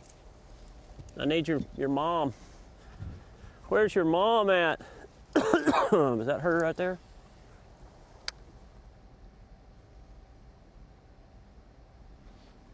So, Tommy, I was going to pull the curtain back for some of our viewers here on Bassmaster Live. I noticed we had Greg Hackney joining you in studio. Sure did. Fantastic job by Greg. No doubt. Loved it. No doubt. Tommy, have you guys grown closer? Because I remember you talked about this being his 20th year. I remember back 20 years ago working with you. It started off, you guys, he would target you. He would unintentionally. No, I remember. It was after the Pittsburgh Classic. I think he called you the hull monitor. The hull monitor. Oh, no, that's when I was in his boat. Right. That was Wiley. It was. Yeah, it was. Yeah, 05. Yeah. I was in the boat with him the day before. The media, With that mustache, friendo, you could pass for vice principals, right? Well, I've With a always slash of been Schneider. told by one Jordan Lee and his brother also that I look like a ninth grade civics teacher. So that's I guess that's my brand. Hey, that's impressive. You The guys boys did. know civics. By the though. way, not many of our viewers would know who Schneider was at this point. You guys did a great job covering the opens with him.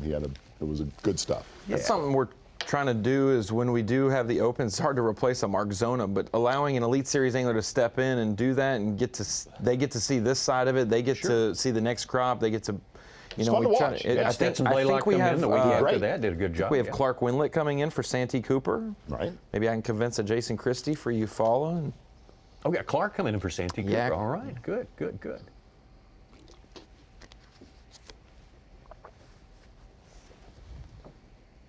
Yeah, it's weird to think this is a 5 events in 6-week stretch. 2 opens, then we have 2 elites, and then we have another open, and then we'll go and pause for the Bassmaster Classic, and we'll be halfway through our season for And the we'll open. have an open the week after that. Yeah, don't we? yeah, basically. While we have a little slow period here, I know a bunch of us picked Christie for the Classic, but I will tell you something. Back in that 2016 Classic, that what they call him, the double E that he won.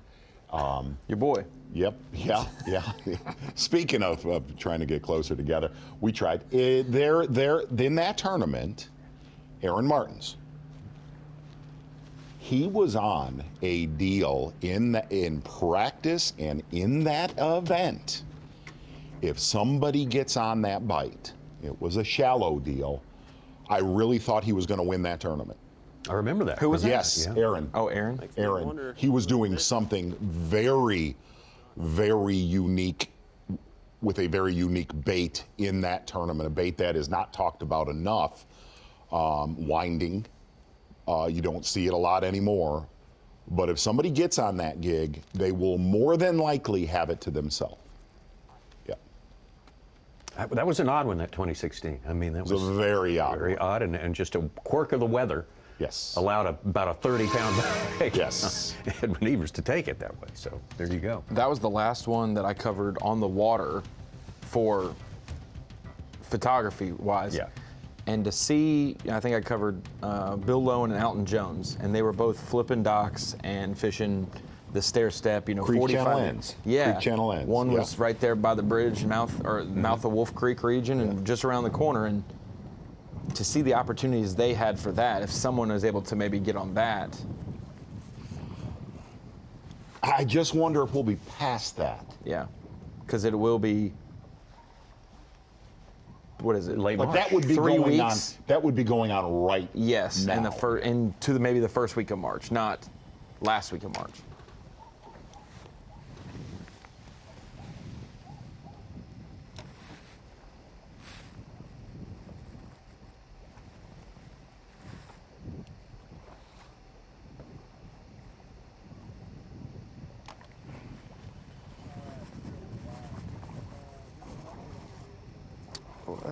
It has been much slower than I expected.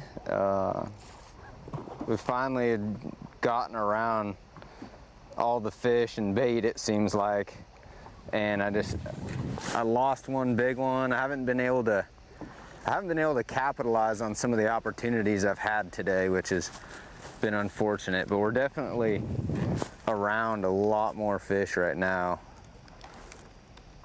in comparison to what we've been the rest of the day. I mean, they're swimming all over.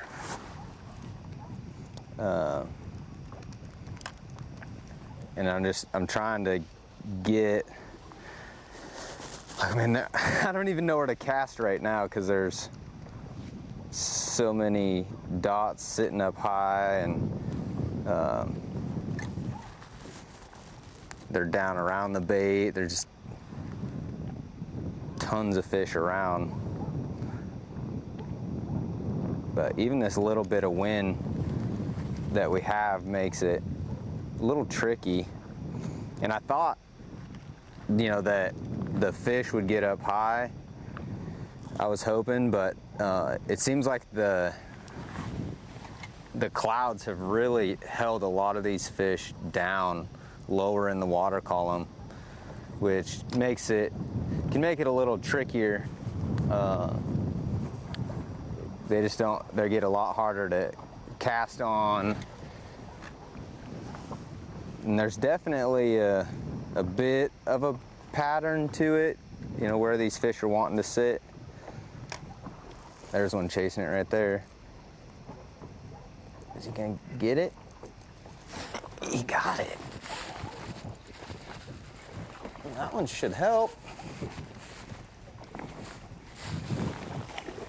Yeah, he'll get rid of one of them little 1-pounders. Get that jerkbait out of the way. He's not the 5s that we're looking for, but he'll help our cause right now. Come on, buddy. They're thick and healthy. We've definitely gotten around a lot more fish in this last little bit. They just need to get a little bigger. But even though I lost that one, it's a good sign to see that fish around, because that will mean there's probably some more big ones around. 5 is yellow. Yellow number 5. Excuse me.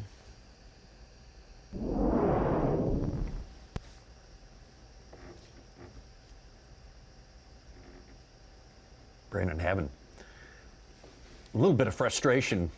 We saw it this morning. Just he was locating him, just couldn't get him to bite. Just could not. We've seen a lot of that today. Yeah. That was just right. As always on days two. I really wanted to catch him on a jerkbait today. Into the weekend, it'll be interesting to see tomorrow. High in the water column, and you know what made the difference for your leaders compared to what we looked at today.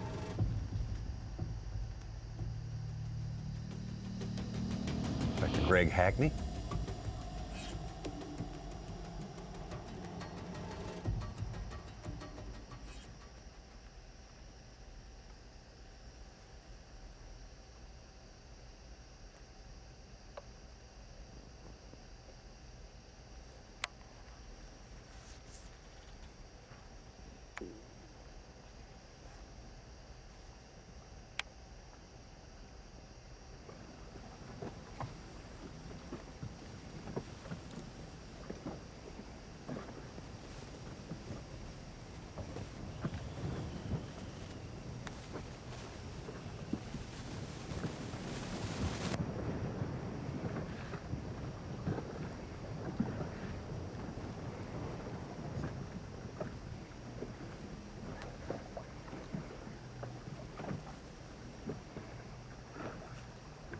Then Milliken has slipped out of the top 10. Corey Johnston, Brian New. The wind went down. Others have moved up. I know we're not in it, but yeah, I would say so. Alex Wetherell's in there at 8th. He's got 10 pounds on 2 fish and 19 total. Steve Kennedy has 4. He's up to 19th, 4 for about 17 pounds. He's got one of the right ones, a 612, and another one's pretty good, 5.0.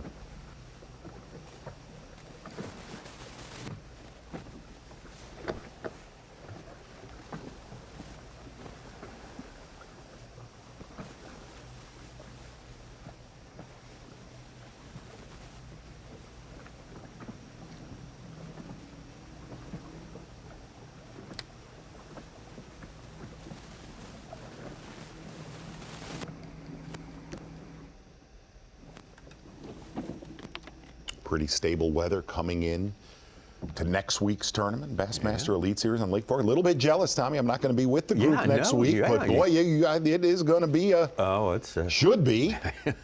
It has been the last 3 times. Sesh. Oh boy. Again, we haven't been there exactly this time either, have we? No, very early. Very early. If you could put your jealousy on a scale of 1 to 10, what is your jealousy? I'm going to get mine where I'm at. I can promise that.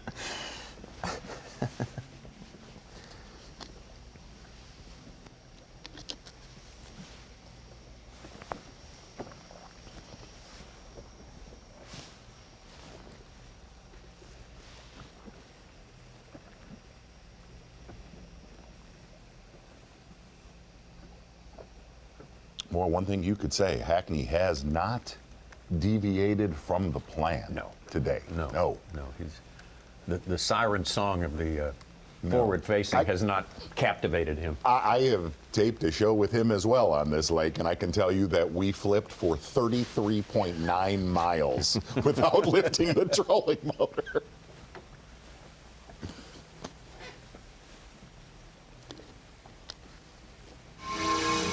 That is right. A week from today, we will join you at 7 a.m. Eastern Time. Here we go. Up in the Sabine River system, way north, and a good bit west as well, up toward Dallas. It's 29,000 acres. Little Katy right there, boy. Lake Fork, yes, that's right. We will have a big time there. Small lake that just fades all the pressure and just keeps pounding out the Giants year after year. Legendary Lake Fork, Texas. Butch and Glade, all gonna play. It is gonna be, yep, it's all gonna be good. It always is. So a big bang to start our season. Toledo Bend and Lake Fork Bassmaster Elite Series is underway. Day one moving right along here at the Gamakatsu Bassmaster Elite, Toledo Bend, Annie, Louisiana. All this live coverage brought to you by Yamaha. So happy with our live coverage today, technically wise, because I mean, all we heard was like phone systems were crashing all over the country when we came in here. We thought, oh my gosh, are we even going to have pictures? Are we going to have scores? And we've had both. You know, there may be some scores that we're unaware of, but that's kind of par for the course when you talk about a big giant place that's fairly remote. But I got to say, we're happy reason to be at the weigh-in. I mean, that's one of the best places in the country to go to a weigh-in right there at Cypress Bend. Cypress Bend Park is fabulous, and the crowds are great people too. Understand we have a Wayne Troops. Wayne Troops. Troops is Grammy performing. nominated. See, he's playing sometime this week. We'll have to get you some details on that as part of the 4 hours Bass on the Bend celebration. Be there by the evening. Yeah. Thought it was gonna be a big one. Did I break my hook? No.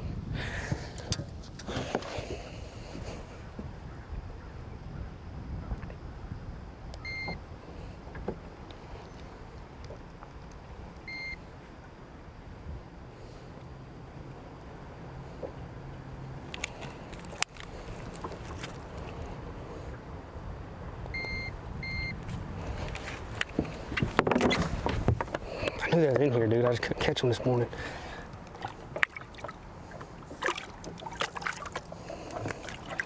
That's 3 pounds? Yep. Mm-hmm.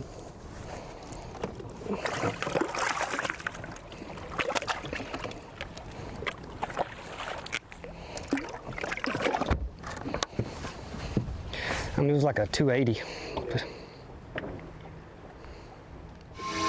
It's a movement up top. Pat Schlopper into second place. So 5'6" gets him up to 23.5 pounds. A little more than 6 pounds back of Fujita. Very worried and frustrated with practice. Was uncertain yesterday in the line. I talked to Schlapper, and I said something about next time you get on live, and he's like, not going to be on live this week. I am doing terrible and not. It's a turn. I am not excited. Look out for, always.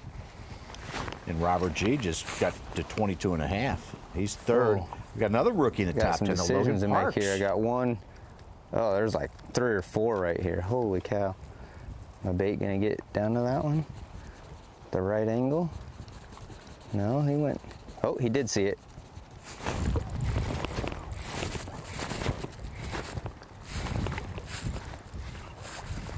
A little more meat.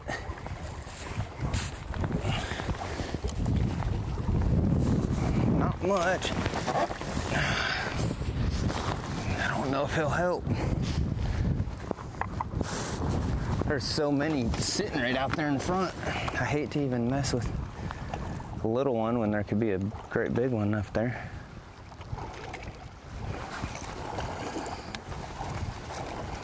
Whoa, whoa, whoa, whoa.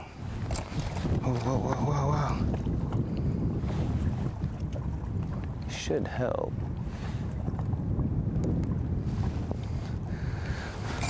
Get rid of that old first bass we caught.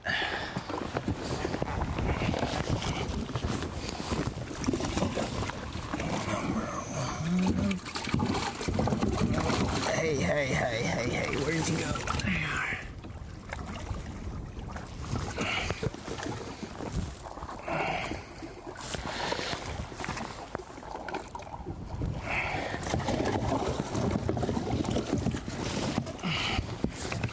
All right, we're making upgrades. You want to talk about the opportunity to learn? Just looking at the Kiyoya Fujita photo gallery on Bassmaster.com right now. Shane Durant took him. There may be a communication barrier between Marshalls and Kiyoya. Yeah. Kiyoya has his back graph set up just like they do for the cameramen sometimes, where you can see it. And so just sitting in the back of the boat watching what he's throwing at and the way he does it and presents baits is a masterclass opportunity for Marshalls if you do get paired with him and you're worried about, I'm not going to be able to talk to him all day. Watch and learn. It's right there in front of you on. Yeah, you can see the business that's going on. Yeah. But there is a great gallery on Bassmaster.com of his day one. I know what you mean.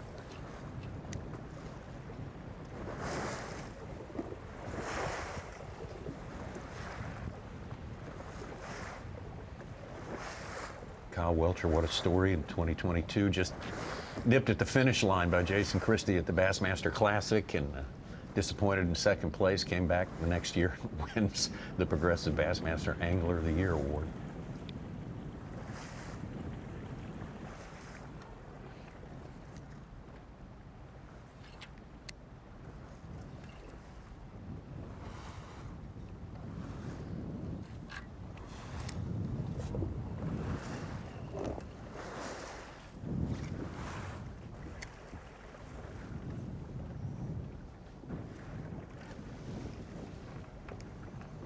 Schlopper, another nice one, a 4 3/4. He's up to almost 25 pounds.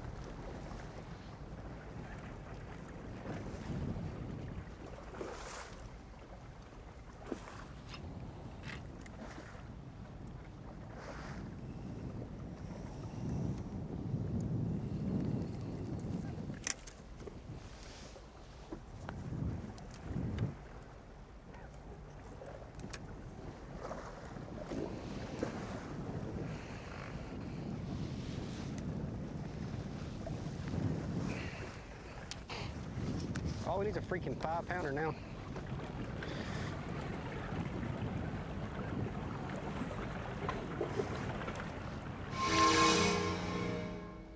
Let's go back and check in on Ben Milliken. Been a bit since he's put a good keeper in the boat. It's dropped out of the top 10, but not very Solid far. day. Solid day. Good day. Yeah. This is action last year from his big win. St. Croix Bassmaster Open here at Toledo Bend, 3-day event, 77 pounds. What a pace he was on. Appreciate Ben and his cameraman Cole, I believe, giving us this footage to be able to showcase his win, because he did not only, he was already on the map for a lot of people who have watched YouTube fishing and angling, but for the Bassmaster Tournament Trail, the second Open of last year, for him to do it in dominant fashion that way, guys who averaged basically 20 pounds a day were getting smoked because he had set the pace of 23, 24 pounds a day. Was able to make the Bassmaster Classic this coming year at Grand Lake because of this win, and obviously qualified for the Elite Series. After 7 more events that season, he needed a big performance at the Harris Chain, and he got it with a top 5 finish to be able to sneak into that. He was a ninth one of the place last guy. 2 spots. Top 9 only make it in. That was pretty dramatic. So it's a year to remember for Ben Milliken. We'll take a look at this year as far as our Tackle Warehouse EQ qualifier. I guess that's a leaderboard there. Yeah, the top 10 right now, points leaderboard. Paul Marks from Lake Lanier there in Georgia has done great at both Okeechobee and at Lake Ouachita last week. Ditto for Easton Fothergill, who just missed the cut at Ouachita. And this is, you know, it was all people under 30 years old that qualified this past season, with the exception of Milliken, who was 34. But I said this year, just based on who's fishing and the lakes we're at, the time of the year, that I could see 2 or 3 college anglers, 2 or 3 veterans of the Opens, and then 2 or 3 former pros. And that is exactly what our top 10 looks like right now, with 3 former touring pros: Ishman Road, Dakota Ebert, Clark Ream at the bottom of the standings there. A couple college guys: Tucker Smith, Easton Fothergill. You've got Emil Wagner and Paul Marks, who are young but not college fishing route. And then you've got some great Ozarks anglers: Andy Newcomb, Joe Weiber. Tommy, who's your pick for Angler of the Year in that? Angler of the Yes. Year in that? Yes. I would say the young man from, I think, Paul. Yeah. Really? Paul Marks, yeah, You? absolutely. I'm going to Emil Wagner. He's good. I want to pick Dakota. Man, I do. Dakota's going to be there. I think Emil's hot name because he won the All-American as well. Andy Newcomb, if you do not know him. Really? Hammer. Okay. Lake of the Ozarks. Lake of the Ozarks, hammer. He got in 1 Open last year, made a top 10 at Like his home Caleb lake. Williams. No, better leadership qualities than that. Easy. With the leadership quality. Mr. Bears fan. He's my guy now. Oh, yeah. Soon. Or not at all. But I think, yeah, Andy Newcomb got in 1 event last year, home lake, made a top 10, texted me and said, I'm getting a life membership, I'm signing up for the Opens, I want to fish the Elite Series. He got a top 20 at Okeechobee and a top 10 at Ouachita. I think he can do it no matter where we go. He's a pick of destiny? I think that he's going to be set up well. All right. Got a long way to go, and I think next stop for them, Santee Cooper. Yep. That's right. So 2 weeks from now. Yeah, it's like on us. They'll be practicing. They'll start practice when we cut the field to the top 50 at at Fork. So next Saturday. The EQ program, if you're just picking up with us, is a second year for that. It's anglers who enroll in that fish all 9 St. Croix Bassmaster Opens in a season, and it's a grueling schedule, but it makes it a great test for entry into the highest level, which is this right here, the Bassmaster Elite Series. Got 3 different qualifier styles to get to the Elite Series just in this 4-box, with the Nation represented by Brandon Polinick. You've got the Opens with Welcher and Cifuentes. And I'm not sure back in the day, 2002, 2003, 2004, I don't know the qualification to get to the Elite Series like Greg Hackney made it back then, but I guess top 150s or different deals in order to get to what was formed as the Elites. Well, tour status, yeah, was a big part of it, of course.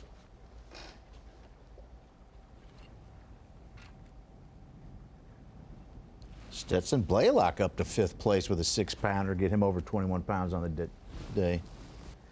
Well, I guess we'll see how long they can keep it up, but Welcher and Blaylock were the only 2 anglers to make every single check cut for day 3 last year, and they're both trying to keep that streak going now.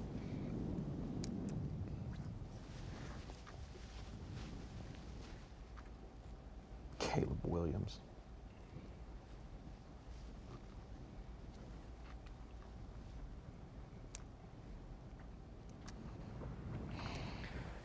God almighty.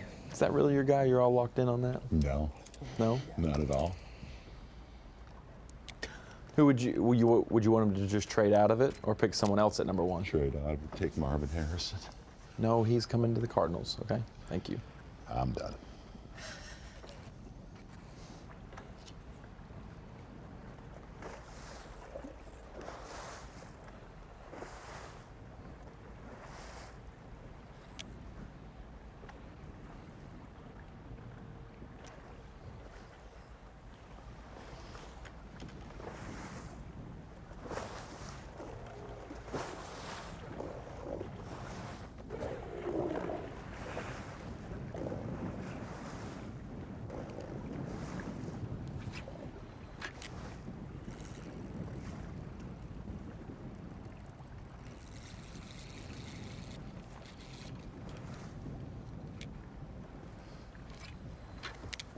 Well, Hackney had 2 areas that he said he was going to do this in today, and he has got to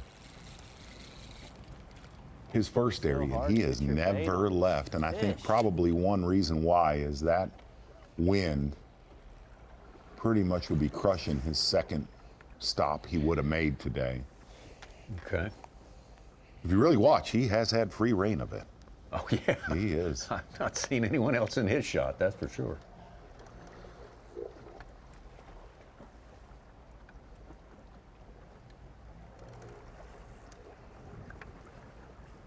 Cameraman Wes Miller said he felt the wind was totally starting to shift and starting to growl out of the north, is what Wes said.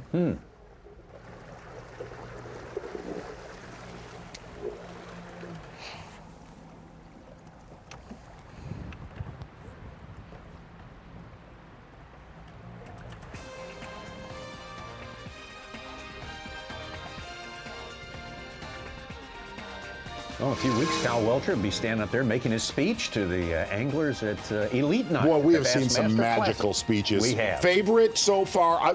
Let me throw mine. Scott Canterbury, bar none. Sure. It still might be going on. It had it had emotion. It had duration. Yes. It had Loved a it, lot of though. things. Loved it. Elite Night's a big deal. Honor the winner of last year's Angler of the Year award. Kyoya Fujita still on top right now, still dominating on day number 1. The thing about lakes like this is they're everywhere. I mean, that just makes for a better tournament, right? Bigger weights, and we have a pretty stable warming trend. Unfortunately, it's not staying as cold as I would like it to be because I think we could really have some giant bags. I think we will anyway. I was anticipating a large group of fish moving shallow. The lake was not super cold when we got here, but we had a couple really cold nights, dropped the water temperature back to say 55 in the mornings. Yesterday afternoon when I quit the last day of practice, it was 63.5. We're coming up on a full moon, which has a tendency to push fish shallow regardless of the spawn, but because of that time of the year, I am anticipating there will be a group of fish. There's already fish shallow, but there will be a larger group of fish that are moving currently right now. That's the way I will be targeting them. Some of our anglers and their game plan for this and expectations for this thing, they all want to be where they're coming to. That's the whole ball of wax out here on the Bassmaster Elite Series. This is just day number 1. And Z, do you expect a lot of turnover, a lot of changes day to day? I do in this one. Yes, I do. But it's hard for me to even get a bite. I got a lot of bites this morning, and I really just thought I could run this stuff enough that I could catch, come across some good ones, and that's just not been the case. And the wind's blowing so hard out there, I really can't move around other than in this creek that I'm fishing. So, I'm just trying to figure out, I can't slow down because I don't have any confidence that there's some, when you get around some fish, you'll get a bite. And I just haven't been around that many fish today. All day.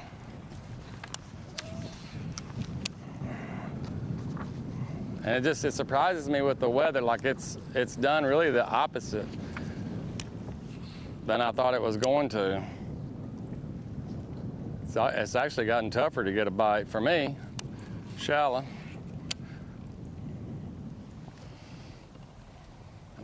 Some of these pockets are just dead. You really don't know that till you get in, or I don't. So just keep fishing.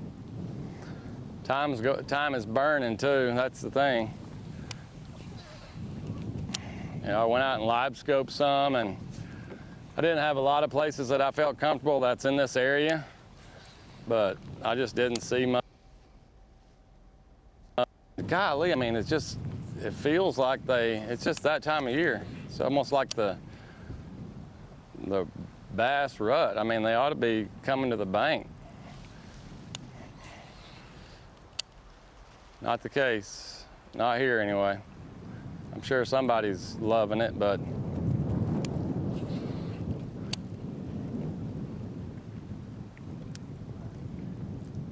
Jason, top 20 the last 2 times the Elites were here. This is 20th place in 2016 and 2nd place 2017. Made a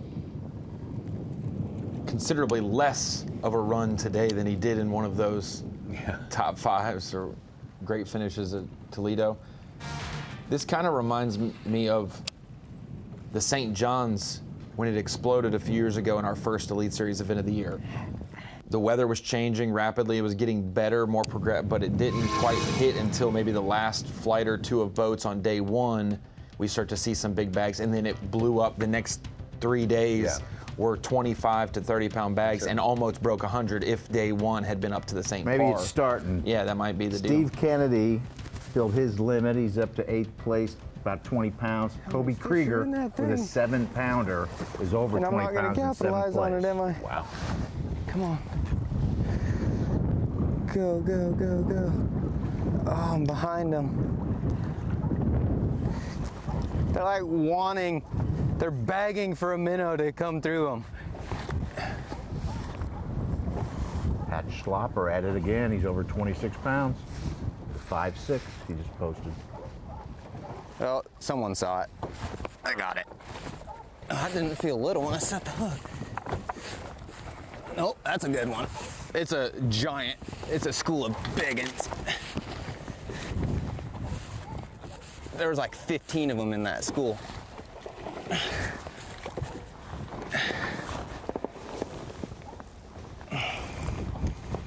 Come on.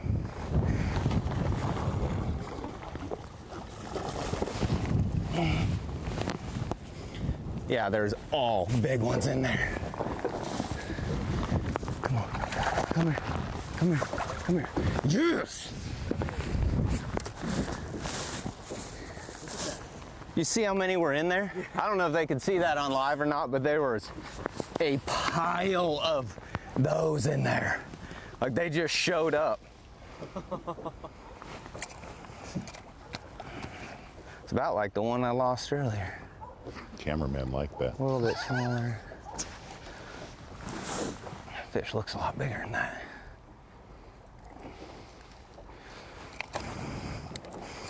Really on a 3.5 pounder? Number one.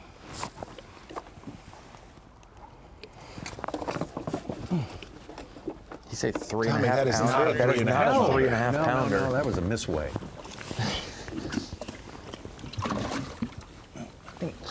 There's no way. Is you? No. Oops. I think so. Friendo. Music only means one thing, seeing the Bass logo, big stage, big dreams. Brandon Pollock needed that one right there, said he has finally found a school of about 15 of those right there. Quote, 3.5 pounder. Don't think so. You needed that. We were hoping for a big one this afternoon. Finally got one on the board right there with Brandon Pollock, who's pretty much lived on the Louisiana side of Toledo Bend.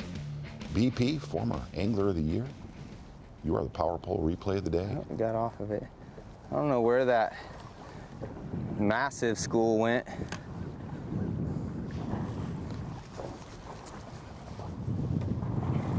That was crazy. They just came cruising through.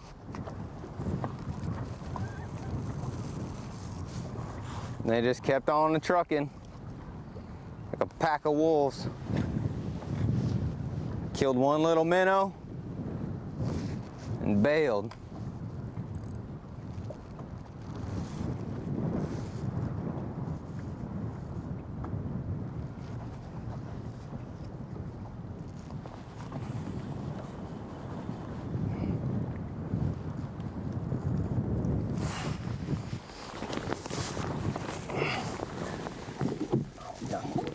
Don't think I don't got a spoon rigged up.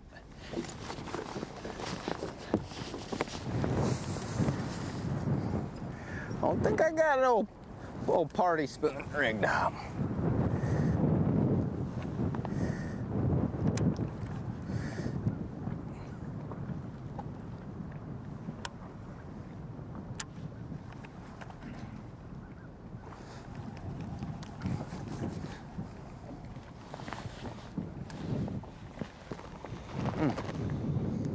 It's actually about. Makes you think of some of the guys who are not on Bass Track. Chris Zaldane Lee Livesey, Brandon Lester, Iconelli, Ito. They can't all be sitting on zero, could they? No, they don't have a ping on their bass track, so they're off the board totally. Well, all will be known when weigh-in time gets here, and for the first flight, guys, that's about an hour and a half away. A little less than, actually, or a good bit, depending on how far you are afield. We've only got 2 anglers on pace for the belts, over 26 pounds, Pat Schlapper and Fujita. 7 bags over 20 pounds, but some people have 3 hours left to fish. Last check was at 4:30.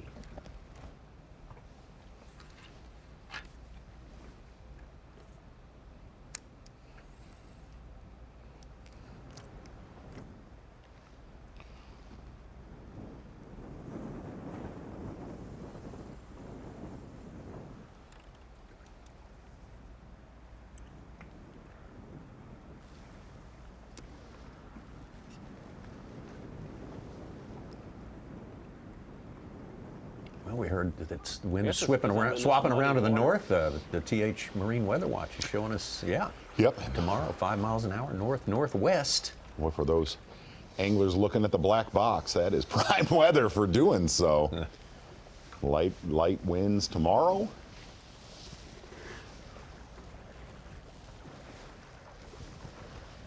Warm. I don't know if it's probably about the same as today, I would think, tomorrow, temperature-wise. I think it looked like, at least on the extended forecast earlier this week, that the lows, the highs might not get much higher, but that the lows were steadily rising. So it wasn't getting as cold each night, but the highs were staying in the mid-70s, it seemed. That Schlapper's added again a 5-pounder. He's cut his deficit. He's over 27 pounds right now. About 2.5 pounds back of Fujita.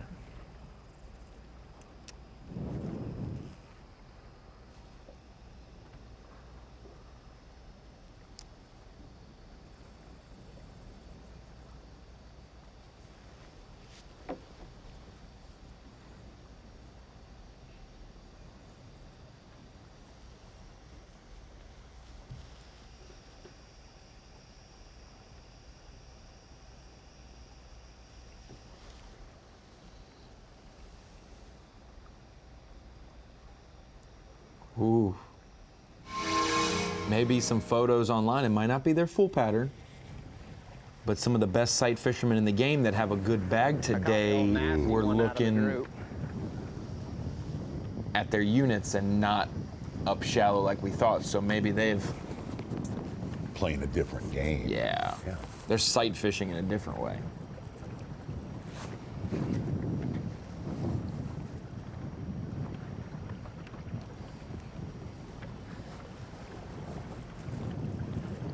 Just a small sample. It could have been one of those guys on the way out of a creek. I'm going to stop and see, but just something we saw. Diving down quick.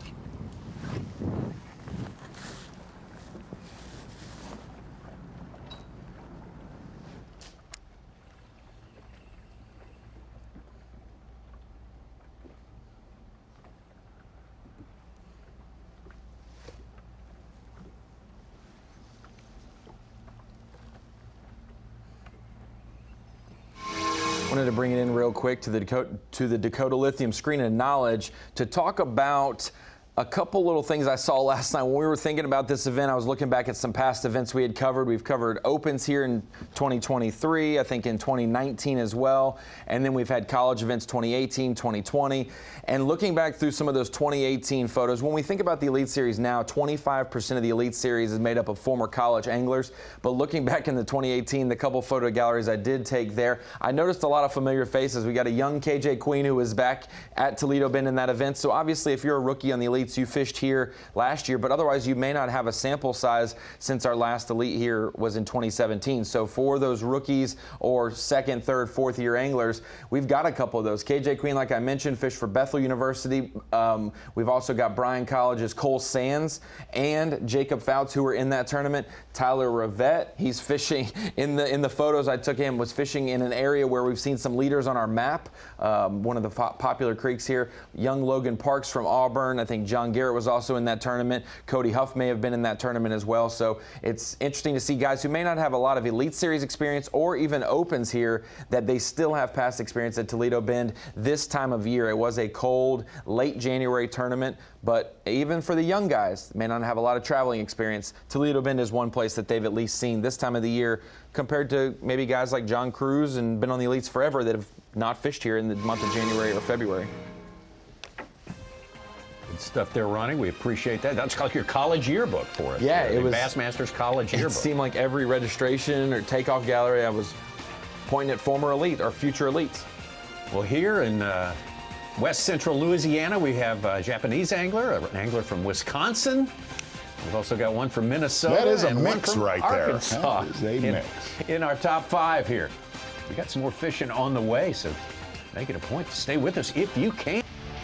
First time in 7 years, Toledo Bend Bassmaster Elite Series. Gamakatsu Elite here, sponsored by Toyota. By Nitro Boats. By Dakota Lithium. And by Humminbird. Less than, well, probably about an hour's time on average for our first flight anglers to their time left to fish out here today. Fujita and on top. How many 20-pound bags today, Tommy? How many 20-pound bags? 15. Yes. Yes. Okay. I like it. Right, I said it that in my mind too. Ronnie said it in his mind, Tommy. We could be wrong together. Okay. He said it in his mind, his mind's eye. Yeah, I'll tell you Fujita. what, the So marathon- impressive. Big performances today. Really, Koya Fujita, like we said earlier, starting where he left off last year in 2023, getting it done here on Toledo Bend.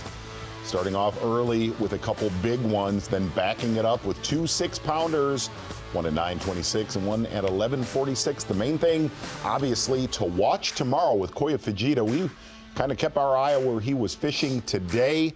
How much company will he have, and how bad did it get hit after he left? Looking at some of the tracking system we had, there are a couple big bags came out of that general region. Koya Fujita was close to a couple other anglers this morning, but your marathon peak performance by far on day one, Koya Fujita. What do you think the movement was yesterday? That's the one big wild card we also have in the first event compared to all others is the off day. And yesterday, it was gassing, but it was more south. It wasn't really hitting the creeks. Like it wouldn't have been windy in the creeks where they are, but it was very warm, bright skies all day. Those fish move considerably. Like, did he roll up on a place where they showed up to, not where he was like, planning to catch them immediately? Do you feel? I don't know what. I'm saying the day off that's so warm. It looks like he landed right on. Yeah, like it could. He got to work pretty quickly this morning. I think a lot of those, and here's why I say that. There are 2 anglers in our bottom 30 that made the comment they were on what they thought was a 200 to 300 fish school throughout practice, and they don't have a 5 bass limit right now. And they were fishing right next to each other. So what I do think happened, a lot of those big schools, maybe not as big of bass, but as big of quality. Look, obviously 3 weeks ago, there was a lot of big 3.5 to 4.5 pound schools, those don't quite appear to be around, at least what we've seen today. Now, we might see the exact opposite being with your leaders tomorrow. Matty Wong popped in with 22 pounds, and Luke Palmer has just jumped up in the tie for third, 22 and a half, with a 9-pounder. My heavens.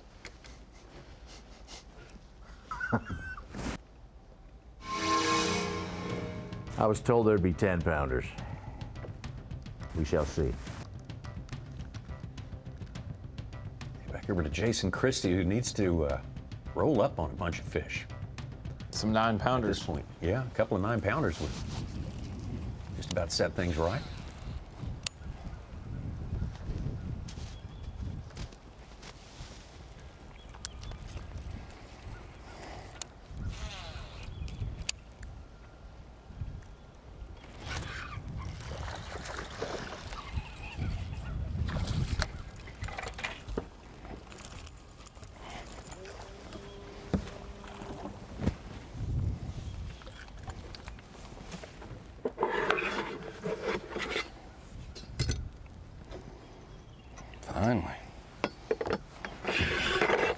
Finally got in some dirtier water.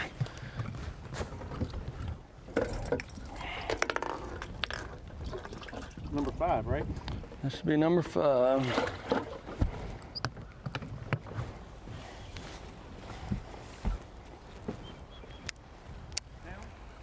Yeah, not very much.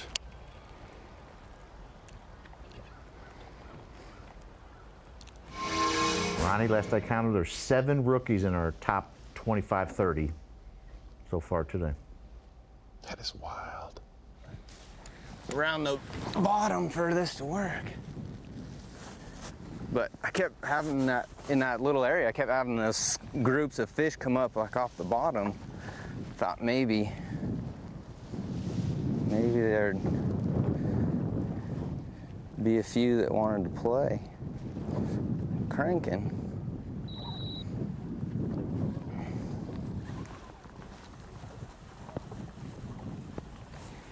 Definitely get right in a hurry.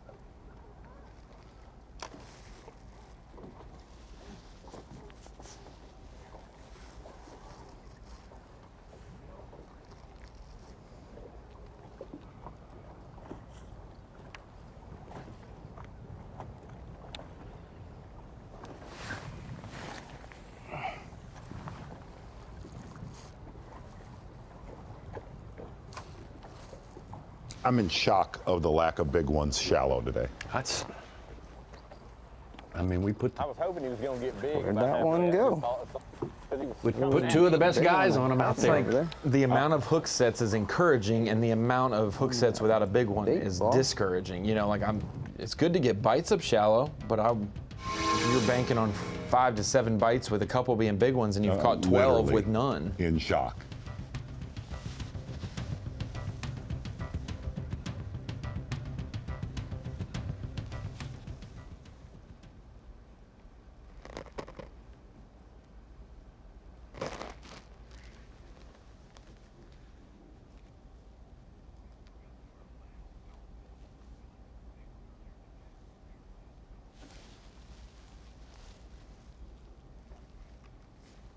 I want to go over on the 20-pound bags today.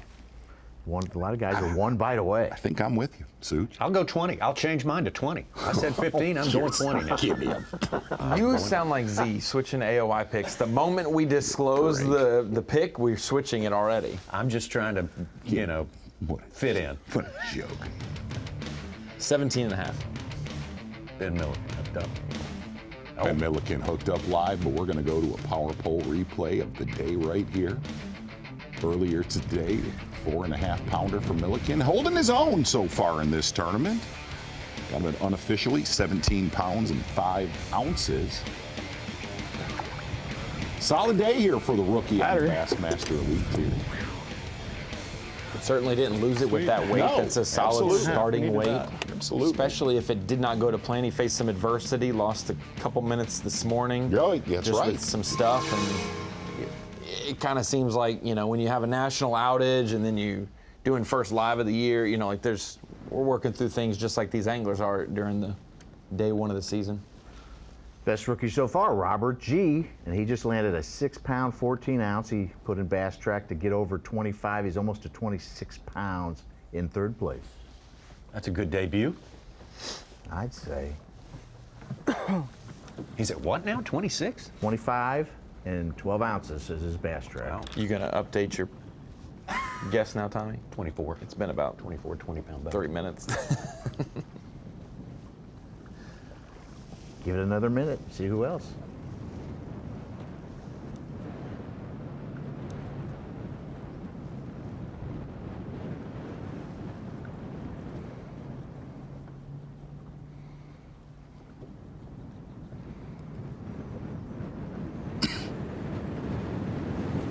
Starting to blow a little bit.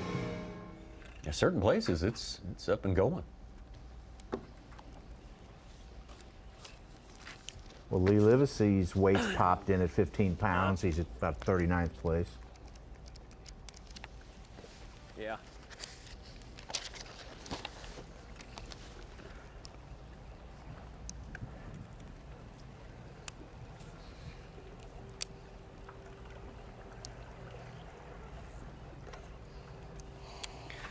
All right, let's go.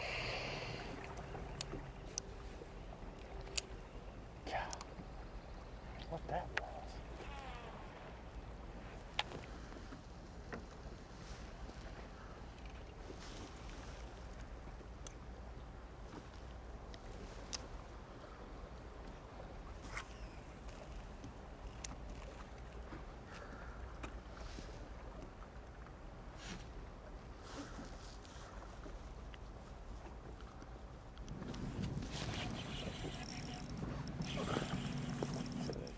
See if Fuentes hooked up. Been a while since his last keeper. Same size, man.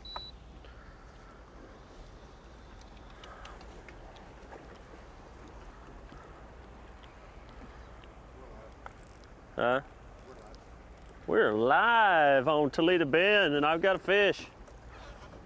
And I'm gonna boat flip him because he's the same size fish that I've been catching, and I can't seem to get a bigger one. Struggling today, but catch a fish, having fun. Can't complain. Can't complain. I caught a lot of fish shallow. I don't know, there's so much bait pushed up in these pockets, and I'm seeing a lot of fish around them, and so, I mean, that's what I'm going after. Looks like some really, really good quality ones. But most of the time they're not very big, so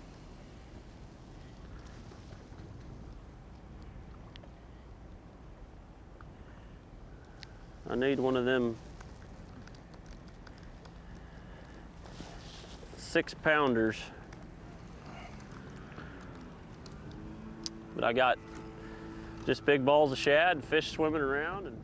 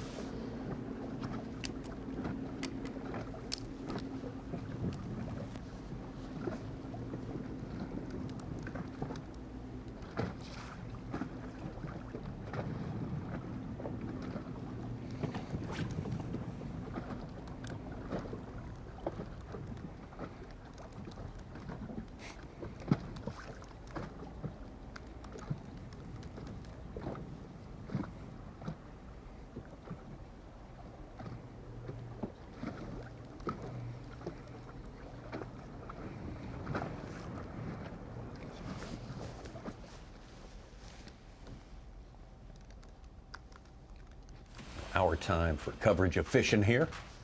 The Gamakatsu Bassmaster Elite at Toledo Bend. Day number 1 is drawing close to its end. Closer and closer to weigh-in time. Spent a lot of time with this man, Ben Milliken, the rookie. Impressive work. Definitely a solid day for Milliken. Definitely holding par, as you said. Ronnie got out there with Greg Hackney. Got to see a little bit of shallow water fishing with him and Jason Christie. But one thing for sure, we'll be with all of the leaders tomorrow into semifinal Saturday. So look for a big day 2 here on Bassmaster Live on Toledo Bend. You bet. This is only the first of 4 days here. Expect to see some changes on the leaderboard. And of course, today, you definitely want to check out the weigh-in. And you're predicting a baseline to go for. You're predicting 20 bags over 20 pounds. For a little bit of a grimy day. Yeah. That's still pretty good. That still is, better than most. Better than most.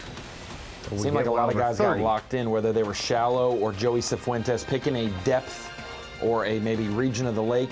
A lot of the same sizes. We never saw a giant with a little one mixed in. It was just all same sizes today. Boy, he is on that Yeti hot seat, Koya Fujita, and I bet it is ripping heat. Right on top of it. You can feel the heat coming Lava. up through that thing. It is something else. The weigh-in starting at 3 p.m. Eastern Time.